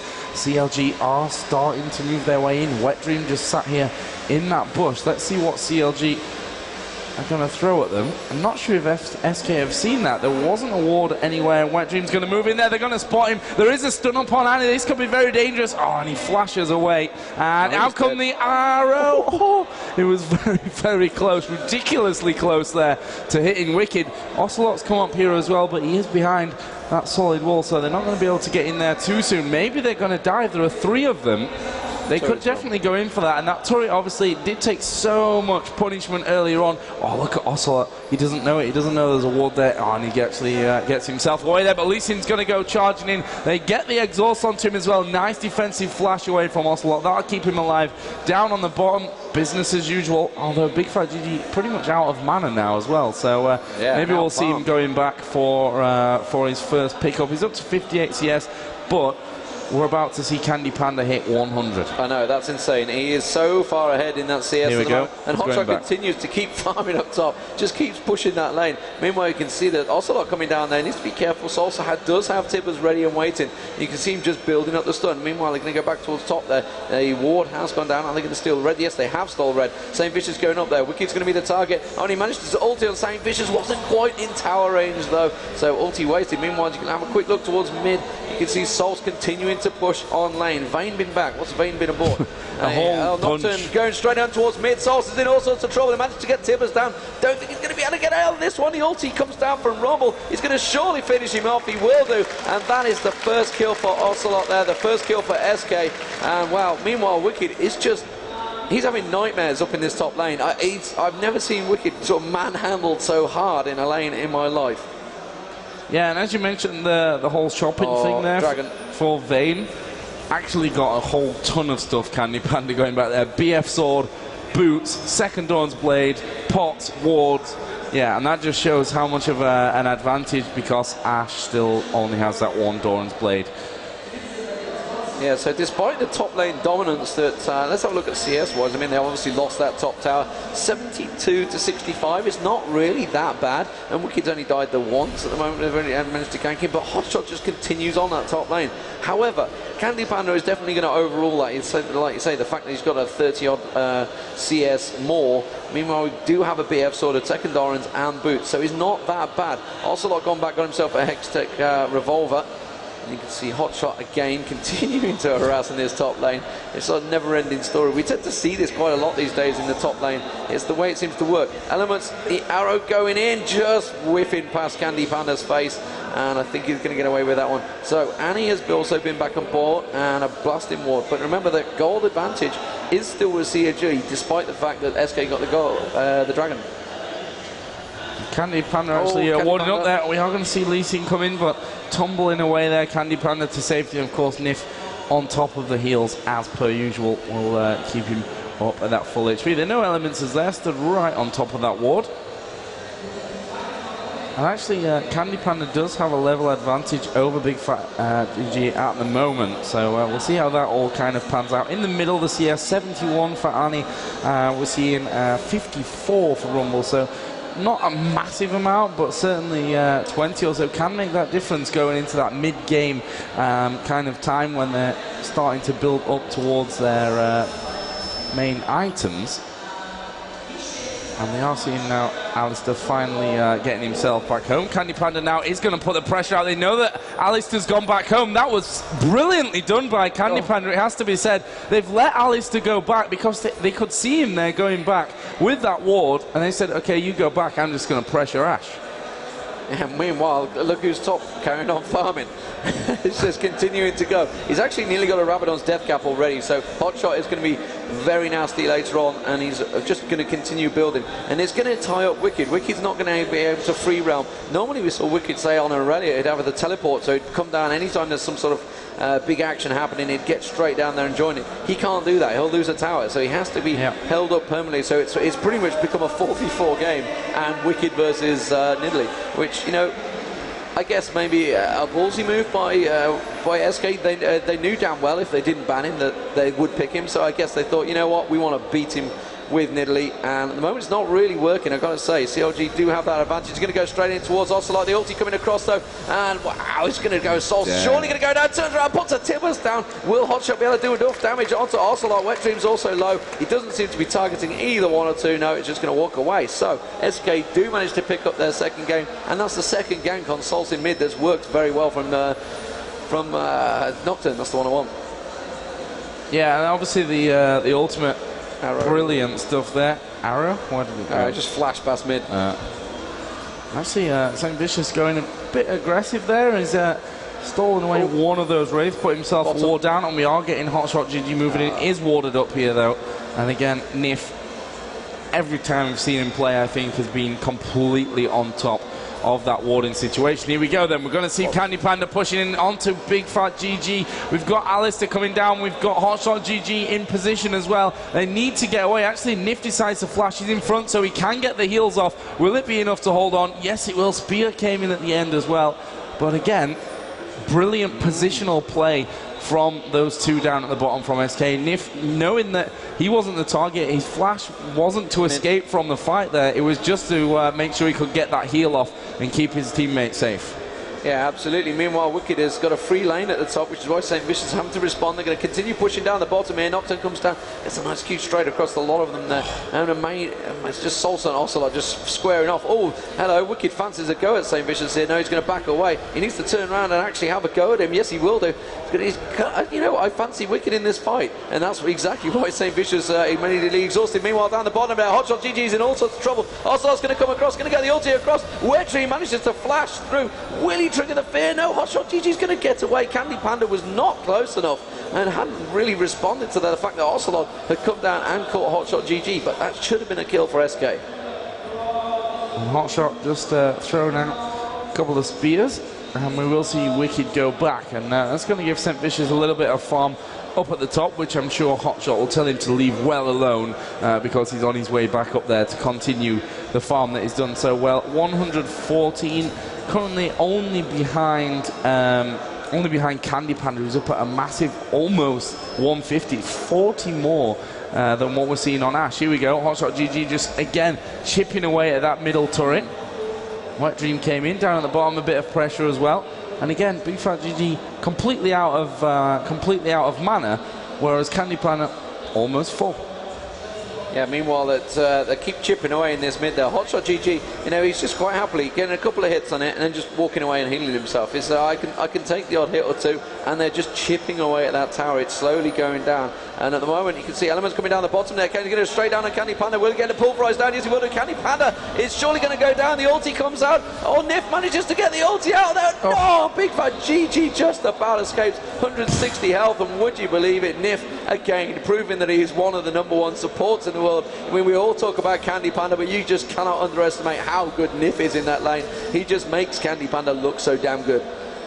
Yeah, and you know, there's so many of these combos throughout League of Legends. I mean, obviously from the American scene, from Europe, you've got the likes of Yellowstar and Kuja from Millennium as well, who can all put a claim into being the best. There we go. The arrow comes in from Ash. It's landed on WetDreaM. We're actually seeing Wickd ulting it onto Salce, who's going very low. WetDreaM surely will fall. Did get the kill off there, did SK. Saintvicious surely going to go down as well, and he picks off WetDreaM in the end. He is now dead, and the rest of CLG have backed away. So 1 death for SK, 2 going over on the CLG side, but SK should not count their chickens here, because this dragon is far from being safe, especially when that comes through. Lands straight in onto CandyPanda, and he was healed up almost instantly, but that was dangerous. Now they focus in onto Elementz. Can they get the kill off? Heal coming out from HotshotGG as well. Elementz is surely a dead man, yes, and it goes to CandyPanda, who of course is the one that should be picking up those kills in that situation. But again, they're going in onto Dragon.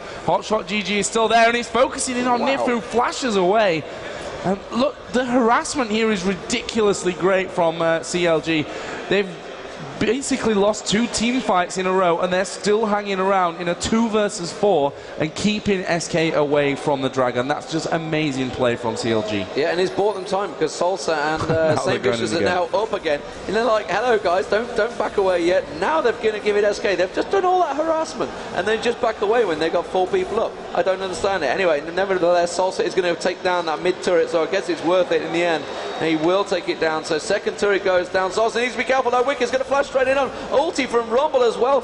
Will he manage to get away from this one? Will he have flash? He's going to turn around. He's going to put Tibbers down there. The rest of the team is going to come in. Wickd's probably the worst one. You've got to focus on. WetDream's the one you should be going for there. He will go down very quickly. Oh, Wickd is very low. Oh, Diddly Spear comes across, takes him down. Beautifully done. So it was worth it in the end. Meanwhile, down the bottom, you can see it's Bigfatlp versus CandyPanda. They're going to continue pushing in. Will they take an inner turret? Yes, they will. Spear also lands on Ocelote. There's got to be careful. The turret's almost certainly going to go down. HotshotGG is going to be doing a lot of damage to it. Meanwhile, down the bottom, well, they're just going to continue farming, but wow, CLG pushing. You know, CandyPanda has to respond to this. He's got to come back to base. They're going to lose the base turret if they're not careful, and SK could be going out to the tournament at this rate. Will they ever react? Look, they're still fighting down the bottom there. CandyPanda's chasing on towards Bigfatlp. Managed to use his ulti, didn't get anything from it.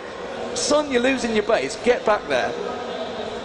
Yeah, I mean, let's be honest, if they lost the outer turret, then it's a lot worse, you know, not as bad is what I'm trying to say, as losing that one, and pretty much everyone after it. Yeah, I'm not sure on that decision. I mean, they had Soraka there, who's never going to be scary enough to scare anything away. Yeah. And yeah, of course, Rumble was there as well, but they were up against 4, and they were just going to dive straight in if Rumble got into a bad position. CLG all going to portal home.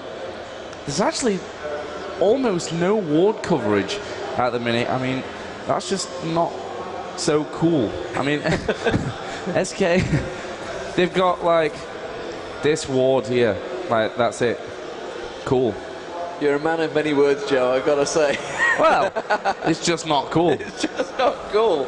And well, Bigfatlp continues to farm. They've got their own little fight going on here. Like, no, I'm the better AD. No, really, I'm the better AD. Ignore the fight that's going on. Ignore the fact I'm losing on my base. I'm going to continue fighting you. Nocturne's going to come down the bottom. Bigfatlp is... Well, I thought he was going to take the tower hit. WetDreaM is going to dive in for him now. I don't think he's going to get a kill here. Surely, yes, he's going to turn around. He's going to put an arrow in his face. Oh, the arrow missed. Oh, but HotshotGG did not miss. He's going to pounce on him. He's not going to be able to take him on the tower, though. But wow, that arrow missing. Although I think he just triggered the shield, so I think he probably would have triggered his attack damage anyway, regardless. So meanwhile, you can see CLG going to push down on the bottom tower. Look how quick it's going down now that HotshotGG gets down there and joins Bigfatlp, wow, Salce and Elementz in there. And it's going to be a full-on 5v5. They need to be careful. CandyPanda's in there, both the surprise. He's going to try and push him in towards the tower. And Hotshot flashes straight out of that one. They didn't quite manage to work. Wickd ulties onto Salce. Don't know why he went straight for that. Salce is surely going to pull the Tibbers out in a moment. You can see he's got it ready. He's just waiting to get the stun ready. And Elementz had to use his ulti on Alistair there. He's going to back away. And will they continue on? No, they won't. They're going to back away. I thought they were going to maybe go for blue, but instead we're going to get feedback. Don't know why. No idea. So, back into feeding mode goes Hotshot, who is now up to 142. CandyPanda still leading the way up at 187. We've not really talked about the items. The action's been thick and fast. And if you look at the gold as well, I mean, 28.9 to 27.4. Considering that it's 5-0 in turrets, that's actually pretty damn close. Yeah, and a lot of that, you can see that CandyPanda 188 CS. Yeah. He's been farming well. They've picked up the 2 dragons as well, so it's kind of kept them in the range, as it were. But, you know, the fact that CLG do have those towers down and SK are yet to singly touch one, really, let alone take one down. I mean, top's pretty high, mid is full, bottom is about 2/3, so they've not really been able to get anything on them. They need to win a team fight, and CandyPanda continues to farm. He's feeling pretty confident against Nidley this time. Oh, arrow going up straight up mid. I just caught it. WetDreaM managing to trigger the shield and just eat that arrow straight away, so no problems there, Joe. No problems, and we're getting CandyPanda to come back in towards this middle area. Hotshot dropping a ward off to farm. Yeah. No problem for him.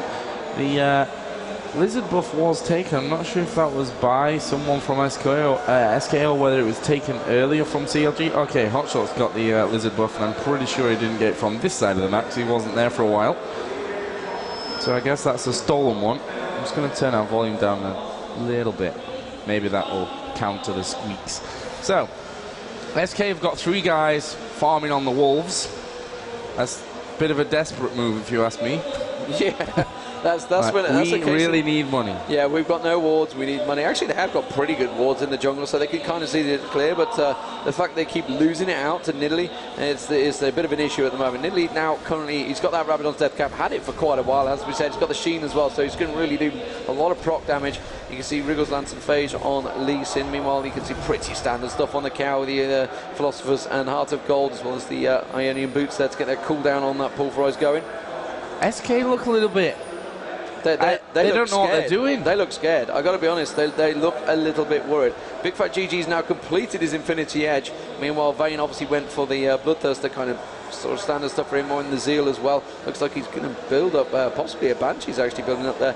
So maybe they're a little bit upset. Salce is causing the problems. The arrow's going to go in. Oh, and a flash. Yeah, very nicely done. We actually hit Nyph. He did quite a lot of damage to Nyph as well there. But remember, there is no tower, so I don't understand why CLG don't just push straight up mid, which is now what they're going to do. They needed to have done this about 10 minutes ago when they originally took that tower down in that incredible push. Wickd absolutely goes balls deep, diving straight in there. The ulti comes across, and Wickd, what were you thinking now? Will he manage to make it pay? That's the question. Ocelote's continuing to try and chase onto BigFatGG. Instead, he's going to go down. Looking across, Saintvicious is almost certainly going to go down though, so it's a 1-for-1 so far, but CandyPanda is pretty low. You can see HotshotGG trying to continue on. And Wickd eats the spear to block there. CandyPanda, HotshotGG, look how aggressive he's being there. Tries to put another spear across, and the inhibitor will go down, and CLG come out again, and Wickd was very aggressive there. That's not like we normally see him with Aurelia, but with Aurelia at least you can just ulti and just pull all the heal back, but instead he's just, I'm not sure that. I think he's kind of pulled his teammate in to die there. Ocelote just got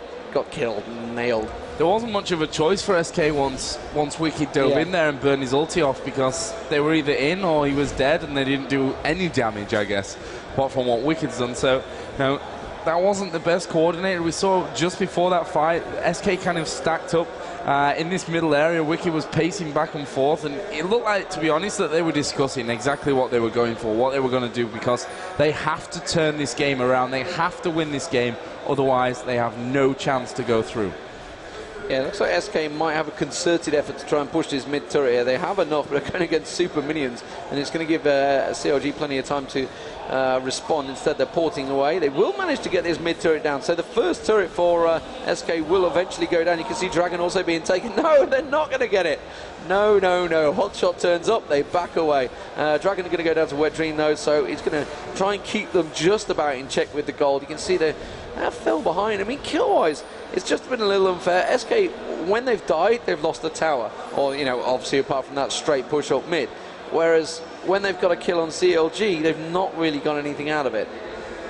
Yeah, I totally agree with you. And if it wasn't for the epic farming that a couple of them have been doing, I mean, if you look on the numbers there on the scoreboard, I think they actually may even have the advantage by a fairly decent amount there as well. Obviously, CandyPanda up to 210 there, 140 on Rumble, 150 for Wickd. You know, that's pretty much what's keeping them in this game now in terms of the gold that they've got and the items that obviously come with that as well. But we're seeing CLG now starting to assert some dominance. They're going to take away that golem buff from the SK side of the map, and I think they're going to be going for this bottom lane now. Yeah, absolutely. And 346 AP now for Hotshot. So he's building up nicely. Feels bad. Yeah, that spear's going to sting. 176 for Salce. So Salce obviously given that Rod of Ages, it will slow the AP down. It's always the case of do you rush Rod of Ages or do you go straight for the Rabadon's death cap. They're going to continue pushing on towards his tower. They don't need Baron. You know, they could easily probably turn around and go for a Baron, but as it is, there's no reason to get focused. Also, like catching a spear there, didn't have his shield ready. They're going to continue to farm on it, and the rest of SK now joining them. WetDream's thinking he can get a sneaky around the side there, comes around and sees Hotshot. Hotshot, meanwhile, look how much damage it does. Puts the spear through, nearly takes Nyph out in one shot there. They're going to get a lot of damage on towards the tower now. Oh, Bigfatlp's actually stepped away. Stun gets used on Wickd, so they need to be building that back up again. Hotshot continues to put the spear through on Nyph there. Nyph's like, I'm not liking this, guys. And he's just sticking. Oh, wow. Look at the damage he's doing, just picking him away there. And they can't do a lot to stop it other than it's just picking them down. You know, he's doing so much damage. Oh, that would have been a kill. That would have been a kill. Nyph just dodging that there. Now they go, okay, guys, we need a ward here, really. We need to see these coming. And Hotshot's going to continue putting the spear down. Nyph just about to escape him, and Elementz has had to use his ulti. They've gone straight in for him. Wickd is very low, and he gets the timbers down there, but Hotshot does manage to pick up a kill eventually. Elementz knocking Nyph straight out of there. Nyph's going to use his ulti, just about surviving. Salce did get the kill on Ocelote. WetDreaM is also very low. The spear just missing again, and it was 2 for 1, and so CLG will pick up that turret. Wow, pretty chaotic fight there from CLG and SK, and you know, all credit to SK for going in, the target going down on Nyph, and you know, Hotshot's thinking, I really want to spear him. Oh! He's having a good go at it. Saintvicious is going to try and dive on towards CandyPanda. CandyPanda has been caught, and that's going to be the second base turret and maybe the inhibitor as well. Nocturne is returning full health though, so you need to be a little bit careful if it's anyone low. But look at that, that main base tower is already nearly gone. CLG have just done so much devastation, and SK are really up against it. Remember, SK, if they lose this, they're out of the tournament because FNATIC have already won 2, and that will put CLG winning 2, and there's just no way that SK can do anything. And I gotta be honest, I think they're out. It's hard to disagree with that comment at this stage of the game. They're 3 kills behind, 3k in gold, but 7 turrets, and I'm not sure that they can really put up, you know, especially at this stage of the game, as we've just seen on that turret, that poke from HotshotGG is so valuable for the CLG side, especially on these top and bottom lane where he can literally get behind the walls and just spam through. And as you saw, it pretty much almost kills Nyph in the one hit. And I mean, if you look down the items here quickly for SK, there's a Negatron cloak there on Rumble, and the null magic mantle there. There's not all that much magic resist hanging around. Okay, there's a which is pretty strange when you're against an Annie and a Nidalee. Yeah, exactly. And not really sure especially why. A 3-0-4 Nidalee and a 5-3-1 Annie. Yeah. So they're going straight in again. That spear goes straight out. Inhibitor's almost certainly going to go down. I don't think SK are going to be able to do anything about it other than try and dodge the spears. It's exactly what they're doing. You can see they're just chopping away at it.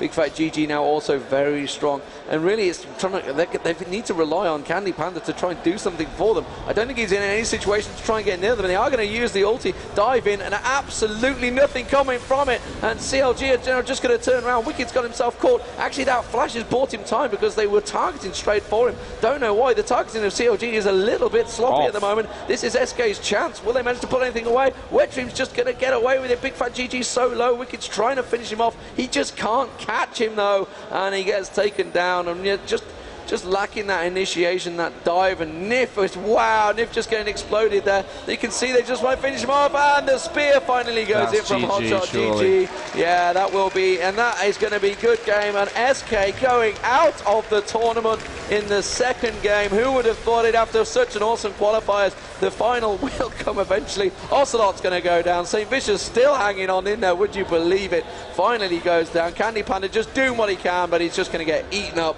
and I think we're going to get a fountain dive here as well. Yeah, you can see the spear going through. Tried to finish him off, but Counter Logic Gaming go through, and wow, who is going to top the group? That's the question. FNATIC will be playing CLG straight after this match, Joe. I'm flabbergasted. SK were not in that game at all.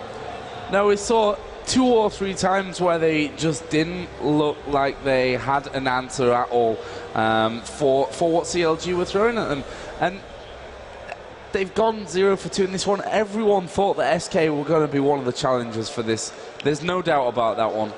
Yeah, I did. You did. Actually, I would have winning it. I definitely had SK going through first in this group. Yeah. You know, so I think that's not an upset, but maybe. And I hate to say, but you know, the 3 that were at DreamHack are there again, and now CLG have joined them. So it's almost a repeat. You know, people say about the skill level of League of Legends. You know, these guys are in the same place again in another tournament months down the line when the metagames change, but they're still there.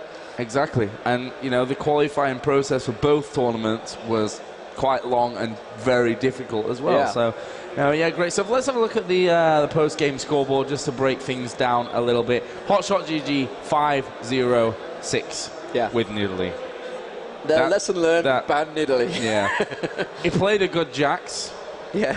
Maybe SK just didn't feel like they had a good counter to Jax, you know and they did for Nidalee. I'm not sure. I don't want to sound harsh, but I think that's a case of Wicked's ego, maybe saying, I can take him with lane win. I don't know, maybe I'm just being harsh there, but it's backfired. Let's put it that way. Whoever made the decision not to ban Nidalee has backfired because they damn well knew that who was going to play it. Yeah, and he's done just brilliant, as you said. Didn't leave that top lane for, I guess, 15 minutes, 20 minutes, even longer. Exactly like we said. Are they going to? They're not going to allow Jax to farm for 20 minutes. No, they allowed Nidalee to farm for 20 minutes instead. They did exactly the same the other way, and that poke, the amazing burst damage that comes out from Nidalee's spear is just. You can't do anything against it. It just chips you down. If it doesn't kill you, it's just chipping you down, keeping you away from the tower, and it's just buying time for Bigfatlp to say, and I have to say as well, Bigfatlp, despite being super out-farmed at the beginning of the game, he's not died once. 2-0-7 he's finished. Built his Infinity Edge. Berserker Greaves are done, you know. He's not actually got much more than that. Obviously, Zeal and the Crit Cloak are in there as well, but not got up to anywhere near what you'd call a final build. When you look at CandyPanda 2-1-2, Bloodthirster's in there, Phantom Dancer's in there. You've got your level 2 boots, Negatron Cloak, which for me came far too late on the SK team, that magic resist. And I'm going to be harsh again. Wicked's got exactly the same score as he had against SK, I think. FNATIC 0-4-4. Not good for one of the, really what I consider one of the top Aurelia players at the top. He just hasn't had much of a chance really with it. And you can see, I mean, they only had 7 kills in the whole game, SK there, so it just did not work out for them.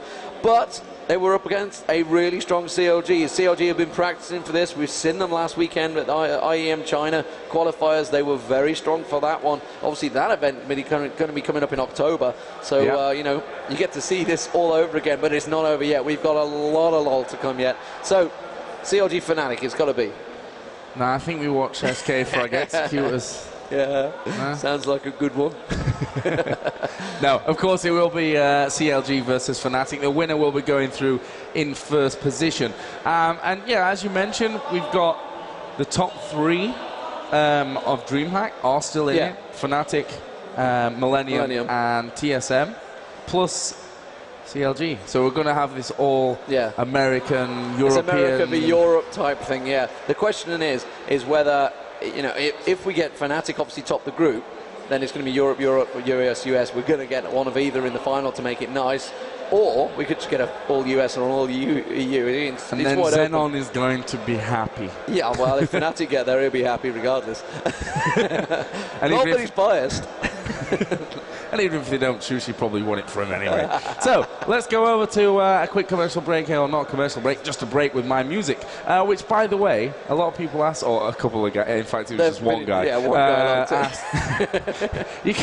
I posted where my playlist was, on Twitter. You can follow me on Twitter. It's twitter.com/Joe_Miller. Don't forget, if you want to check out all the results, not just from League of Legends, but from StarCraft 2 as well, here at the Intel Extreme Masters Global Challenge in Cologne, you can find it all on intelextrememasters.com. And yeah, we'll be back here pretty soonish with the third round of games, the final game of the day in League of Legends, and it's going to be CLG versus FNATIC. The winner will play against Millennium in the next round. The loser will go up against TSM in the semi-finals, which will be coming your way tomorrow. So again, guys in the crowd, don't get up because you'll lose your seats. And you at home, you're lucky because you're probably sat alone. We'll see you later.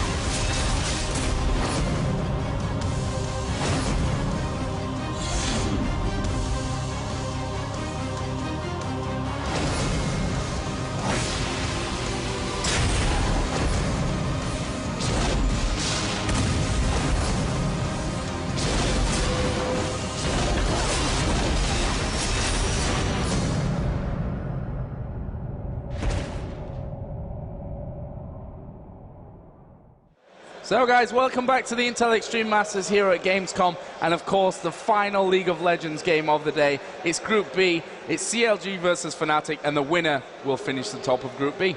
And the winner is also going to go ahead and play against Millennium tomorrow, with the loser going against TSM, and we are actually already in the picks and bans here, and I can tell you what happened here. Brand was banned first by CLG, so they really liked, probably they liked what they saw from Shushei earlier today. And instantly, like without a second hesitation, oh god, they banned Nidalee. The other bans, Amumu and Tristana, all of them champions. We've seen FNATIC play really well today. Jax and Cillian, 2 more very well aimed bans, but they did leave the Orianna open for Bigfatlp. Yeah, and that Orianna is going to come out here. Let's talk a little bit about the game as a whole. I mean, obviously FNATIC finished first. Right. Then we're going to see a definite North America versus Europe final. That's true, that's actually true, yeah. What would you like to see? I think I'd like to see the 2 mixed semifinals tomorrow. We can, from the 2 mixed semifinals, we can still have a mixed final. That's still an option. But this is true. I do want to see 2 transatlantic games, because these metas, the European metas, you know, they know each other really well. And I wouldn't say it's predictable, but we know what kind of games we can expect. The transatlantic games are always really exciting, and we see actually Saintvicious picking up the jungle pirate here. And Elementz is probably going to be a roaming/support Alistair, while Cyanide is going into the jungle as Lee Sin again. That's really interesting. I don't know. He played such a strong Jarvan, and we just softly touched Jarvan with the Nyph bat, but apparently that was enough for Cyanide to say, I don't want to play Jarvan anymore. Softly? softly, carefully, gently nudged him with a Nyph bat. Obviously, yeah, a little bit too much for Cyanide's liking. Apparently. But yeah, at least we've seen him quite often in this tournament. He's been a big favourite, actually, from the games that we've seen so far. So here we go. We're going to see Gragas. Yes. Round of applause already from the audience just for the pick. That's beautiful. They're thinking, you know, if CLG gets to play Nidalee against SK, then Shushei gets to play Gragas against CLG. That just makes sense. And I see Hotshot's pick. That is going to be a super scary pick. So people say that Hotshot is only really good with a couple of champions, and be that as it may, there are a couple of champions that he's an absolute beast with. Nidalee is one of them, and Cho'Gath definitely another champion that Hotshot is an absolute unstoppable beast with. And final pickup here for Team CLG is going to be Caitlyn. That leaves only the second AP open for FNATIC, assuming that they are going for dual AP again. He's just switched out to Kog'Maw. I wonder if he's going to stay there. What is happening? Well, I've seen Kog'Maw played in solo queue games in America, but in tournaments, really, Kog'Maw has no escape, has very unreliable CC, and you can just step out of, okay, Kog'Maw it is. Well, it's going to be exciting. No escape means once he's committed, he's going to be committed. And what's the second AP going to be? We're being trolled hardcore. It could be Kassadin. Yes, it is Kassadin. I'm actually not surprised at the Kassadin. That is a perfect pick against Kog'Maw. Kog'Maw, like I said, no escapes. Kassadin jumps on top of him. Bam, Kog'Maw gone. What do you think of these picks, Joe? They're interesting. Final game of the day. You know, we saw last time. Ruh-roh. I don't know if you saw before the last game, but it took us like 6 attempts to get in there. Yeah, we jumped back in and we actually went into the tournament draft mode, and then they actually banned someone who they picked by accident, and then we had to start again, and yeah. Yeah, apparently there's a bug with swapping in tournament draft. Sometimes it works, sometimes it doesn't. I just asked xPeke to remake it as blind pick so we can go to the picks and bans very, very quickly. Yep. Blind picker. Oh, actually Hotshot did it already. So we're going to go for Hotshot's game. And spectates. Yeah, there you go. So I think, was it FNATIC that? No, it was CLG had first pick. So FNATIC apparently chose to play as the purple side. That's interesting. That tells me that they have a strategy for controlling Baron from behind. Because there's really no other reason to play as purple side. Generally, blue side has the better ganks available to them. What's your opinion on maybe how the teams are thinking coming into this one? Do you think that the American teams want to avoid each other in the semi-final? I don't know. Generally, you can always theorize about these kinds of things, but honestly, you're here on the hot seat at a tournament. You do not want to lose, even for strategic reasons. I think these two teams are in it to win it. Well, we're going to be finding out here very shortly once we get the last one in. Yep. And CLG. Yeah, just missing one guy, but then we can kick things off. GG with Orianna, I'm already scared. He is so good. What was it recently where we saw him play? Was it against TSM? Yeah, it was against TSM in the Guangzhou. You were actually in Seattle at the time. I was. Yeah, you were having fun off there in Seattle. Doing cool stuff. Cool stuff. Shooting guns in more than one way. Pretty much, actually. That's what it was all about. Exactly. So, yeah, he played against TSM and he just shut down TSM so hard with his Orianna. He plays a perfect Orianna, like scary perfect. We're going to have Hotshot on Cho'Gath. I ain't never scared, says Saintvicious. So we're going to have Hotshot on Cho'Gath. Unkillable, basically. Come the 20-minute mark, you're not going to kill him again. And that's a really scary team there. Yeah, definitely. And we've seen, how Hotshot can actually play that. So I feel a little bit for FNATIC. Obviously, you get 3 bans, and you're a little bit unlucky if you've got 2 guys who you're actually really scared of, and they can play 3 champions to a super high level. Still, I said that I would say that the Cillian ban against Bigfatlp is probably not as important as the Orianna ban. It's just my opinion. Obviously, I'm not a pro player. These guys know better what they're doing. But generally with Cillian, it tends to be that if you can make the game go long enough, Cillian just falls off in damaging potential so much. He can't be ignored, but he can at least be handled. And Bigfat learned to play, is back in the game. We're giving the go-go. We're back into blind pick, and they're just going to pick the same champions as before. I hope. That would be bad. Last time they didn't manage it, but yeah. Hopefully this time they sort things out. So let's lay it all down on the table. Who's going to win this game? After the last game that we saw, I think I'm going to have to go with CLG. They gave Hotshot another champion he's really, really good with, and Bigfatlp on Orianna. I'm still trembling from last weekend seeing him against TSM. TSM are by no means a bad team. 3-0 in their group yesterday. Certainly not. And they just got schooled by that Orianna. Orianna is a champion with an extreme high skill ceiling. So if you know exactly what you're doing, she's just super OP. She scales with AP on 5 skills. That's more than any other champion. Even her passive scales with AP. I think it's the only passive that scales with AP in the game. So if you can use her to her fullest potential, insane amounts of damage, but you need to get every positioning of the ball exactly right. You need to think 2 ball movements ahead. I'm going to position it like this so I can use my slow field, but then is it also in position so I can E it onto an ally so I can do damage with the shield one again? It's super hard, but if you can pull it off, you can do so much damage. It's amazing. Well, we're going to see exactly how he pulls that one off here in just a second, because the countdown is finished and we're going to get into the game. So you think that CLG are going to win this one? I'm obviously then going to have to go with FNATIC. Well, it's not a bad either. They did leave Gragas up for Shushei, but I have to say Shushei, twice today he had considerably less kills and assists than xPeke, and it just seemed that I don't know, he's not in his prime today. Lots of his ultis had fizzled. The only hero ultis really that he landed were because of mistakes that SK made, where they just barely were out of ultimate range, and then WetDreaM just takes 2 steps back and the ulti does a double bounce on Ashe and wins them the game. But the ulti would have fizzled again from Brand. So I don't know, Shushei may not be on his top game, and xPeke actually used to be a really scary Kassadin back when Kassadin was played a lot. I have no idea, but the very first thing I'm going to do is I'm going to click that Kassadin and I'm going to check his MR. I have a theory he's going to run a full MR rune page. And he's just going to go mid and shut down Orianna. I think that's what's going to happen. That's what I think their plan would be, because Gragas can kind of handle Shogath in that he can stay far from him. Bot lanes are going to be very interesting though, so let's have a quick look right away at xPeke. And I see, yep, 51 magic resist. Called it. Is a almost full magic resist rune page. He just does not want to take any damage from Orianna, and he wants to really, really shut it down. So let's see if we get this level 1 fight kicking off. Actually, both teams headed in a similar direction, at least for now. You see FNATIC setting themselves up in and around by their Golem buff. Actually going to take the Tribush there off towards that bottom lane. Yeah, that's very safe, because CLG have been known to ambush in this Tribush.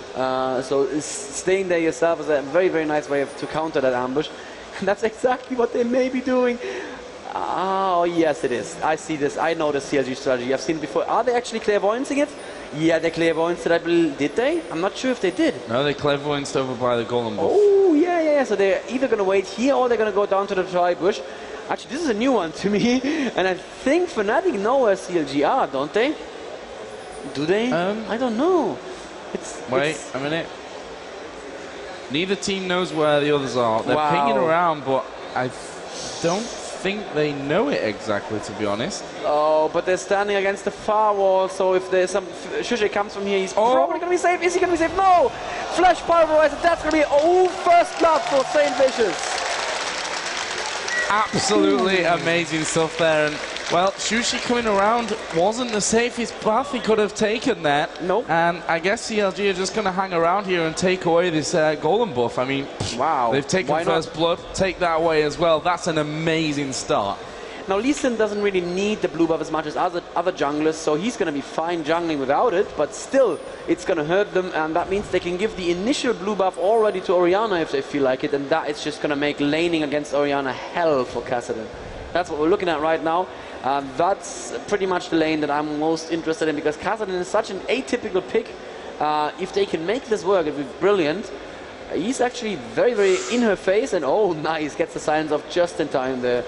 The bottom lane, oh, Cho'Gath is actually coming in for bottom lane. He's going to come in for Rupture, not going to hit anything. Going to take a lot of damage. That means Shushei has a lot of free farm. Probably going to hit level 2 at least before Hotshot can get there. And we've just seen Saintvicious just cross over the middle there and fire off a shot on to PK. And they're putting a lot of pressure down very early on here with Salce. But if you just saw that ball hit Kassadin, that did almost no damage. I didn't even see it register on his health bar. So that part of the strategy at least seems to be working, and we see bottom lane actually being pushed by FNATIC really, really hard. It's a very non-traditional lane that CLG are running here, and you can see them suffer for it at first, but if they actually go in, they have so much damage output that I believe that lane could be in a lot of trouble. Although Mellisan, just one of the most perfect support players that we have in Europe, he is going to keep that Ashe safe, I believe. Well, Lamia playing it fairly offensive right now, and actually we may see a little bit of trouble up here at top. We've got Cyanide waiting in the bush, HotshotGG playing it fairly defensively. In fact, he's positioned almost perfectly here to get away. Let's see then what Cyanide's going to do. Yeah, and he decides it's not going to be possible to get himself in there. I mean, we do have obviously a flash on Hotshot once he's got that rupture off. If he places it right, which you can never count out with a play from Hotshot, then he's going to escape that kind of situation without too much of a problem. And Salce actually pushed up fairly heavily here again onto that middle turret, and he needs to be very careful because look, here comes Cyanide in behind. What's going to go off here? And he tries to get in there. Cyanide can't quite keep up with that one. Missed the Q, very unfortunately. He could have used the Q a little bit earlier because it's very hard to hit it from this close. But it looks like, both are going to be just fine mid lane. And that is a lot of jungling time that Cyanide has lost there trying to get ganks going, actually. And that is unfortunate because Saintvicious has been in the jungle all the time. He's headed for the blue buff right now. Did I hear a flash being expended there in bot lane? No. That's what I thought I heard as well. But right. Doesn't look like it. All flashes, none of them seem to be recently used. Yeah. Maybe just a portal. Maybe something like that. Yeah, we saw Hotshot actually go back there and quite wisely go for wards and a few pots there because he doesn't want that Lee Sin to be coming in and causing him too many problems. Down at the bottom, you see Elementz just trying to keep Mellisan and Lamia back away from him. And Orianna now with the blue buff that's just been gifted to her by Saintvicious. That means she has complete free farm. 27 her CS versus 19 only for Kassadin. Oh, that's just maybe not working as well as FNATIC hoped it would, and it looks like early advantage, I would say, definitely on CLG's side here. Yeah, I'd say so as well. I mean, you do see that we have 600 gold or so in favor of CLG as well. 5.5 minutes gone. Shushei just trying to put some barrel pressure on there up at the top, but obviously these two are going to be very, very strong come level 6, 7, and from that point on it's going to be kind of like hitting your head against a brick wall basically for both players. Pretty much. Shushei is actually winning over Hotshot in CS exactly the same at the same speed that Orianna is winning over Kassadin. So those two lanes are kind of equaling each other out, but Orianna is probably going to put some pressure on the turret very soon. Yeah, that we see that was a very, very good QE combo, both hitting Kassadin. That's what I was talking about earlier today.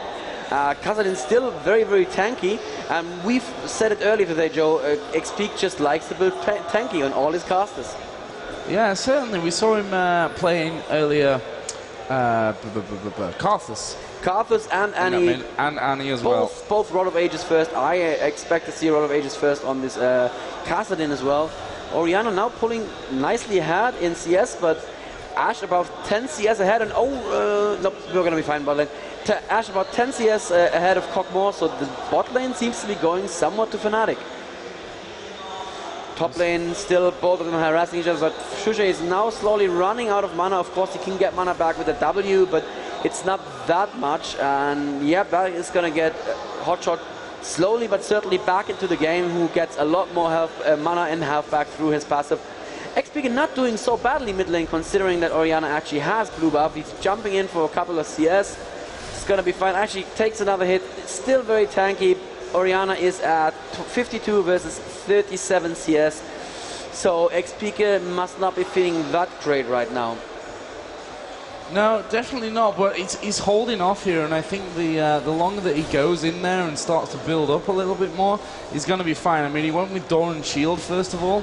He's going to take here the blue buff away from Cyanide, so that's going to help him a hell of a lot when he comes back over into this middle lane. So I'll say just keeping that ball in its position there, trying to force PK to take that little bit extra care. We did see Hotshot go back, so he's gone back. And he's headed back up to his lane right now. Down at the bottom, pretty similar stuff going on. And there we see Bigfatlp actually hitting his ulti level now. Yeah. That can make it a bit more difficult for Lamia to be taking all this CS. Yeah, that's actually a good harass there. That way he can get Ash down over time, but you should be able to juke those as a pro gamer. The only thing is sometimes you have to make a choice, like you just said. Either I'm going to miss the CS or I'm going to take a Kubon ulti to the face, or to the top of my head, rather, since it's coming down from above. Oh, Kassadin going in very aggressive against Orianna there in mid lane, is silencing her as well. That is the strength of Kassadin against any other caster. If he can get his combo off in time and can get in range for his silence, then there's not much they can do in terms of an answer. And there is Shushei waiting in the wings. This could be dangerous if he gets his ulti off in the right position. Salce is going home. Actually going to portal back. Is Shushei going to come in? Oh, and that arrow just skimming past Salce. That was ridiculously close. But now Salce feels safe because the arrow has just been they used. Know he's there. There's a ward. They've seen him coming up. Saintvicious comes in. Ulti used. There we see the silence coming out, and the Riftwalk already used. Nicely done though by Salce to keep him held back. Saintvicious actually surviving that one with just 20 HP. Wow. Basically dead in that one, but nicely done again by Salce. Great use of the ball there in mid. Perfect Orianna ulti. Couldn't have been better, flinging both of them away. And actually Salce's built a chalice first. We don't see that very often on Orianna. Yep. It's a very defensive build. Where is the Gangplank ulti been used? Oh, mid lane is the pushback. Okay, that's fine. So, what was I going to say? Yeah, that is a very defensive build, but it does make sense against the Kassadin, and that also means she'll always have enough mana to be useful in a team fight. That's a very, very dangerous thing with Orianna. Orianna is almost as dependent on blue as Anivia is. And yep, missing another Kubon ultimate there. It's something you should be able to dodge. I mean, you see it coming, you have plenty of warning. Elementz in the bushes. It's not going to give up those bushes, and Lamia wisely not pushing his luck too much there. Yeah, definitely doesn't want to be pushing in for that one. Hotshot just getting himself back into lane. We actually saw Shushei go home. Needlessly large rod is already bought there. That's the new school Shushei build. I was talking to him before. He said, I used to go for something defensive first. Oh, down at bottom, we're seeing a push actually. Lamia's very, very low. And actually the ulti not working out so perfectly. Pushed Bigfatlp away. And I think they could have possibly got that kill there with Lee Sin had Janna not pushing away. Obviously the heal was a big part of it as well to help out. But I think they could have possibly had that one. Nice ulti there from Mellisan, actually going in and pushing Bigfat out, but it wasn't enough. Bigfat had his flash up.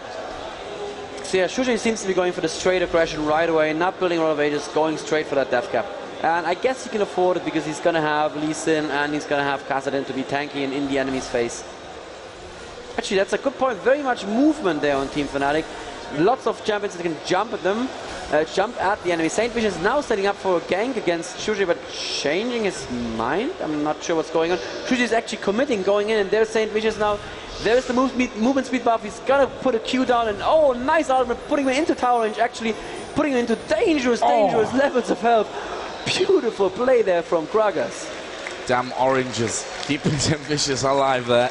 And Shushei's not giving this one up. Ah, there goes the ulti down. Shushei's not going to get through that one and be able to catch him. PK comes in. Riftwalk from behind. And well, PK, is he going to hang around this tri-bush and try and put some pressure in onto Cho'Gath? No, he's going back. Cyanide is actually having to cover middle, but that's given Salce a good few hits off on that turret. Shield stopping him from taking too much damage. And yeah, again, perfectly done. Ball straight into the bush. PK spotted first of all. Down on the bottom we saw Cogmore go back as well. And there's picked up Madrid Razors. Okay, yeah, so he's going to definitely build the Blood Razor because that just scales so nicely, that stacks nicely with his W. Mid lane, it looks like Kassadin having some trouble defending against Orianna. He's putting a lot of damage into that tower. That's not what you want to see. Then again, he should be able to just go out there and, well, no, he's scared. Okay, well, he probably knows he's going home right now. He needs to be careful though. No, if he goes home, he's probably going to lose that tower.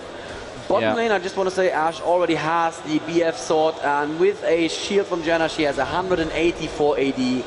Mid lane, Lee Sin is now coming in from behind for a gank. Let's see if he can actually make anything happen, but xPeke is completely out of mana. Nice ulti there. Oh, unfortunately whiffing the Q. Cyanide not convincing me with his Lee Sin today. Top lane, Shushei putting a lot of damage against Hotshot, who barely flashes out of that ultimate and is going to be safe for now. He's going to get all that health back with his passive. Oh, that's just frustrating. Well, I mean, and Salce surely will be taking this middle turret down. I mean, Cyanide putting pressure on as much as he can, but it's not going to be anything that will actually stop this turret going down. So 1-0. At the same time, CLG are taking the dragon. Look at that, a very, very quick dragon, completely uncontested, and they're building an even greater advantage for themselves here. That's just very unfortunate. The Kassadin mid against Orianna just didn't work at all. I'll just have to say it right now. 103 versus 58. The CS, that's sad. That's a huge amount. That's very, very sad. 13 minutes in. Yeah. 115 to 97, the bot lane, that's very close. 101 to 86, not quite as close, but still okay in top lane. It's just mid lane that's letting down FNATIC right now. The jungler also not doing quite as well for FNATIC. A couple of attempted ganks that could have been better with the Q actually hitting the enemy champion instead of a minion. Kassadin, I'm not quite sure what he's doing right now. He's setting up, actually, if you look at the place where Kassadin is right now, this is a beautiful place because he can rift walk straight down. If you rift walk across more than half the territory, you appear on the other side of the terrain. You appear at the other side of the terrain. And that's what he was hoping for, but Bigfatlp playing very, very defensively. We've actually seen Lamia already got Bloodthirster as well. Oh, wow. 126 to 102 down at the bottom. Obviously, that Madrid Razor's pickaxe as well for BigFatGG. And here comes the gank. PK's in there. Riftwalk surely going to get himself in. He was actually knocked away by Elementz. And he's going to take the run through the Gangplank ulti anyway, just to get himself away. But he's not done yet. He's not done yet. Is he going to come in? No, he can't. Actually, we'll put the silence on Elementz. And he's done around about half HP damage to him. Not bad whatsoever. Up at top, Shushei is putting on pressure to Hotshot again. But again, we've talked about that upper lane. It's kind of banging your head against a brick wall. PK is still hanging around this bottom area. Lamia is there. PK actually took the damage from the tower there. And they're going to push through anyway. Nicely done from FNATIC again. Rift walking from PK. Saintvicious has to go away. And mid lane, Cyanide is having a lot of trouble here against Salce's Orianna. Salce cannot press any further, but Cyanide is going down to half health and he cannot really defend that turret. So what we actually saw from Kassadin is he's building tiers as well, and that means, well, you need the mana on Kassadin, but it also means it frees up all the blues on their side for Shushei, who's going to be very, very happy about that. Here we go. Shushei coming in onto Hotshot. That barrel does land, and we'll be able to just defend this turret that little bit longer. He's going to do a little bit of poke damage here against Hotshot, but he's not going to look for a fight. He just wants to get back in a position where he can actually lane. Yeah, and just avoiding those ruptures nicely. Yeah. Hotshot was thrown down. Clairvoyance going out and there. mid lane, xPeke going in very aggressively against Orianna. There was the shield and he decides not to try again. But that was a good amount of damage he did there. Considering he really hasn't built that much AP yet, we just see how strong those base values are from Kassadin. Blue buff, of course, going to go to Salce again, who's been doing a beautiful, beautiful game here. And there were questions on the forums whether or not CLG would take Salce into their permanent roster. That's how impressed people have been by his play. Yeah, I have to say he's looked very, very good throughout what we've seen so far in this second day. xPeke waiting for the arrow, going in right now there on Elementz, forcing the ultimate on Alistair, forcing the ultimate from Pirate as well. There is no tower right now, so they can chase on and wait for the ultimate to be over, but Ash didn't follow. Oh, Lamia, why didn't you follow? That could have been a kill. Oh, well. He had no mana left either, I think that was point. But I think the damage alone would have actually really finished them off anyway. Obviously, they didn't quite have anything to slow down, but Kassadin didn't want to go it alone. Bit of a miscommunication there in team FNATIC. Orianna now taking the enemy race. Why not? If you can, do it. Oh, Ash actually buying a second advanced blade after her Bloodthirster, so she feels like she's still not tanky enough, most probably. Top lane, still the same thing. It looks like actually Hotshot is doing a better job harassing than Shushei, because Shushei has to go home yet again, is out of mana and half-life. He may also have enough for a death cap, which would be a very good reason to go home, I think. Yeah, most definitely. I mean, he does have around about 30, well, exactly 30 CS more. Yeah. We're seeing Janna moving up here. Mellisan does have the Oracle, so he's just clearing out getting rid of these wards, getting rid of the vision that CLG have had, and in fact they've only got one ward up at the moment, which is down here in this bottom tri-bush. Yeah. Look at the build from Pirate as well. He's building 2 Magic Mantles, so he's really scared of the double AP, which is, you know, like I said earlier today, I didn't think I was going to see it again. I was like, how is FNATIC going to do in the H after double AP? It turns out they decided that H hasn't quite ended yet. Yeah. Oh, lots of fire and FNATIC actually in the river right now. Good slow goes down on Salce. No Ash Arrow coming in. Unfortunately, I was waiting for that Ash Arrow right now. There is the Ash Arrow right now, and there is a jump on top of Salce as well, and he's certainly going to die from this. Very well played by FNATIC. Perfectly done. PK only took 1 hit from the turret there. They should be able to finish this one off. We've got Hotshot coming from above. The Pirate and the Cow, unlikely friends, coming in from towards that middle area. Well, actually, we saw the teleport coming out there from Hotshot. That was very well done. If xPeke didn't have a flash, that would have been a kill on him, I believe, because his ulti was just on cooldown, and that Nom Nom would have killed him. But Shushei is now going for the top turret. And the question is, are CLG going to go for Dragon with 4-man up? I don't think they're going to do it, because there's 4, now there's 3-man from FNATIC around. They're just invading the forest. Are they going to try and take the blue again? I'm not quite sure what they're trying for. It looks like they're going for the blue. And can xPeke actually get there in time? He's running at, oh no, there's 4-man from CLG, and yep, that's a blue that goes to CLG. That's unfortunate for Kassadin and unfortunate for Shushei. And Cyanide going in right now. Is he going to get the E slow down? It doesn't look like it. Beautiful headbutt into Pulverize combo, catching all of Team FNATIC.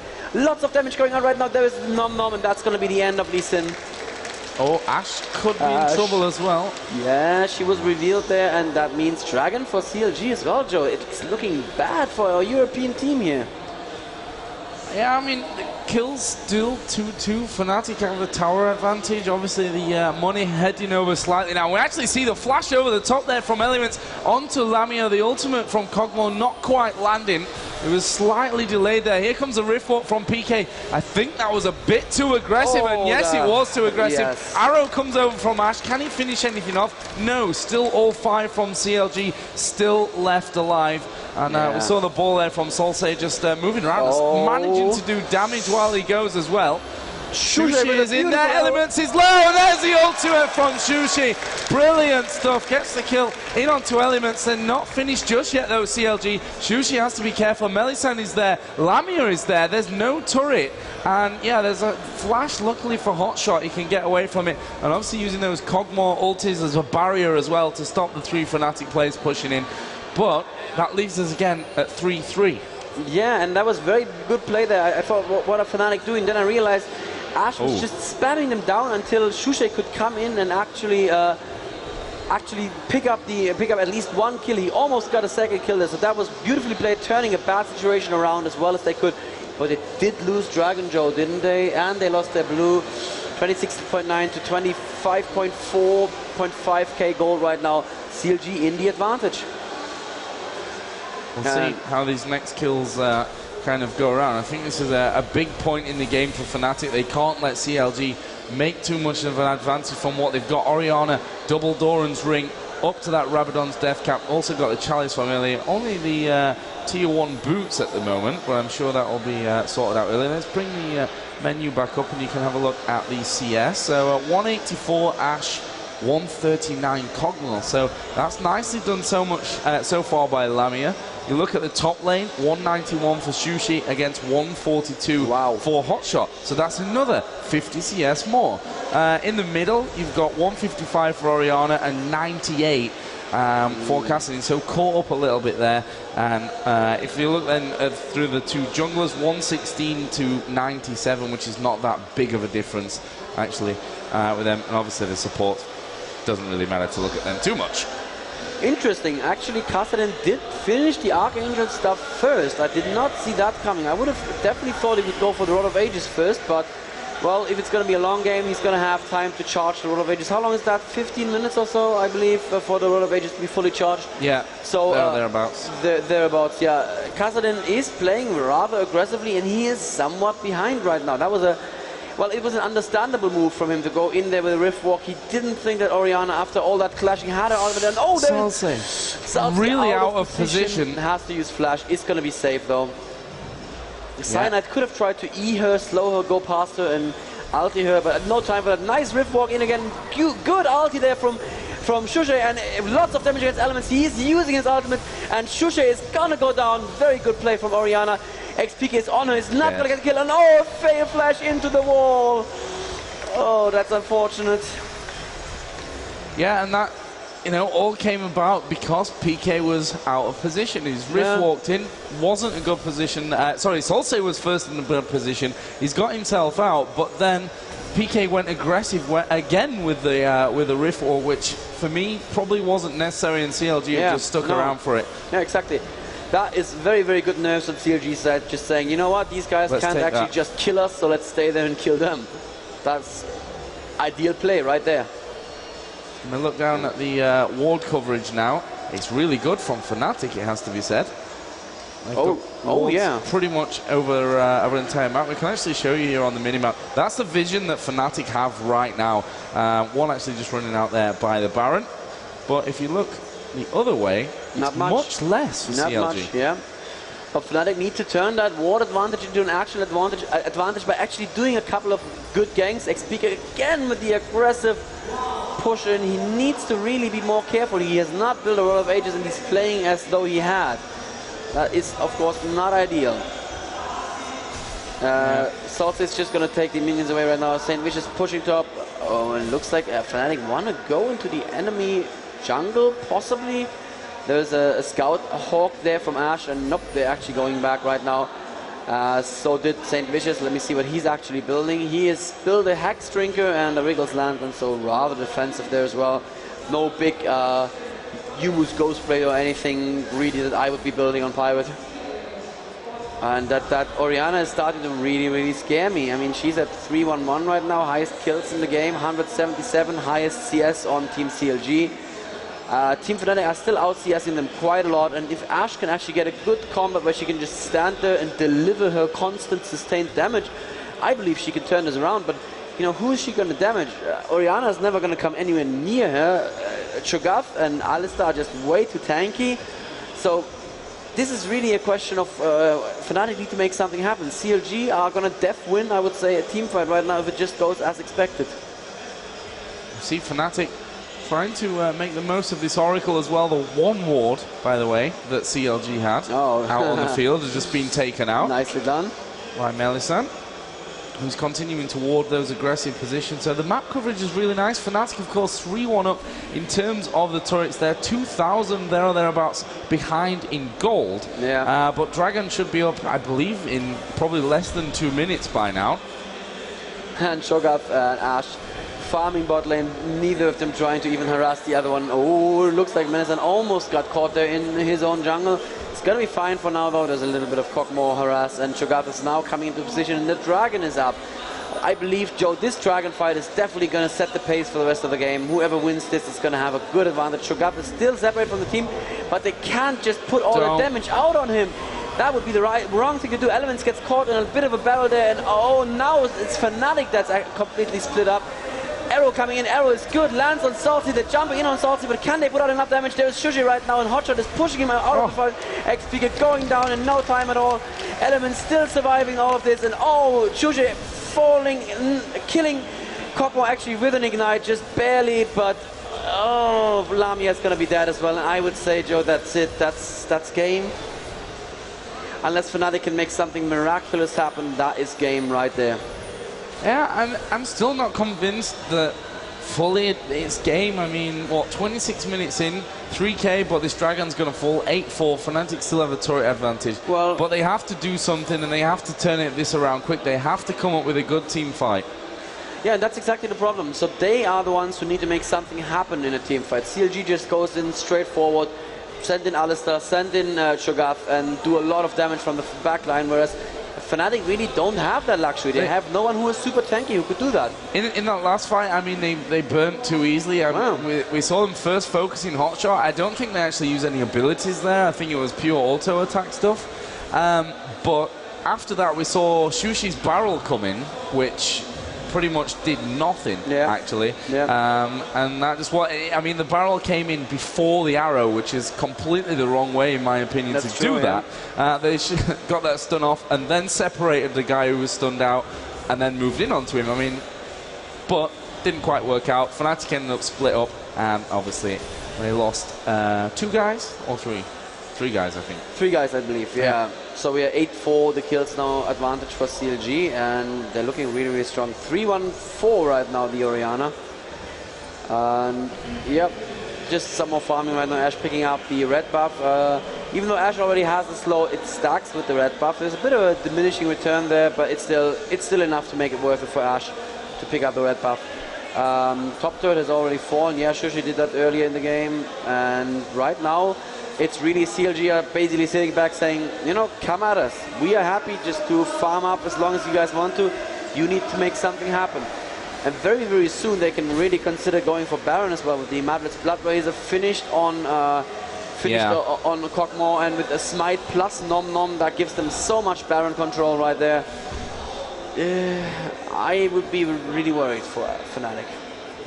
Yeah, that's not going to be great. There's a Wriggled Lantern as well. With Gangplank, so yeah, it's completely stacked when it turns to comes towards Baron fighting.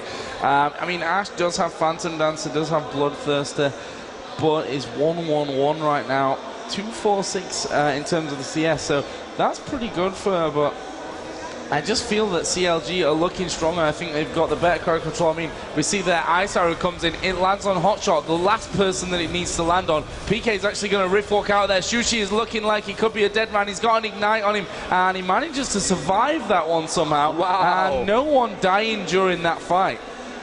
Okay, so he survived with like nothing. What happened was CLG put too many people into PK and Cyanide there by the right side, and they could both escape well enough, but it's still an exchange that CLG won. The tower, no problem. Yeah, exactly, they now have the tower.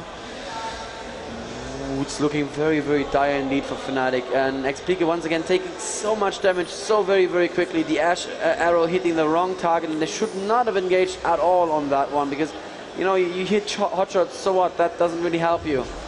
Yeah, I mean, I understand why they went for that. At this time of the game, they've got to make everything count, but making a bad engagement is so much worse than not burning your ulti and not making the engagement and staying safe. Yeah, they need to be super careful right now. Shushei building very tanky as well with the Banshee's Veil, and we can see on Lee Sin as well, he's going to be the main tank, it seems, with the Warmog's armor. It's going to build an Atmog if the game even goes that long, and you know, building a Warmog's after Wriggled's Lantern and after the Mercury Threads, that just means he's never going to have the time to fill it up. Yeah, it's half an hour gone already. Yeah, they are giving him some creep right now. No, they're actually not. Never mind, Ash taking the creep for herself, which is, you know, probably the right choice, because she needs to become much, much stronger. She cannot attack that Hotshot. I mean, look at Hotshot, he has... What is he building? He has a recurve bow? I think he's trolling us. Why does he have a recurve bow on Cho'Gath? Why not? He's Hotshot. Can do what he wants. Yeah, he can do whatever he wants. He's still gonna win. Yeah, he has the heart of. He has the Frozen Heart and the Heart of Gold. That just means a lot of health. The Frozen Heart, even a lot of armor as well. And are they gonna go for it? They don't even see a single ward from FNATIC. They could definitely go for it, especially as soon as they see Ash in bot lane. They should just turn back and do Baron. Not sure if they saw for long enough. They may have. Oh, Cyanide, you are in trouble right now. He's gonna get silenced. Oh no, he's safe. Gets away. Joe, he gets away. He's still my beating heart. Oh, PK's in a... I mean, yeah, of course he has Riffle, which is bonus thing for him to get away, but he was pushed up quite heavy in that middle area. We see Shushei there. Banshee's Veil is up there, so he's got that barrier for the one ability that's going to come in onto him. Here we go. Cyanide is going to be the focus. Manages to get away for now with half HP. Is he going to survive through? Getting the heals off Mellisan, and FNATIC back away into that base turret. PK is kind of just hanging around there. Of course, he can riff walk over this hole. There goes the Ice Arrow, and they're not in a position to follow this one up, I think, but they do have Ash in there, and again, PK is going to riff walk into the middle of it all, almost getting himself killed. Yeah. Wow, Ash actually flashing in. I don't understand what she's thinking right now, but they maybe a kill on Saintvicious right now. But no, very, very good defend right there. Janna will have to pop her ultimate. Bigfatlp finally falling there. Good play from Lamia. And actually all 5 are still alive. And Saintvicious falling as well, as we just barely missed. Salce is in trouble here as well. Ooh, that was... I was confused by Lamia actually flashing in, but it seemed to be exactly the right thing to do there. And Shushei's ulti is like just now, like just this second come up, and FNATIC, they're going to take this Baron. They're going to take it. There should be no way, I think, that Orianna makes that distance up before they do it. PK is actually going to rift walk into the bush and try and hold it. Actually, Hotshot and Elementz both coming in. Baron's only at half HP, so it's not looking like they're going to be able to take this one. Here we go. We are going to see somewhat of an engagement. Elementz moving in there. Peke against Salce right now, and barely shielding himself and killing Peke there. That is very, very bad news. And a Hotshot stole it. Hotshot's got in there and he stole Baron. And they were alive as well. They were alive when they got it. Yeah. 3 of them with Baron. Oh, wow. That wasn't the best that was actually decision. That was a good move in theory, but he overestimated the move speed of his ball. If the ball had come there in time for the shield, that would have been a dead Ashe and probably a shield that would have saved Bigfatlp as well, but he just overestimated the move speed a little bit. The ball took too long and Orianna died. But that was really brilliant play from Orianna before that, when she was 1v1ing against Kassadin there, just really, really well done on the juke against the wave. And then with the ball, with the shield, Kassadin just did not have the damage output to actually kill Orianna. That was unfortunate. And look at that Kassadin, he's building all-out offense. He's building a death cap second. But you know what? That's a bunch of kills, and I don't know, FNATIC are at least hanging in the game. So maybe my GG was a little bit premature there, but still, CLG made the best out of a bad situation after that very, very great engage from Lamia there in mid lane with a flash in on Ashe. And Dragon is currently not up. That's not up. That's what they're checking. They may have the timer. Not believing. Okay, so they actually didn't even have the timer. Ooh, that must be bad. Shushei is going to pick up a good amount of farm there on top lane. He may actually pull past Ashe again there.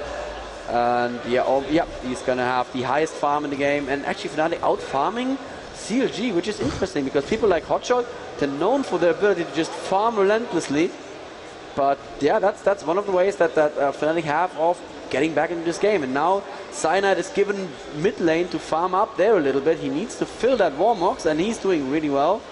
He needs to build an Atmox as well. I mean, an Atmox Impaler just to be a little bit of a threat, which currently, honestly, he isn't, except for his ulti, which can move people around. That's always a threat, but he needs to start building some damage as well. Yeah, I think CLG have to be very careful still. Lamia is 5-1-2, Bloodthirster, Phantom Dancer, and also the Infinity Edge in there as well. So, you know, building up to a really nice position with an Ashe. So I think CLG don't have to underestimate. I mean, Bigfatlp does still have that Baron buff on him. They're going to start to move in towards the Dragon area. FNATIC are actually all 5 in the middle, and I think they may try to push down for this one. Yeah, CLG are out of position to defend this one tower. Yep, they are not going to get there in time. I don't think there's a Gangplank ulti, but they can probably just ignore that and face it. There is an arrow, not going to hit anyone. Oh, that's unfortunate. I think somebody flashed out of the way there. And now FNATIC are in a very weird position, just based on where they are. Oh, good rift war from PK is going to be safe. And Shushei stays around for a little bit more poke, but that is going to be healed up by Elementz in no time. Elementz actually building a very, very tanky support, Alistair. He is building a Catalyst after a Heart of Gold, so he just wants to survive. I don't know what a Catalyst is. Probably going to be a Banshee's Veil even against the dual AP. That certainly does make sense.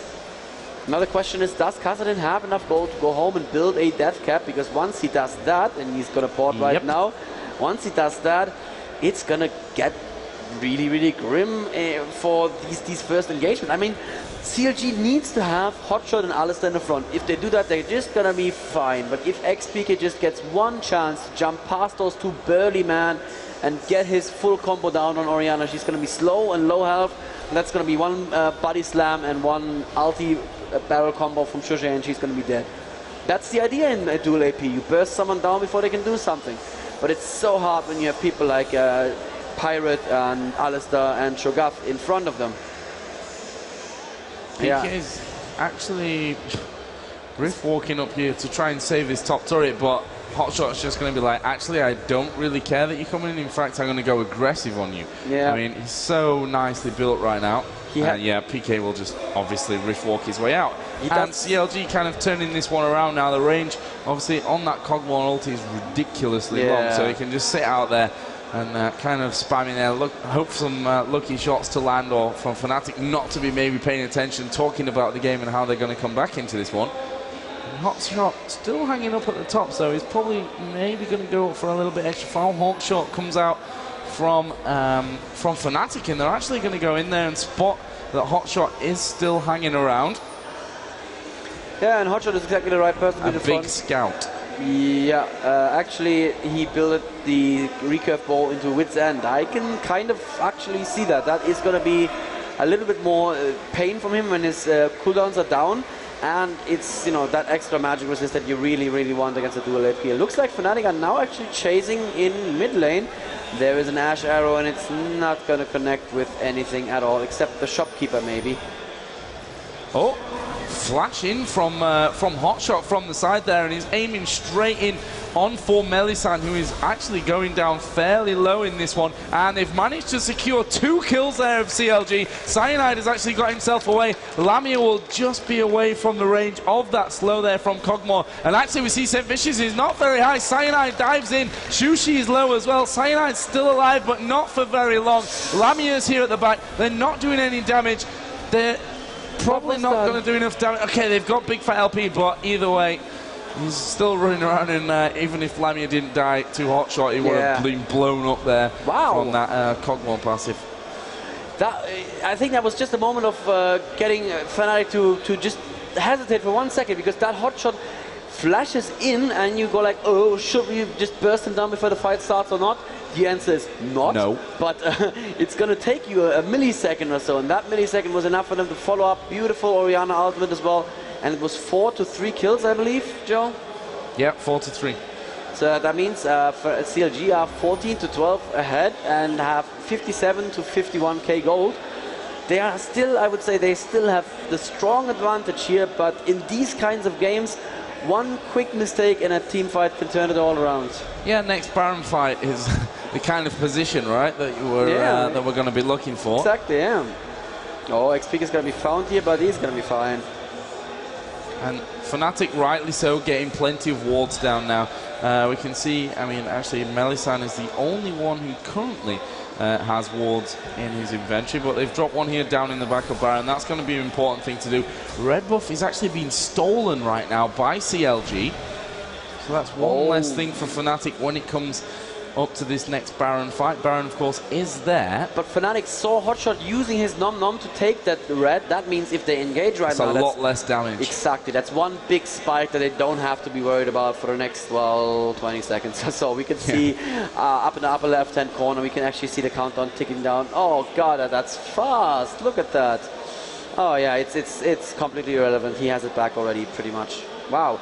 Randuin's Omen and Frozen Heart on HotShot. That means a lot of cooldown reductions. He's 3 kills, 5 assists, and 273 CS.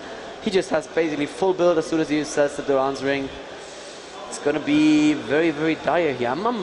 Yeah, Last Whisper coming up for Ashe next. That's the next step for Ashe. If they saw that Kog'Maw was out of position, they could have gone in, but nope, not going to do anything silly. Yeah. FNATIC are again on the back foot. They need to be careful that they don't take Baron from them right now. Yeah, Ashe has gone back, and that's a massive source of damage for them. But CLG is going back as well. So Last Whisper there. That was exactly why she needed to go back. And if she ever wants to have any hope in hell of killing that Cho'Gath, she needs that Last Whisper.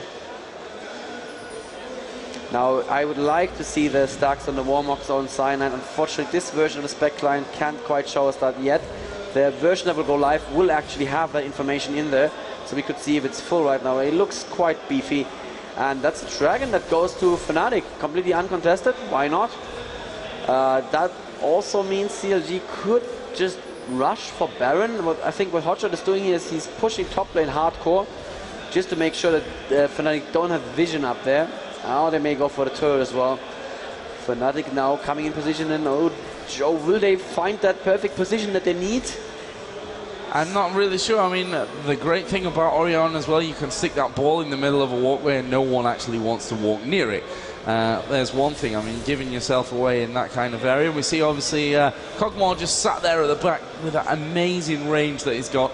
can try to hold FNATIC away from the backside of this turret, and for FNATIC it's a case of staying mobile at this stage and not being caught unaware. Obviously they need to be talking, need to be communicating, but standing in one place is a certain way to get a massive chunk of your health taken away. And you know, Joe, I just looked over my shoulder to see if I can see the players behind us communicating, but I can't see them for all the audience standing behind us. And there's the engage finally. Now Saintvicious taking a lot of damage there. He seems to be the first focus. Lamia taken down in no time at all. Wow, there is a lot of kills. xPeke going down in no time at all. HotshotGG flashing after Lamia. Lamia flashing too, and there is a barrel just poking. Oh, very good rupture. He's going to silence him. He does not have the nom-nom anymore, and there's a good shield. Headbutt from Alistair. Lamia is probably going to be saved. At the same time, Cyanide's going to say, die. Oh, Lamia. He can kill him. Oh, beautiful ultimate. Beautiful ultimate from Bigfatlp. Wow.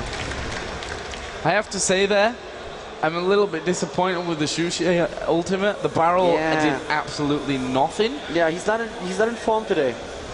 That's what it is, and that's very unfortunate. But still, CLG can't take anything away from them. That was a great fight from their point of view. 4-1 it ended. And now they're probably just going to push through and try and take as many of these Nexus turrets as they can. Yeah, and you know... No, they're going to go back. Shushei is still a scary roadblock in terms of pushing through that base. Shushei actually built a Deathfire Yep. grasp. That is interesting. He really wants to burst someone down. I didn't like the FNATIC went for Saintvicious. They could kill him, and sure, if you get a guaranteed kill by, they're going to find someone. No. If you get a guaranteed kill, you know, sure, why not? But he brought nothing to the table except for his Aegis, and you know that's not the end of the world not having that. So after blowing him up, they were in a really, really bad position, and they died very, very quickly. FNATIC could have gone for Baron, and probably their window passed right now. That window is closed, and they didn't want to do it without Mellisan. That makes perfect sense. He now has Atmox online. Peke flirting with danger here. He likes flirting and danger. But he has his rift walk, of course, so he should generally be safe. And he knows all the places in the map where he can rift walk across terrain.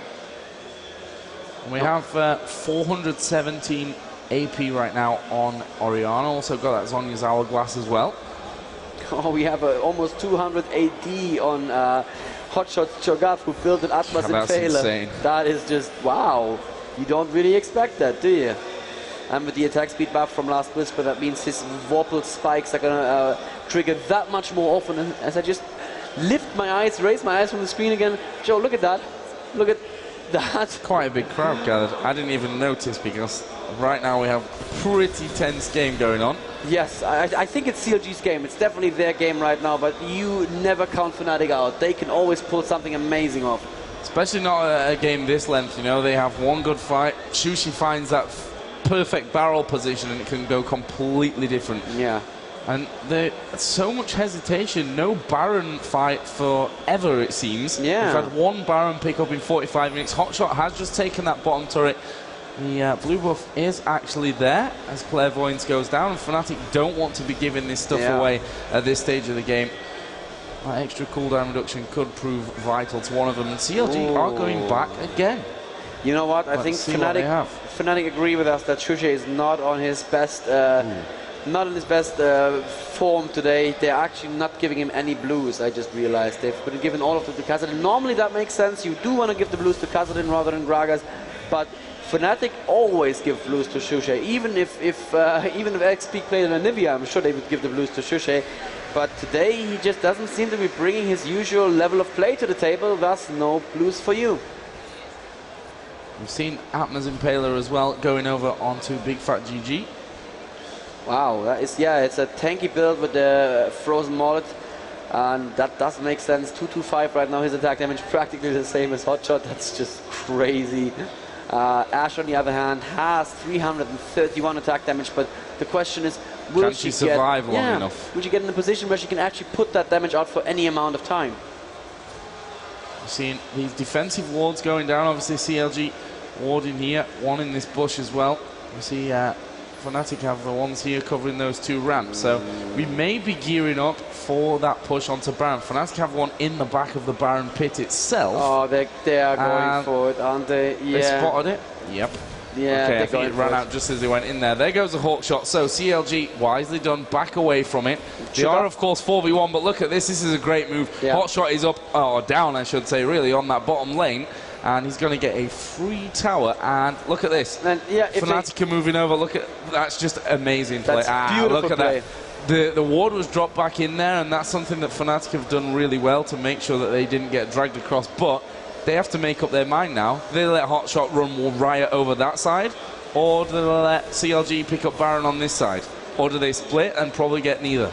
This is a lose-lose situation right now for FNATIC. No matter what they do, Shushei is coming over to clear out the minions. That's that means good now decision. they can just go for Baron, because without Shushei, there's no way they can stop them here at Baron.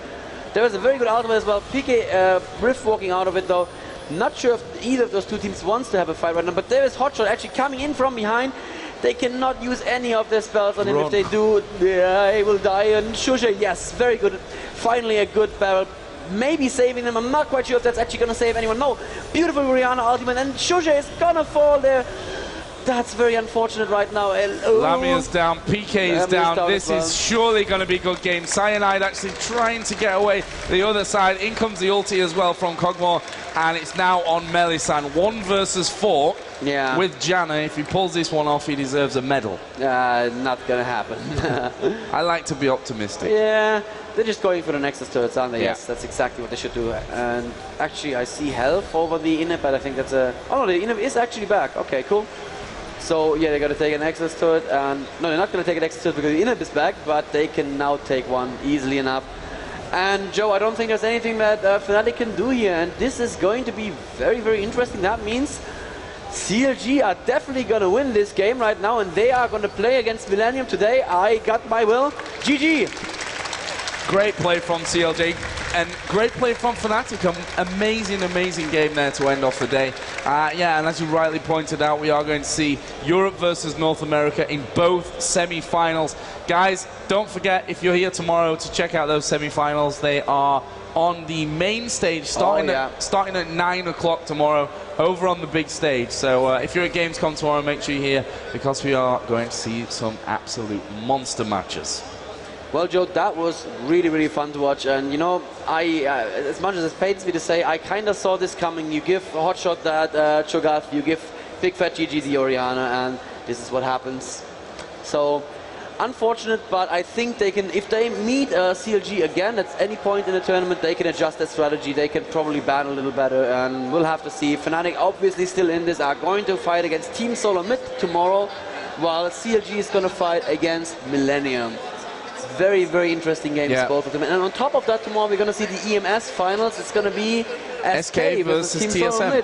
So SK still have one thing to play here, and that is going to be a very, very tense best of 3 as well. To be honest, for SK, that's something that they'll really be looking forward to, because they want to prove they've gone out in the group stage. They've lost against CLG. They've lost against FNATIC. Now they want to bounce back and say, okay, TSM, we can prove that we can at least, you know, at least beat you in the EMS. For TSM, it's going to be a decent warm-up for something coming up a little bit later as well. And if we just have a look down the scoreboard there, I mean, Hotshot, let's make a point of it, because the last game, or the game before that, we saw him playing Jax. And he was absolutely awesome. Really? And then the second game, they banned Jax, and he played Nidalee, and he was absolutely awesome. And then the next game they banned Nidalee and Jax, and he played Cho'Gath. And he was awesome. And he was awesome. So tomorrow, what are they going to ban? All 3? Hotshot. They ban Hotshot. They follow him tonight when it's dark in Cologne and ban him, yes. Broken fingers for you, my friend. No, I don't think they're going to do that. Nah, I doubt it. Nah. But yeah, FNATIC still, they were scary. I mean, they were scary enough in this game, but just not quite enough to pick up the kill, to pick up the win there. We're gonna have to see what they do against TSM tomorrow. TSM definitely also in top form. I mean, they went 3-0 in their group, and I just have to say it right now, it looks like America is better. It's 3-0 for TSM, 3-0 for CLG. It looks like the US side of the equation has bounced back mightily after DreamHack. Well, one thing that can change things is that big stage over there. It's pretty loud, a lot of people watching, and you're kind of in front of everyone. So maybe that'll affect not just the Americans, but the European teams as well. Maybe. That's something that we're going to find out tomorrow. Zenon, thank you for joining us. Don't forget, guys, if you want to play League of Legends Dominion, you definitely should check it out if you have the patience for the queues, because they are long. There's 2 or 3 people who kind of also want to check it out, unfortunately. Yeah. But yeah, do check it out, or if you don't want to wait a queue here, it's not going to be long at all. It's going to be on live very, very soon. We're going to show it on PAX, and pretty much right after that, it's going to be on live. Yep, so make sure you get yourself over there. We'll be back actually on this stage with StarCraft 2 next, the 3rd and 4th quarterfinals. But don't forget, if you're a League of Legends fan, on the stream and also here in the audience as well, 9 a.m. tomorrow is when we'll be kicking off. And the program pretty much is League of Legends all day long. We'll do the first semi-final. We'll come straight here to do the EMS final. And then we'll go back over onto the other stage where we'll complete the semi-finals for League of Legends. And I believe the WCG Germany games are going to be streamed tomorrow as well, around the same time as the EMS games. Okay. So I'm going to have to see if I'll be able to shoutcast those. We're going to have to talk to the WCG about that. I think they offered me that spot. We're going to have to see how that works out with the schedule. But that is something that if you're a German gamer and you want to see what team Germany is going to send to Korea to represent us in League of Legends, that is also something to look out for. That's going to be very, very exciting tomorrow as well. Busy, busy day, Joe. Busy day, and packed with League of Legends. As I said, StarCraft 2 is coming up next. Mr. Bitter and Rotterdam will be taking our places, so don't go anywhere. More Intel Extreme Masters action from Cologne is coming your way now.